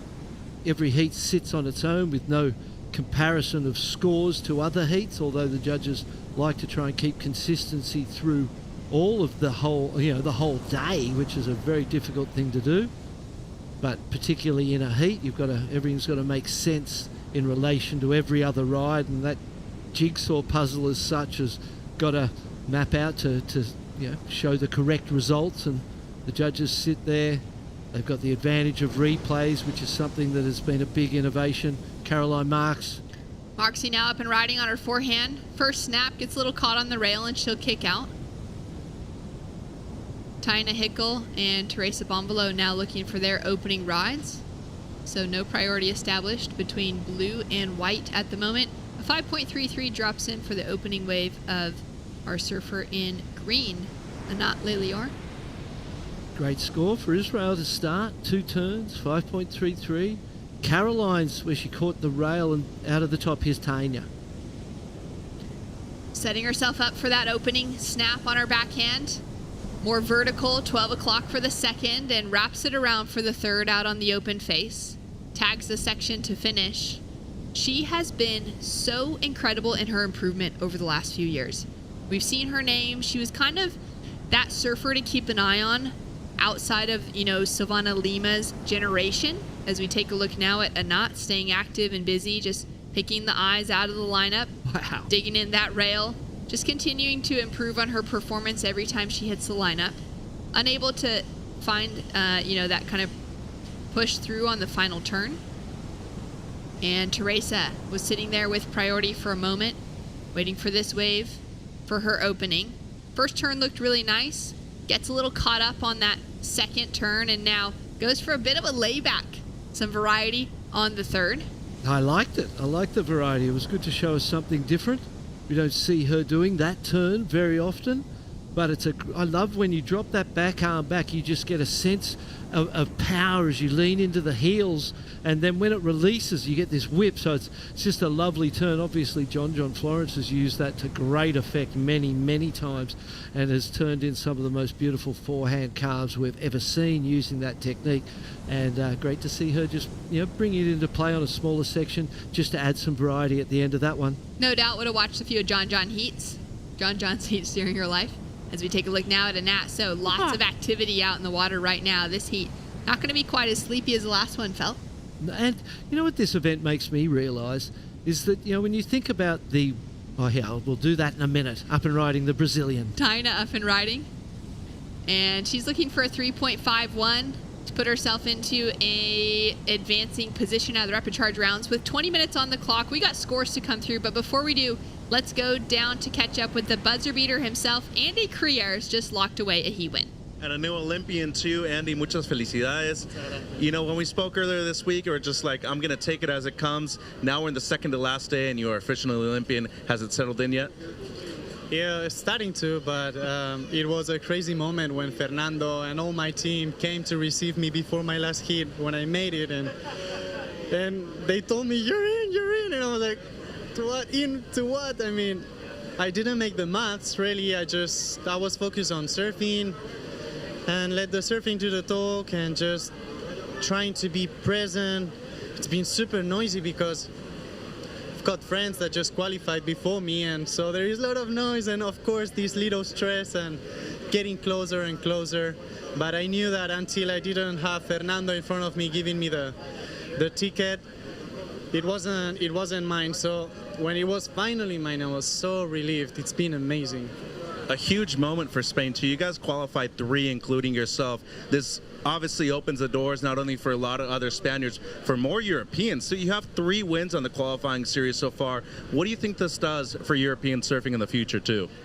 Well, we're so lucky. In Europe, we've got so many amazing surfers, and they made history already. And even in Spain, we've got so many great ambassadors of this sport, and I feel super inspired by them, like previous generation as mine, of course my generation, and now the younger generation that are ripping apart. So thankful for them and super proud of this team, of how previous year Gonzalo Gutierrez, he was on his way too, and he showed us the way. So this year with some amazing talent that this team has to make it happen and get 3 spots to the Olympics, it's amazing. A lot of heart, and you can't teach that. Muchas felicidades. ¿Algo que le quiera decir a la gente de casa? Sí, me gustaría agradecer a toda mi familia por el apoyo a lo largo de todos estos años. Hoy no he dado señales de vida, ni tampoco ayer. He estado súper centrado en esto. Me ha pedido mucha energía y ha salido bien, así que os quiero dar las gracias a mi familia, a mis amigos, a mis patrocinios, a todos los que miráis, y que lo vamos a seguir dando todo por vosotros. Muchas felicidades, Andy. Thank you, Mitch. Exciting to meet, a newer name to a lot of us here in Andy Crier. He's going to be a great representative for Spain heading to the Olympic Games. And Nat digging her way through another wave. We got a lot of scores that we're waiting on from the panel. Currently, it's Anat sitting in the lead with that 5.33. We got a 5.10 in for Taina Hinkle out of Brazil, which sets her up in second, and Caroline Marks has that 3.5 on the board. But we've got scores to drop for every other surfer out in the lineup. And Anat is just surfing so powerfully. I really love the power that I'm seeing. And Andy Crieri, what this event has made me realise is that to do the World Qualifying Series and accumulate enough points to get to the Challenger Series, there's a lot of money involved and a lot of money invested. And so not everyone can afford to do that. But to represent your nation now with Olympic sports and the government funding coming into the sport and these nations having budgets to be able to train and coach and bring their people to these events due to its Olympic stature is really a game changer for a lot of other surfers who are lesser profile. But when you watch them surf, Andy's a great example of that. They are of an absolute world-class level, and we're seeing so many new names and faces who are getting Olympic spots, who have come here this week to Puerto Rico and amazed us all. It's been an incredible show. I hope Fernando's stoked. You must be out of, if I was running this show and you'd be sitting at home just so grateful and so stoked with what you've been able to give to surfing. So massive congrats to Fernando Aguirre too for what the vision that he had, and for seeing that vision through. And I suppose he was a successful businessman before committing himself to surfing in the ISA, and he's been a lifelong surfer himself recreationally, but the commitment that he made to this dream of Olympic surfing and these type of events with tens of thousands of spectators and 115 national federations as members of the international surfing community. He's killed it, mate. He's killed it. It's been a fantastic effort. Has been incredible. We started this week with 55 nations, 266 surfers in the draw, and we're down to the gritty end of competition now. And he may not have been able to do it with some of the support with particularly Robert Fasulo, who has been there as his right-hand man for Fernando and dealing with so much, and Robert needs to be respected and appreciated, Bob as we'll call him, for his efforts and contribution to what he has done for surfing is incredible. So much thanks to Bob Fasulo as well. Anat now up and riding. She's sitting on a couple of fives as the scores are starting to come through from that last flurry of waves, pumping down the line, and just times it really well for that finishing section. We'll have a score to drop for that one. As you're saying with Bob or Robert Fasulo, his career within the Olympic world, for him to leave some of the other sports and organizations that he had helped, for them to find that Olympic dream come true, to come into surfing and to partner together with Fernando, I think that was that kind of golden ticket to really seeing surfing success to get in. To having someone from the Olympic world come into surfing, which was very far from the Olympic conversation itself, from the Olympic culture, and to be able to tie together all of those loose ends, all of those wild dreams and ideas that Fernando had, and to make it now this successful sport, and to continue to refine things behind the scenes. They've got such a great team here with the ISA that's continuing to refine, continuing to look at the way this is unraveling and look for how surfing will have a continued successful future with the Olympic Games for many, many cycles to come. During the interview, Caroline Marks found herself on a sizier wave out in the lineup, Barton. Drives into this section. Boom! I feel like there's more on that wave. There's a pump around into a closeout turn as well. She looked pretty casual on that one. Judges loved it. A 5.57 sends Marksy up into second for that single maneuver. Solid sized wave in comparison to what we've seen from the rest of the field. We have seen some bigger scores throughout today and the last couple of days here at Rostrial, going for that wave that's had a little bit, of a taller kind of face to it, going well overhead as that surfer's on that bottom turn, in comparison to those waves that are kind of shoulder height maybe at max. And that's where the score must have come from. The one turn was fast, super fast, but it didn't have a lot of arc. It didn't have too much of a critical nature to it. It was a jab, like in boxing, those jabs go out and come back as quick as they come back as quick as they go out. And it was that type of a turn for Caroline. But the wave itself, so one turn, but the wave itself had that potential. And with another turn on that wave, who knows where it goes? Definitely, towards the 7. So there was some meat left on the bone. Israel sitting in first, USA in second. Now Brazil and Portugal in those knockout positions as we're down to the back half of this heat. For Taina Hinkle, it has been an exciting road for her to kind of grow out of that Brazilian pack into this kind of world stage. Caroline Marks goes down on a big turn on the inside section. For Taina, she had, the representation of Silvana Lima on the Women's Championship Tour for many years, who was a competitor in Tokyo as well. Taina's now 20 years old and has been joined by Tatiana Weston-Webb and Luana Silva for Team Brazil. As we take a look now at Teresa Bonvalo on her forehand, setting things up with some great style in her surfing. She's looking for a 5.67 to take that advancing position. Couple of nice turns there, but perhaps the size of the wave will have an impact there. 5.57 previously. And look at the kicking, furious effort going in here to get back out the back.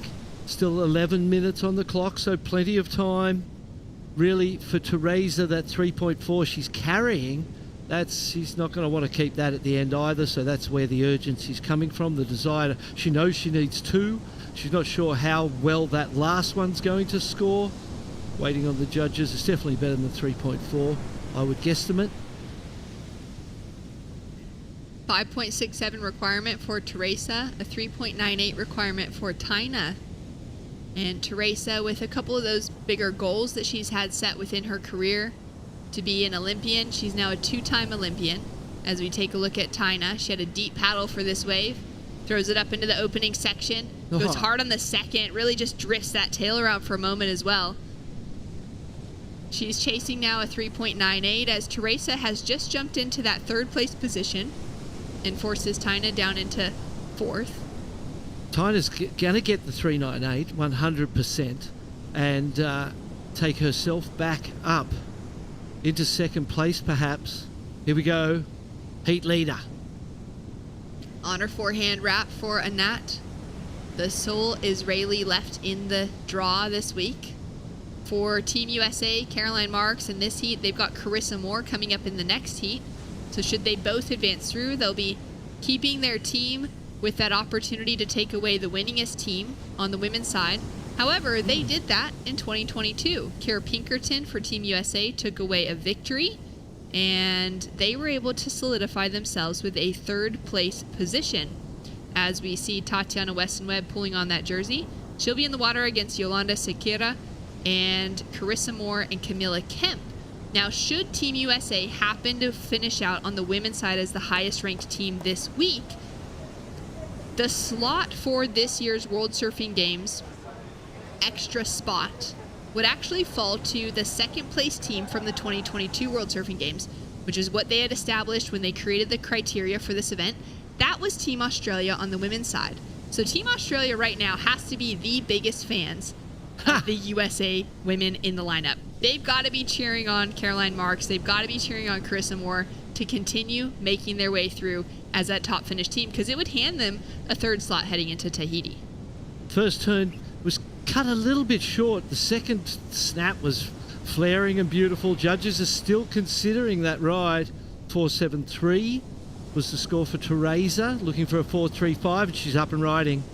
Teresa on her forehand, setting up that opening carve and into the foam. Just went for a big turn there. Might be for the better anyway. She needs the time more than she needs that wave. It wasn't going to be the score. Great way to look at it from the 88 world champion, as Anat continues to find a wave that just has that punchy section to it for those first couple turns. Great wave selection again. Caroline sitting with that 2nd priority next to her name. Taina sitting with 1st priority. Taina was now able to put down that 5.10. That was her opening ride. She's looking for the backup score to drop from this last wave that she caught. Indications are good though. The time it has taken to drop, judges really considering its impact in relation to the other rides of consequence in the heat. 2-turn combination. Again, we had that gut feeling straight away that it would easily be that 4-point ride she's chasing, the 3.98. And so they don't just throw that out there. They've got to consider it in relation to the 5.57 really in my mind as well. and how it relates to Caroline Marks's wave. Perhaps not as tall and big a wave, but perhaps the two turns are better than the single turn. They had more arc in them. The judges will tell us they're still thinking about it, which means that there's a chance that it's going to be a score of consequence. It was definitely a good wave. Two big turns for Brazil. Is Portugal up and riding again? Quick in and out. Quick in and out. Now taking a look at the women's draw for who's still left in. Yeah. We've got 2 Portuguese surfers, 2 Brazilian surfers, 2 American surfers, and 2 Spanish surfers. They all have a chance to take away that highest ranking slot on the women's side of the draw. And scores are in for last of Brazil. A 5.17 sees Taina Hickel jump into the advancing position ahead of Caroline Marks. Caroline down into third, now chasing a 4.70. And the requirement grows on Teresa into a 5.54. Getting ready to head out next, just trying to avoid some urchins on their walk out. Tatiana Weston Webb and Carissa Moore. Friends from long time of competing against each other. They've pushed each other in the battles for world titles for many years now. And they're paddling out with more their country to be thinking of when they hit the lineup. Hopeful to represent them well because they both already have that qualification. Tatiana's earned the result of being an ISA gold medalist. She took away the win last year. Carissa doesn't have that gold medal next to her name here for the ISA World Surfing Games, and to get that feeling coming into it that was really something she'd like to add into her trophy case by the end of the week. But they both want to walk away with those highest ranking positions for their teams to support their countries heading into the Olympic Games with an extra spot.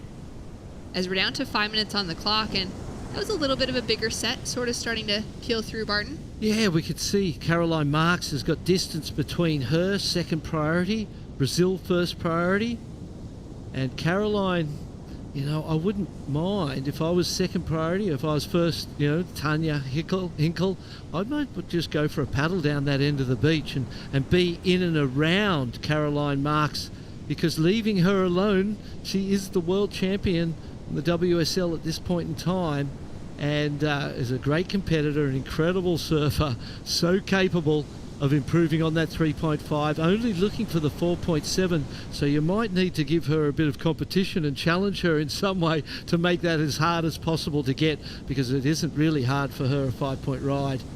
That's right, it's not a bad idea to apply pressure to someone of her caliber. From Florida originally, now residing in San Clemente, California.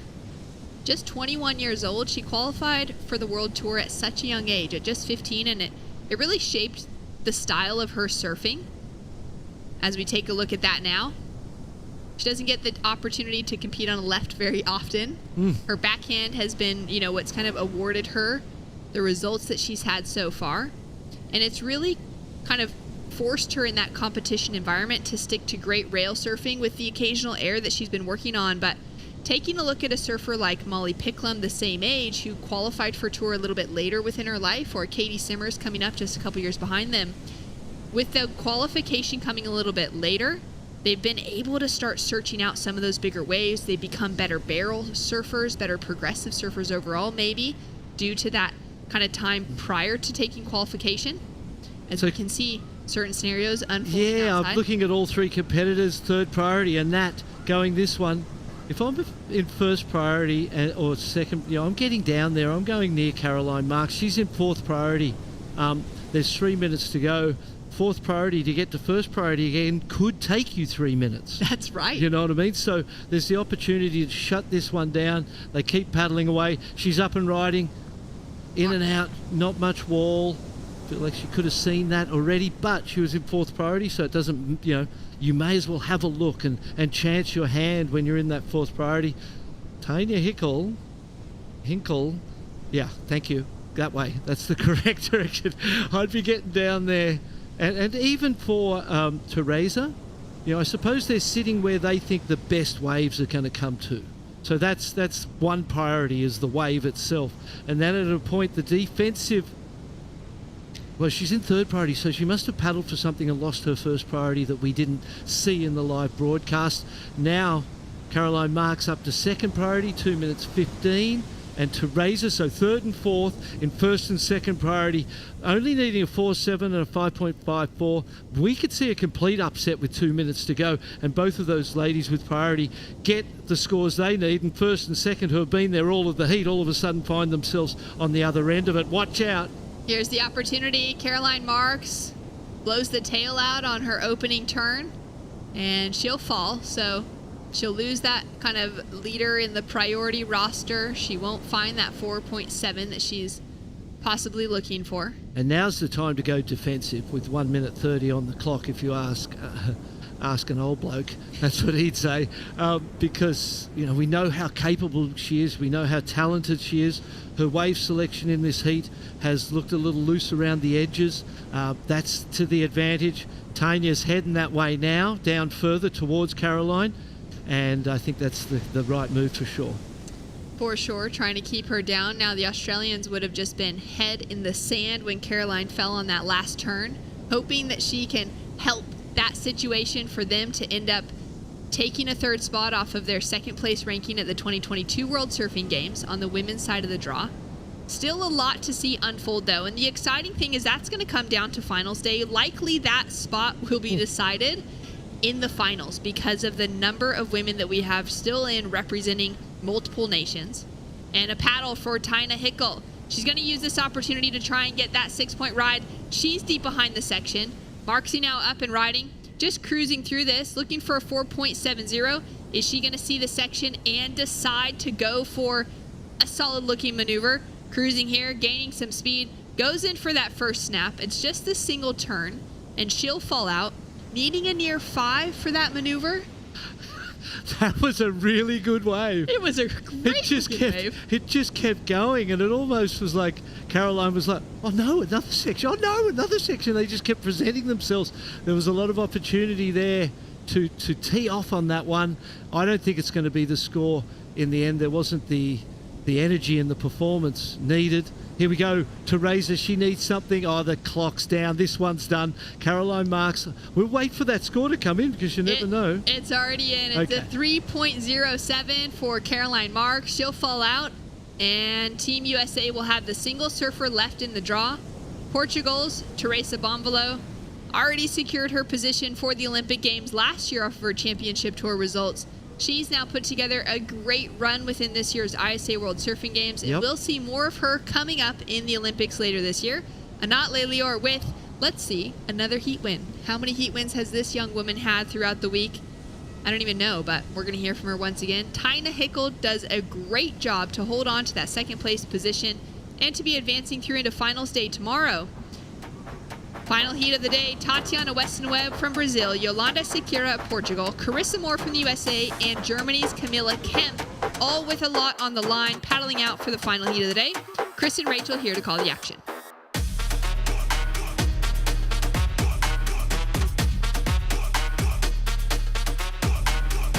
Here in Arecibo with athletes from around the world to restore the mangrove forest behind me. Protecting our coastline is critically important for the health of our waves, so we're honored to be a part of the ISA and these World Surfing Games. Today we're restoring a mangrove forest. These mangroves are what are called blue carbon ecosystems. They capture and store more atmospheric carbon than any habitat on the planet. Puerto Rico, we call ourselves Boricua, a unique name honoring our island heritage and the vibrant spirit of our people. When you bask in the warmth of our beaches, when you taste the love in our food, when you embrace the call of our adventures, you'll find that spirit in yourself. Dare to live every moment. Live Boricua.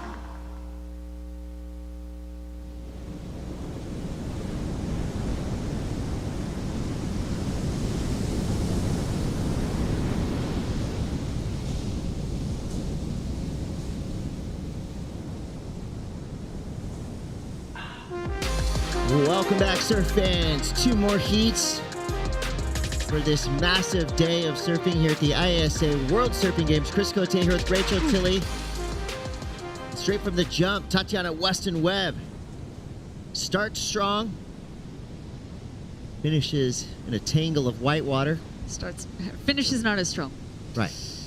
Big start, small finish. But as we've seen in previous heats, a lot of times it only takes that one big turn to make the difference for your path towards finals day. We're still in repechage surfing. This is repechage round 8, heat 2. Third and fourth place surfers will be out of this contest. First and second, well, they'll be on their way back to the main podium. Here's your lineup. Tatiana Weston Webb, Yolanda Sequeira, Carissa Moore, Camilla Kemp, Germany, USA, Portugal, Brazil. So far, it's been an epic day.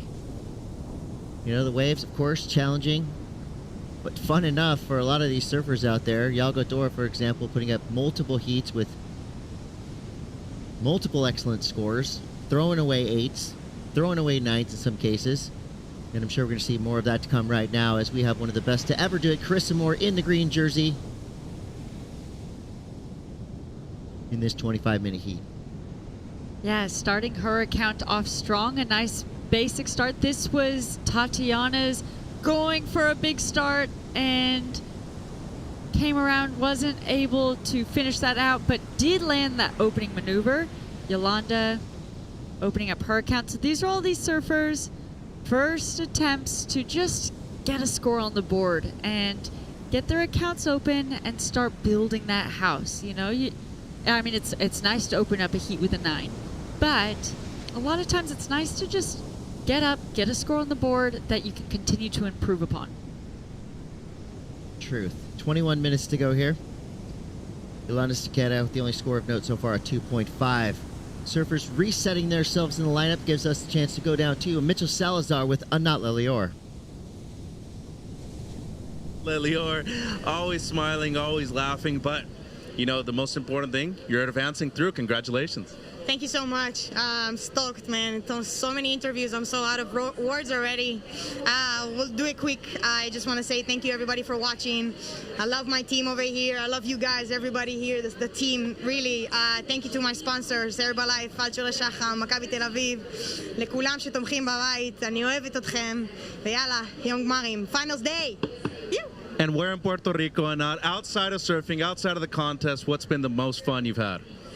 Oof, that's a hard one. I feel like once you go to the beach and there's so much ocean over here, and you can just find your own peace of quiet, and I've been enjoying that very much. So thank you, Puerto Rico, and honestly, the crowd is amazing. So I'm thankful for everything over here. Last thing, if you told yourself 10 years ago that you'd be a 2-time Olympian, would you have thought that would have been a possibility? My psychologist always tell to myself that I'm an Olympian. It's a new thing to say 2 times Olympian, so I'm still getting used to the first one. Congratulations. See you tomorrow. Thank you so much, guys. Big things happening for Anat Lelior. I love that mentality. You are an Olympian, which she already is an Olympian. Now she's a 2-time Olympian, and you know, going into a heat with that confidence. I've had the same advice when I'm nervous before a heat, to be told, hey, you're going out as a world champion. Tell yourself that, because if you're if your competitor, let's say it's vice versa, you'd be going, oh, my world champion has this resume, that's really nerve-wracking, and so she can go out with that confidence. A 2-time Olympian. Act like you've been here before. Exactly. And she has. Into finals day now. It's very exciting. In the last heat of the day, we'll see who our last 2 competitors are who will be going into finals day today. Anat Lelior has a chance of becoming a world champion here in Puerto Rico. The ISA World Surfing Games rolls on. This is a huge heat right now. Just mostly because of the names that are in this heat. Carissa Moore, Tatiana Weston Webb, global superstars. Yolanda Sequeira, I would say, put her on that list of darlings of the 2024 ISA World Surfing Games. She has been so impressive in the water. Her post-heat interviews showed a lot of her character and personality, which we were just loving. A tenacious, fiery surfer out of Portugal. Somehow does it with a smile on her face. Just the perfect mix of a great sport and an just an awesome personality in the world of surfing. See Tatiana Weston-Webb showing that she is a serious contender as well. 2 big turns there. Camilla Kemp, Team Germany, showed a lot of heart, passion, pride for her team and her own surfing. In her post-heat interviews, it's just been a really, fun experience when you just get those little glimpses into who these surfers are. We see them so often from this vantage point, out there in a jersey, at work, really just focused on the task at hand. So it's nice to see them just freed up a little bit. And, of course, Anat said it there. She's done so many interviews today. It's cool to just, again, free yourself up to talk about different things. What's it like to be here in Puerto Rico when you're not in a jersey? Well, someone who's enjoying their time in the water in Puerto Rico, Tatiana, getting a good score on the board. That will sit well. The judges are still waiting to drop that. Nice and powerful. She's enjoying this left on her forehand. These lefts have been the predominant score earning waves today. Chris, not all week, but today we've been seeing with that onshore wind, cross-shore wind coming into that left, the lefts have been opening up a little bit cleaner, where the rights have been still have scoring potential, but a little bit farther and fewer, harder to find. 16:28 to go here. Most likely going to be her best score. And it is. Tatiana Weston-Webb drops a 5.67. I don't want to take attention away from Tatiana because this is the Tati show right now, but her partner, Jessie Mendez, just dropped a video part. That is awesome. Got great choice in music. Used a song by a band called Cut You Up, which I'm in. Really? Yeah, sorry. Oh my gosh. I'm not trying to self-promote. I'm trying to promote Jessie's part. It's a great surf part. I didn't pick up my side of that. I'm sorry. That's amazing. I love that. Jessie's an amazing surfer. They are a dynamic duo, that's for sure. Well, Tatiana Weston-Webb in the lead for now with a 5.67 and a 3.67, and she is right back at it. Big hard carve there. Goes up into a very critical section of that wave. Did you name your band after a section named like my that? band after Tatiana Weston-Webb surfing. It's hard slicing, cutting turns like that. Very cool. Camilla Kemp now, just a .40. The first 10 minutes have not been great for Kemp, but we know how solid of a surfer she is and a steely competitor, so she'll be right back in this fight, no problem. Yolanda Sequeira, kind of a wild wave. Does feel like we're seeing an increase in energy out there, though. Maybe it's tidal. Maybe the wind is just backed off a little bit, allowing these waves to kind of peak up a little harder. But either way, it's still looking really fun out there. There's still big numbers available. Well, we're looking at 2 championship tour surfers against 2 non-championship tour surfers. Challenger Series surfers, yes. Qualifying Series surfers, yes. But not with that experience of the championship tour like Tati and Carissa, which just provides, a lot more, even more heat experience and makes the surfers in blue and white a little bit of the underdogs against these surfers with the names of Tati and Carissa, but showing that they are 2 to be messed with back to back. Camilla and Yolanda get a wave, put themselves into this heat. It's pretty interesting. Yolanda Sequeira, she's still just a young upstart, but already has a huge padded resume. Absolutely. Her junior career was incredible. Big wins there. Challenger Series, Qualifier Series. She's done it all, and now she's on her way to a potential podium spot here at the ISA World Surfing Games. A lot of waves just came through. 1, 2, 3 punch for 3 of these surfers in the water right now. And Tatiana finding the bigger of all of those waves, but unfortunately unable to capitalize on that final maneuver. So waiting for Yolanda's score to still come through. Camilla's came in at a 3.6 for that single maneuver. Was nice and strong. Was on that right that we were talking about is a little bit more difficult to find out there on her forehand. Well, Yolanda just got the job done with the 5.30. Chris and Moore hanging in there in 3rd place for now with a 4.83. Last score comes through for Camilla Kemp. Her best, but most likely not good enough to get into one of those top 2 advancing spots at 3.6. 12:45 to go. Elimination rounds have been wreaking havoc on our field.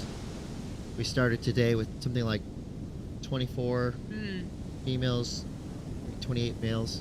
We sliced that number nearly in half. Tomorrow we've got a short, condensed, star-studded finals day. Sunday here in Puerto Rico is going to be awesome. These past few days have just been so emotional from the surfers. It's emotional watching. We've seen Olympians, Olympic spots earned and solidified on the men's side today, on the women's side yesterday. Yolanda and Camilla were both surfers that were able to solidify those in the past couple days, and Camilla going on behalf of Germany, and her teammate Tim Elter also got his spot today. Carissa Moore. That was tapped. Big snap. Carissa Moore. Love to see that wind up. You know, she was looking at that section with a vicious intent. She nailed it. Good redirect after she came out of that turn. Nothing really else available for her on that wave, but I think it's going to help her cause. I was going to say that I really like the quick thinking of the redirect, getting this big hack and then quickly going straight into that right. Unfortunately, it wasn't bulling up into a section that she would have loved to capitalize on in that way that it could have, but this was the money turn, and that's just showing her experience of ability to read a wave. She already knew the way that section was lining up on the left, that that section would be there on the right to redirect to. It's Camilla Kemp now. We have a nice little bowl here to work with. Some whitewater coping at the top of that wave. Doesn't give her much opportunity. She makes the most of it. Just trying to get rid of 0.90. She'll do that. Sakira drops to third. Carissa Moore gets a 4.83 and a 3.77. Enough to get her the 8.6 heat total for now with 10.5 minutes to go. I expect all these threes in the backup scoreline area to be deleted soon. With this much time left and this much talent in the water, I am expectant to see some sizable points coming through. Ooh, Yolanda surviving an opening slash. Two big turns there through the midsection of that wave. Can she get the finish? Jams it, stays on her feet, nice and steady. Great job there for Yolanda Sakira. That was a beautifully ridden wave, well timed, well read. Be interesting to see the replay of that, but at this point she only needs a 3.3, which we are confident that, what were you saying before, that that branch you're going out on is really sturdy? Yeah, the limb I've been putting myself out on calling scores when it's pretty obvious to anyone watching that it's an excellent score, and I say, oh, yeah, I'm sure they're going to get that. Well, let's take a look at that replay. Opening turn, nice and powerful. Second turn, throwing that spray, coming all the way around on this one, and then is able to link it through this little section and makes it through that convergence of whitewash and cuts out on the inside. Power surfing all day long for Yolanda Sakira. Love that opening turn. These first two turns. You know, she's not only relentless in the grand scheme of the heat, but also on every wave that she surfs. She's not going to leave any scraps on the table. She milks it all the way through, doesn't she? Absolutely. Great surfing there for Yolanda Sakira. And the judges agree. Yep. 5.93. Pair that with a 5.30. We've got a new heat leader. Team Portugal on top. Tatiana Weston Webb in second. Carissa Moore out there in the green jersey in third, needing a 4.52. Mia Kemp needs a 5.52.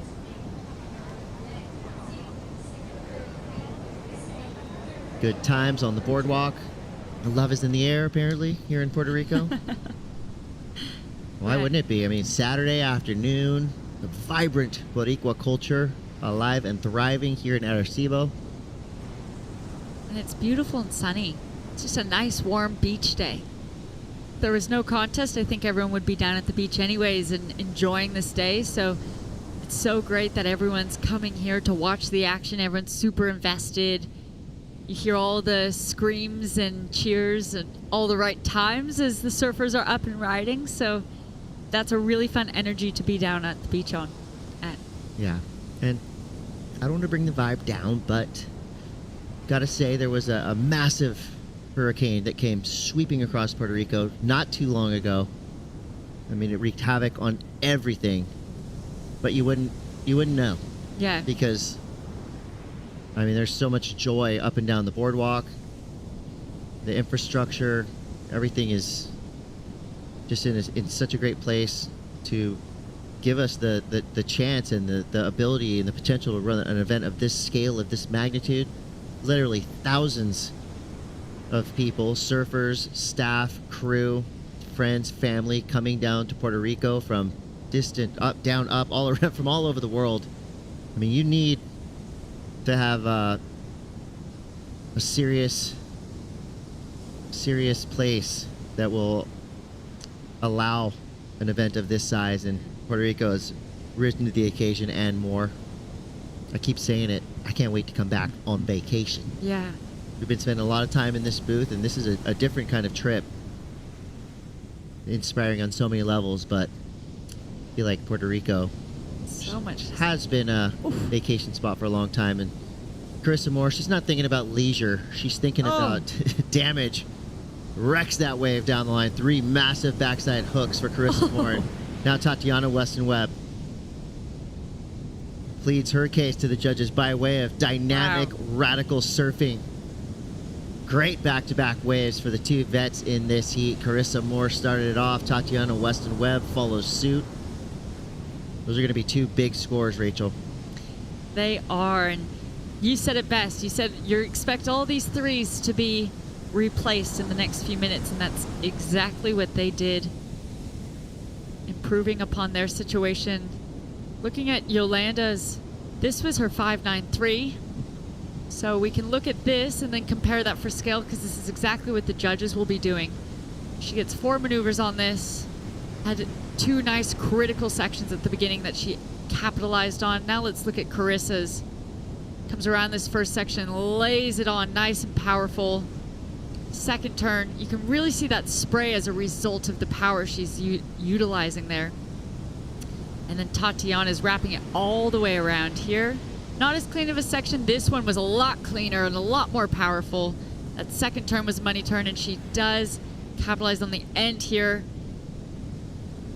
Solid surfing right there. Yeah, so the judges will be using Yolanda's 5.93, the single highest wave score of this heat so far, as that scale to say, do they feel it, is it similar, is it above, or is it below? They'll be looking at, it's not just about number of maneuvers or wave size, it's about the whole package, the variety of maneuvers, the power, the flow, the speed in between each maneuver as well maintained. So up to the judges there, but it will do some damage to the score lines. Sensing a lot of desire in this heat. I'm here for it. All 4 of these surfers want it. They're making each other work for it, that's for sure. Judges still locking in their scores. Carissa Moore and Tatiana Weston-Webb. Unfortunately, sorry, go ahead. I was just going to say, unfortunately, Camilla taking off on that one. You could see Tati was maybe, she was also paddling for that, maybe in the better position for it. Camilla wasn't quite able to get into the right timing of that wave. She was always just a few seconds behind taking off, maybe a little bit too deep there. Well, Bob Dylan said it best. The times, they are a-changing. Things have changed in a big way. Inside of 4 minutes to go, Tatiana Weston-Webb jumps into the lead. Carissa Moore follows suit in second place. Carissa now with the highest single wave score, a 7.67. Tati's waves comes in, a 7-point ride. For T double dubs. Here we go. Nice carving slash there. A little hung up. She didn't like the looks of the rest of that wave. She's out. 3:30 to go. Just like that. Yeah, I think the way you said it too, you read that first wave saying she got a little bit hung up, and a lot of times as a surfer, if you know you didn't capitalize on that first maneuver as best as you could have, then it's already, the rest of the wave is no use in continuing on, and so she was straight out of it. Well, now Yolanda Sakira up and at it right now. Big smash. I was just about to say this wave's looking rough, but Yolanda made me eat my words before I could spit them out.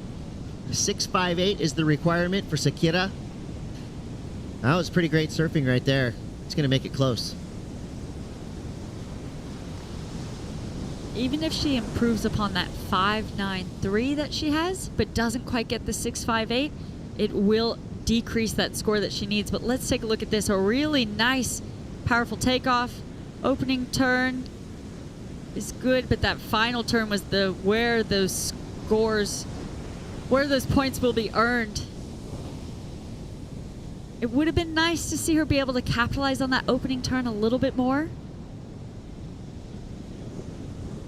The timing of the wave just not allowing her to really fully lay into it enough in order for her to be able to get back around for that second money turn. Camilla up and riding. Yeah, you can tell that it's been taxing out there. Camilla Kemp, I mean, she is an incredible athlete, but ask anybody to surf 4 to 5 heats in one day in conditions like this, and it's exhausting. It's going to take it out of them. I'm not saying she's fatigued. I'm just saying that it's been a lot for all of these competitors here. Last 2 heats of the day. Repechage round 8, heat 2, a minute 42 to go. Score comes in for Yolanda Sequeira. It was enough and some. A 6.70. That drops Carissa Moore into third. In a good position, though, needing a 4.96. The only thing, time is going bye-bye. 1:26 to go. This heat has flown by. Carissa's last heat as well was one that we only realized at the last seconds. Wow, it's already towards the end. Is this a 4.96? Not yet. Wow. And it's going to be right on the edge. The judges have been liking those big, impactful finishing maneuvers. She didn't get much on the outside. It comes down to that main turn, doesn't it? It was, I mean, and it was a great turn, but you looked at Yolanda Sequeira's last wave, the snap, and then the real big fiery finish. Well, Sally did get that, I think around it was at 6.77, I think it was this morning for that single turn where she actually knocked Tatiana from second place into third into this repechage round from that single turn. So look, thinking back to that, I don't think it was quite as radical as Sally's. However, Sally's was a 6 something. Chris is only looking for a 4.96. Basically a 5 is what's going through the judge's mind. Right. 15 seconds left. It's probably going to stay as it is. Tatiana Weston Webb, convincing victory there, a 7-point ride. She is surfing her way straight towards the main round. A rebirth and a potential podium finish for Tatiana Weston Webb. Yolanda Sequeira, power surfing, reigns supreme. She moves through in second place. Carissa Moore, Camilla Kemp, they are out of the ISA World Surfing Games, but full credit to both of these surfers who put on a great show for us all weekend long. They're both Olympic qualifiers. Carissa had it a couple months ago. Camilla Kemp got the good news yesterday. So either way, they're going to be leaving Puerto Rico with their heads up high and probably with tired arms because they have surfed a lot this week. Yes, they absolutely have. Lots of heat surfed. We're still waiting for that final score of Carissa. We just saw that replay. That that final turn was really well timed. There's Team USA looking at what we're looking at, that little red dot ring. Well, I may be asking Action Sports Productions to edit that part out that I just said. Because never count out Carissa Moore. She did have one big power snap at the end of that wave. And Carissa, if you're watching the replay and you do get that number, I am sorry. But it all comes down to this. One final number to lock in. Final heat of the day, final number. Was it a 4.96? Judges taking their time. Wanting to get this right. I'm getting nothing from the visuals right now either. Yeah, no one's super confident either way. I think they're sitting like us. It will be interesting how it, but Tatiana, comfortable with that win. Oh, she's through. She's in. One more number to drop.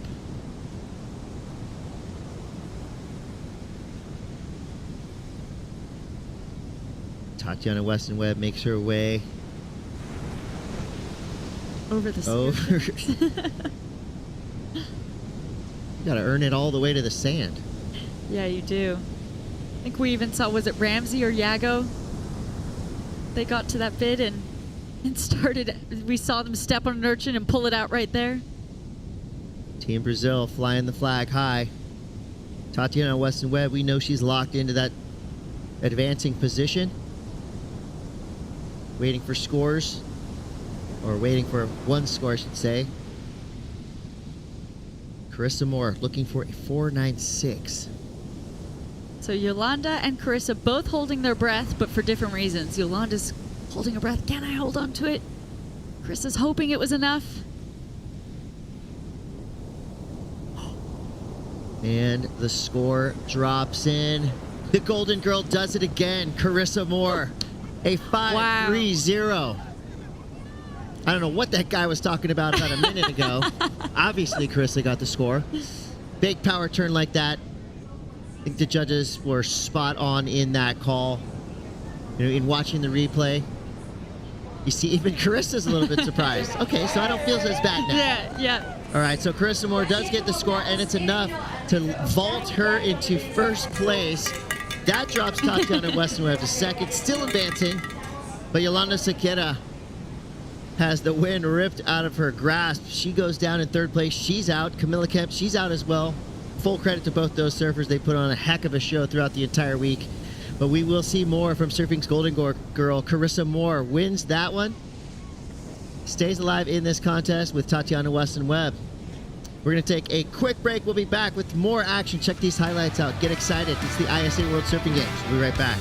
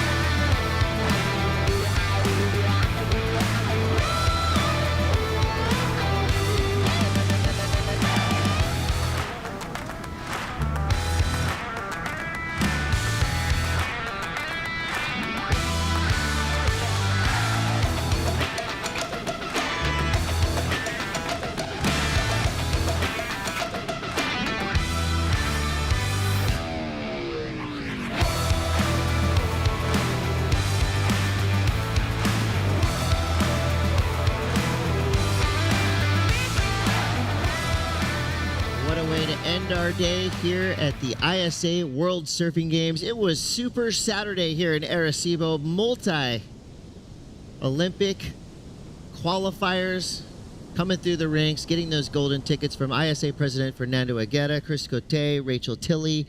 It has been an absolute pleasure to present surfing history to you. An entire day of impactful heats, big performances, huge airs, just amazing surfing all day long.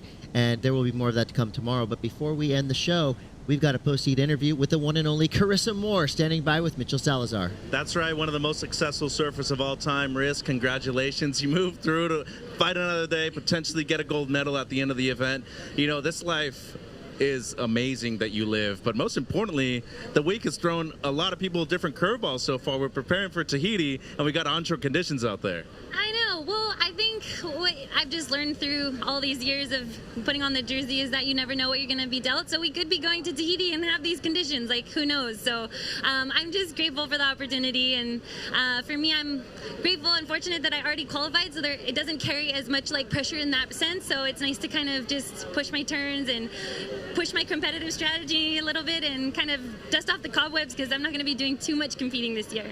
Is it refreshing to surf against new people too? Oh, it's awesome. I think that's one of the things I love about the ISAs is, you know, you get these different countries that you don't get to see on the represented on the World Surf League, and everyone's here and so passionate and just genuinely loves being in the water and the opportunity, and it's going to be rad. The Olympics it's going to be so cool seeing countries like Germany and China represented, and it's really awesome. And we talked about your nonprofit yesterday, More Aloha. I saw you before your heat and a couple heats ago talking to a lot of young girls when you were catching not only a couple waves out there, but most importantly, grabbing your jersey. The significance of being a role model to you, how cool is it to see a lot of these young girls look up to you? Oh my gosh, it's the best. It's honestly the best thing in the whole world. I remember how it was to be on the opposite side and looking up to my heroes, and the ones that really made an impact on me were the ones who took the time to say hello or ask how I'm doing or share a piece of advice. So I only hope that I could be that for the next generation. You are. Congratulations, Riz. Thank you so much. Surfing's golden girl, an ambassador of Aloha, an all-around awesome human being, Carissa Moore. Yeah. Here's your 2024 ISA World Surfing Games Women's Qualified Surfers. This happened here, live in front of your eyes. Amazing. Puerto Rico, Nadia Aristarbe, Sol Aguirre, Tina Hinkle, Yolanda Sequeira, Anat Lelior, Janiri Gonzalez, Exhabari, Camila Kemp, and Sishi Yang. What a list of luminaries right there. I mean, pretty much all new names on the international scene as Alonso Correa, Ramsey Buchheim, Andy Crier, Rio Waida, Tim Elter, Joan Duru all get their golden tickets here in Arecibo, Puerto Rico. Another eclectic, interesting mix of surfers right there. Each one of those surfers with the potential to get Olympic gold at Paris 2024, as well as some of them still in the field here could get an ISA gold medal tomorrow, making them a world champion. So on behalf of myself, Chris Cote, Rachel Tilley, and the entire crew down here, we know you enjoyed the show today, but guess what? We got more for you tomorrow. Tune in first thing in the morning here in Puerto Rico. We're going to be presenting to you finals day here at the ISA World Surfing Games. So we'll see you tomorrow morning. Until then, stay awesome. In Puerto Rico, we call ourselves Boricua. We are proud, passionate, and full of life. On our island, secrets are more precious when shared. Passion flourishes. We enjoy until our hearts are full. And we know that gifts can come from anywhere. Live Boricua.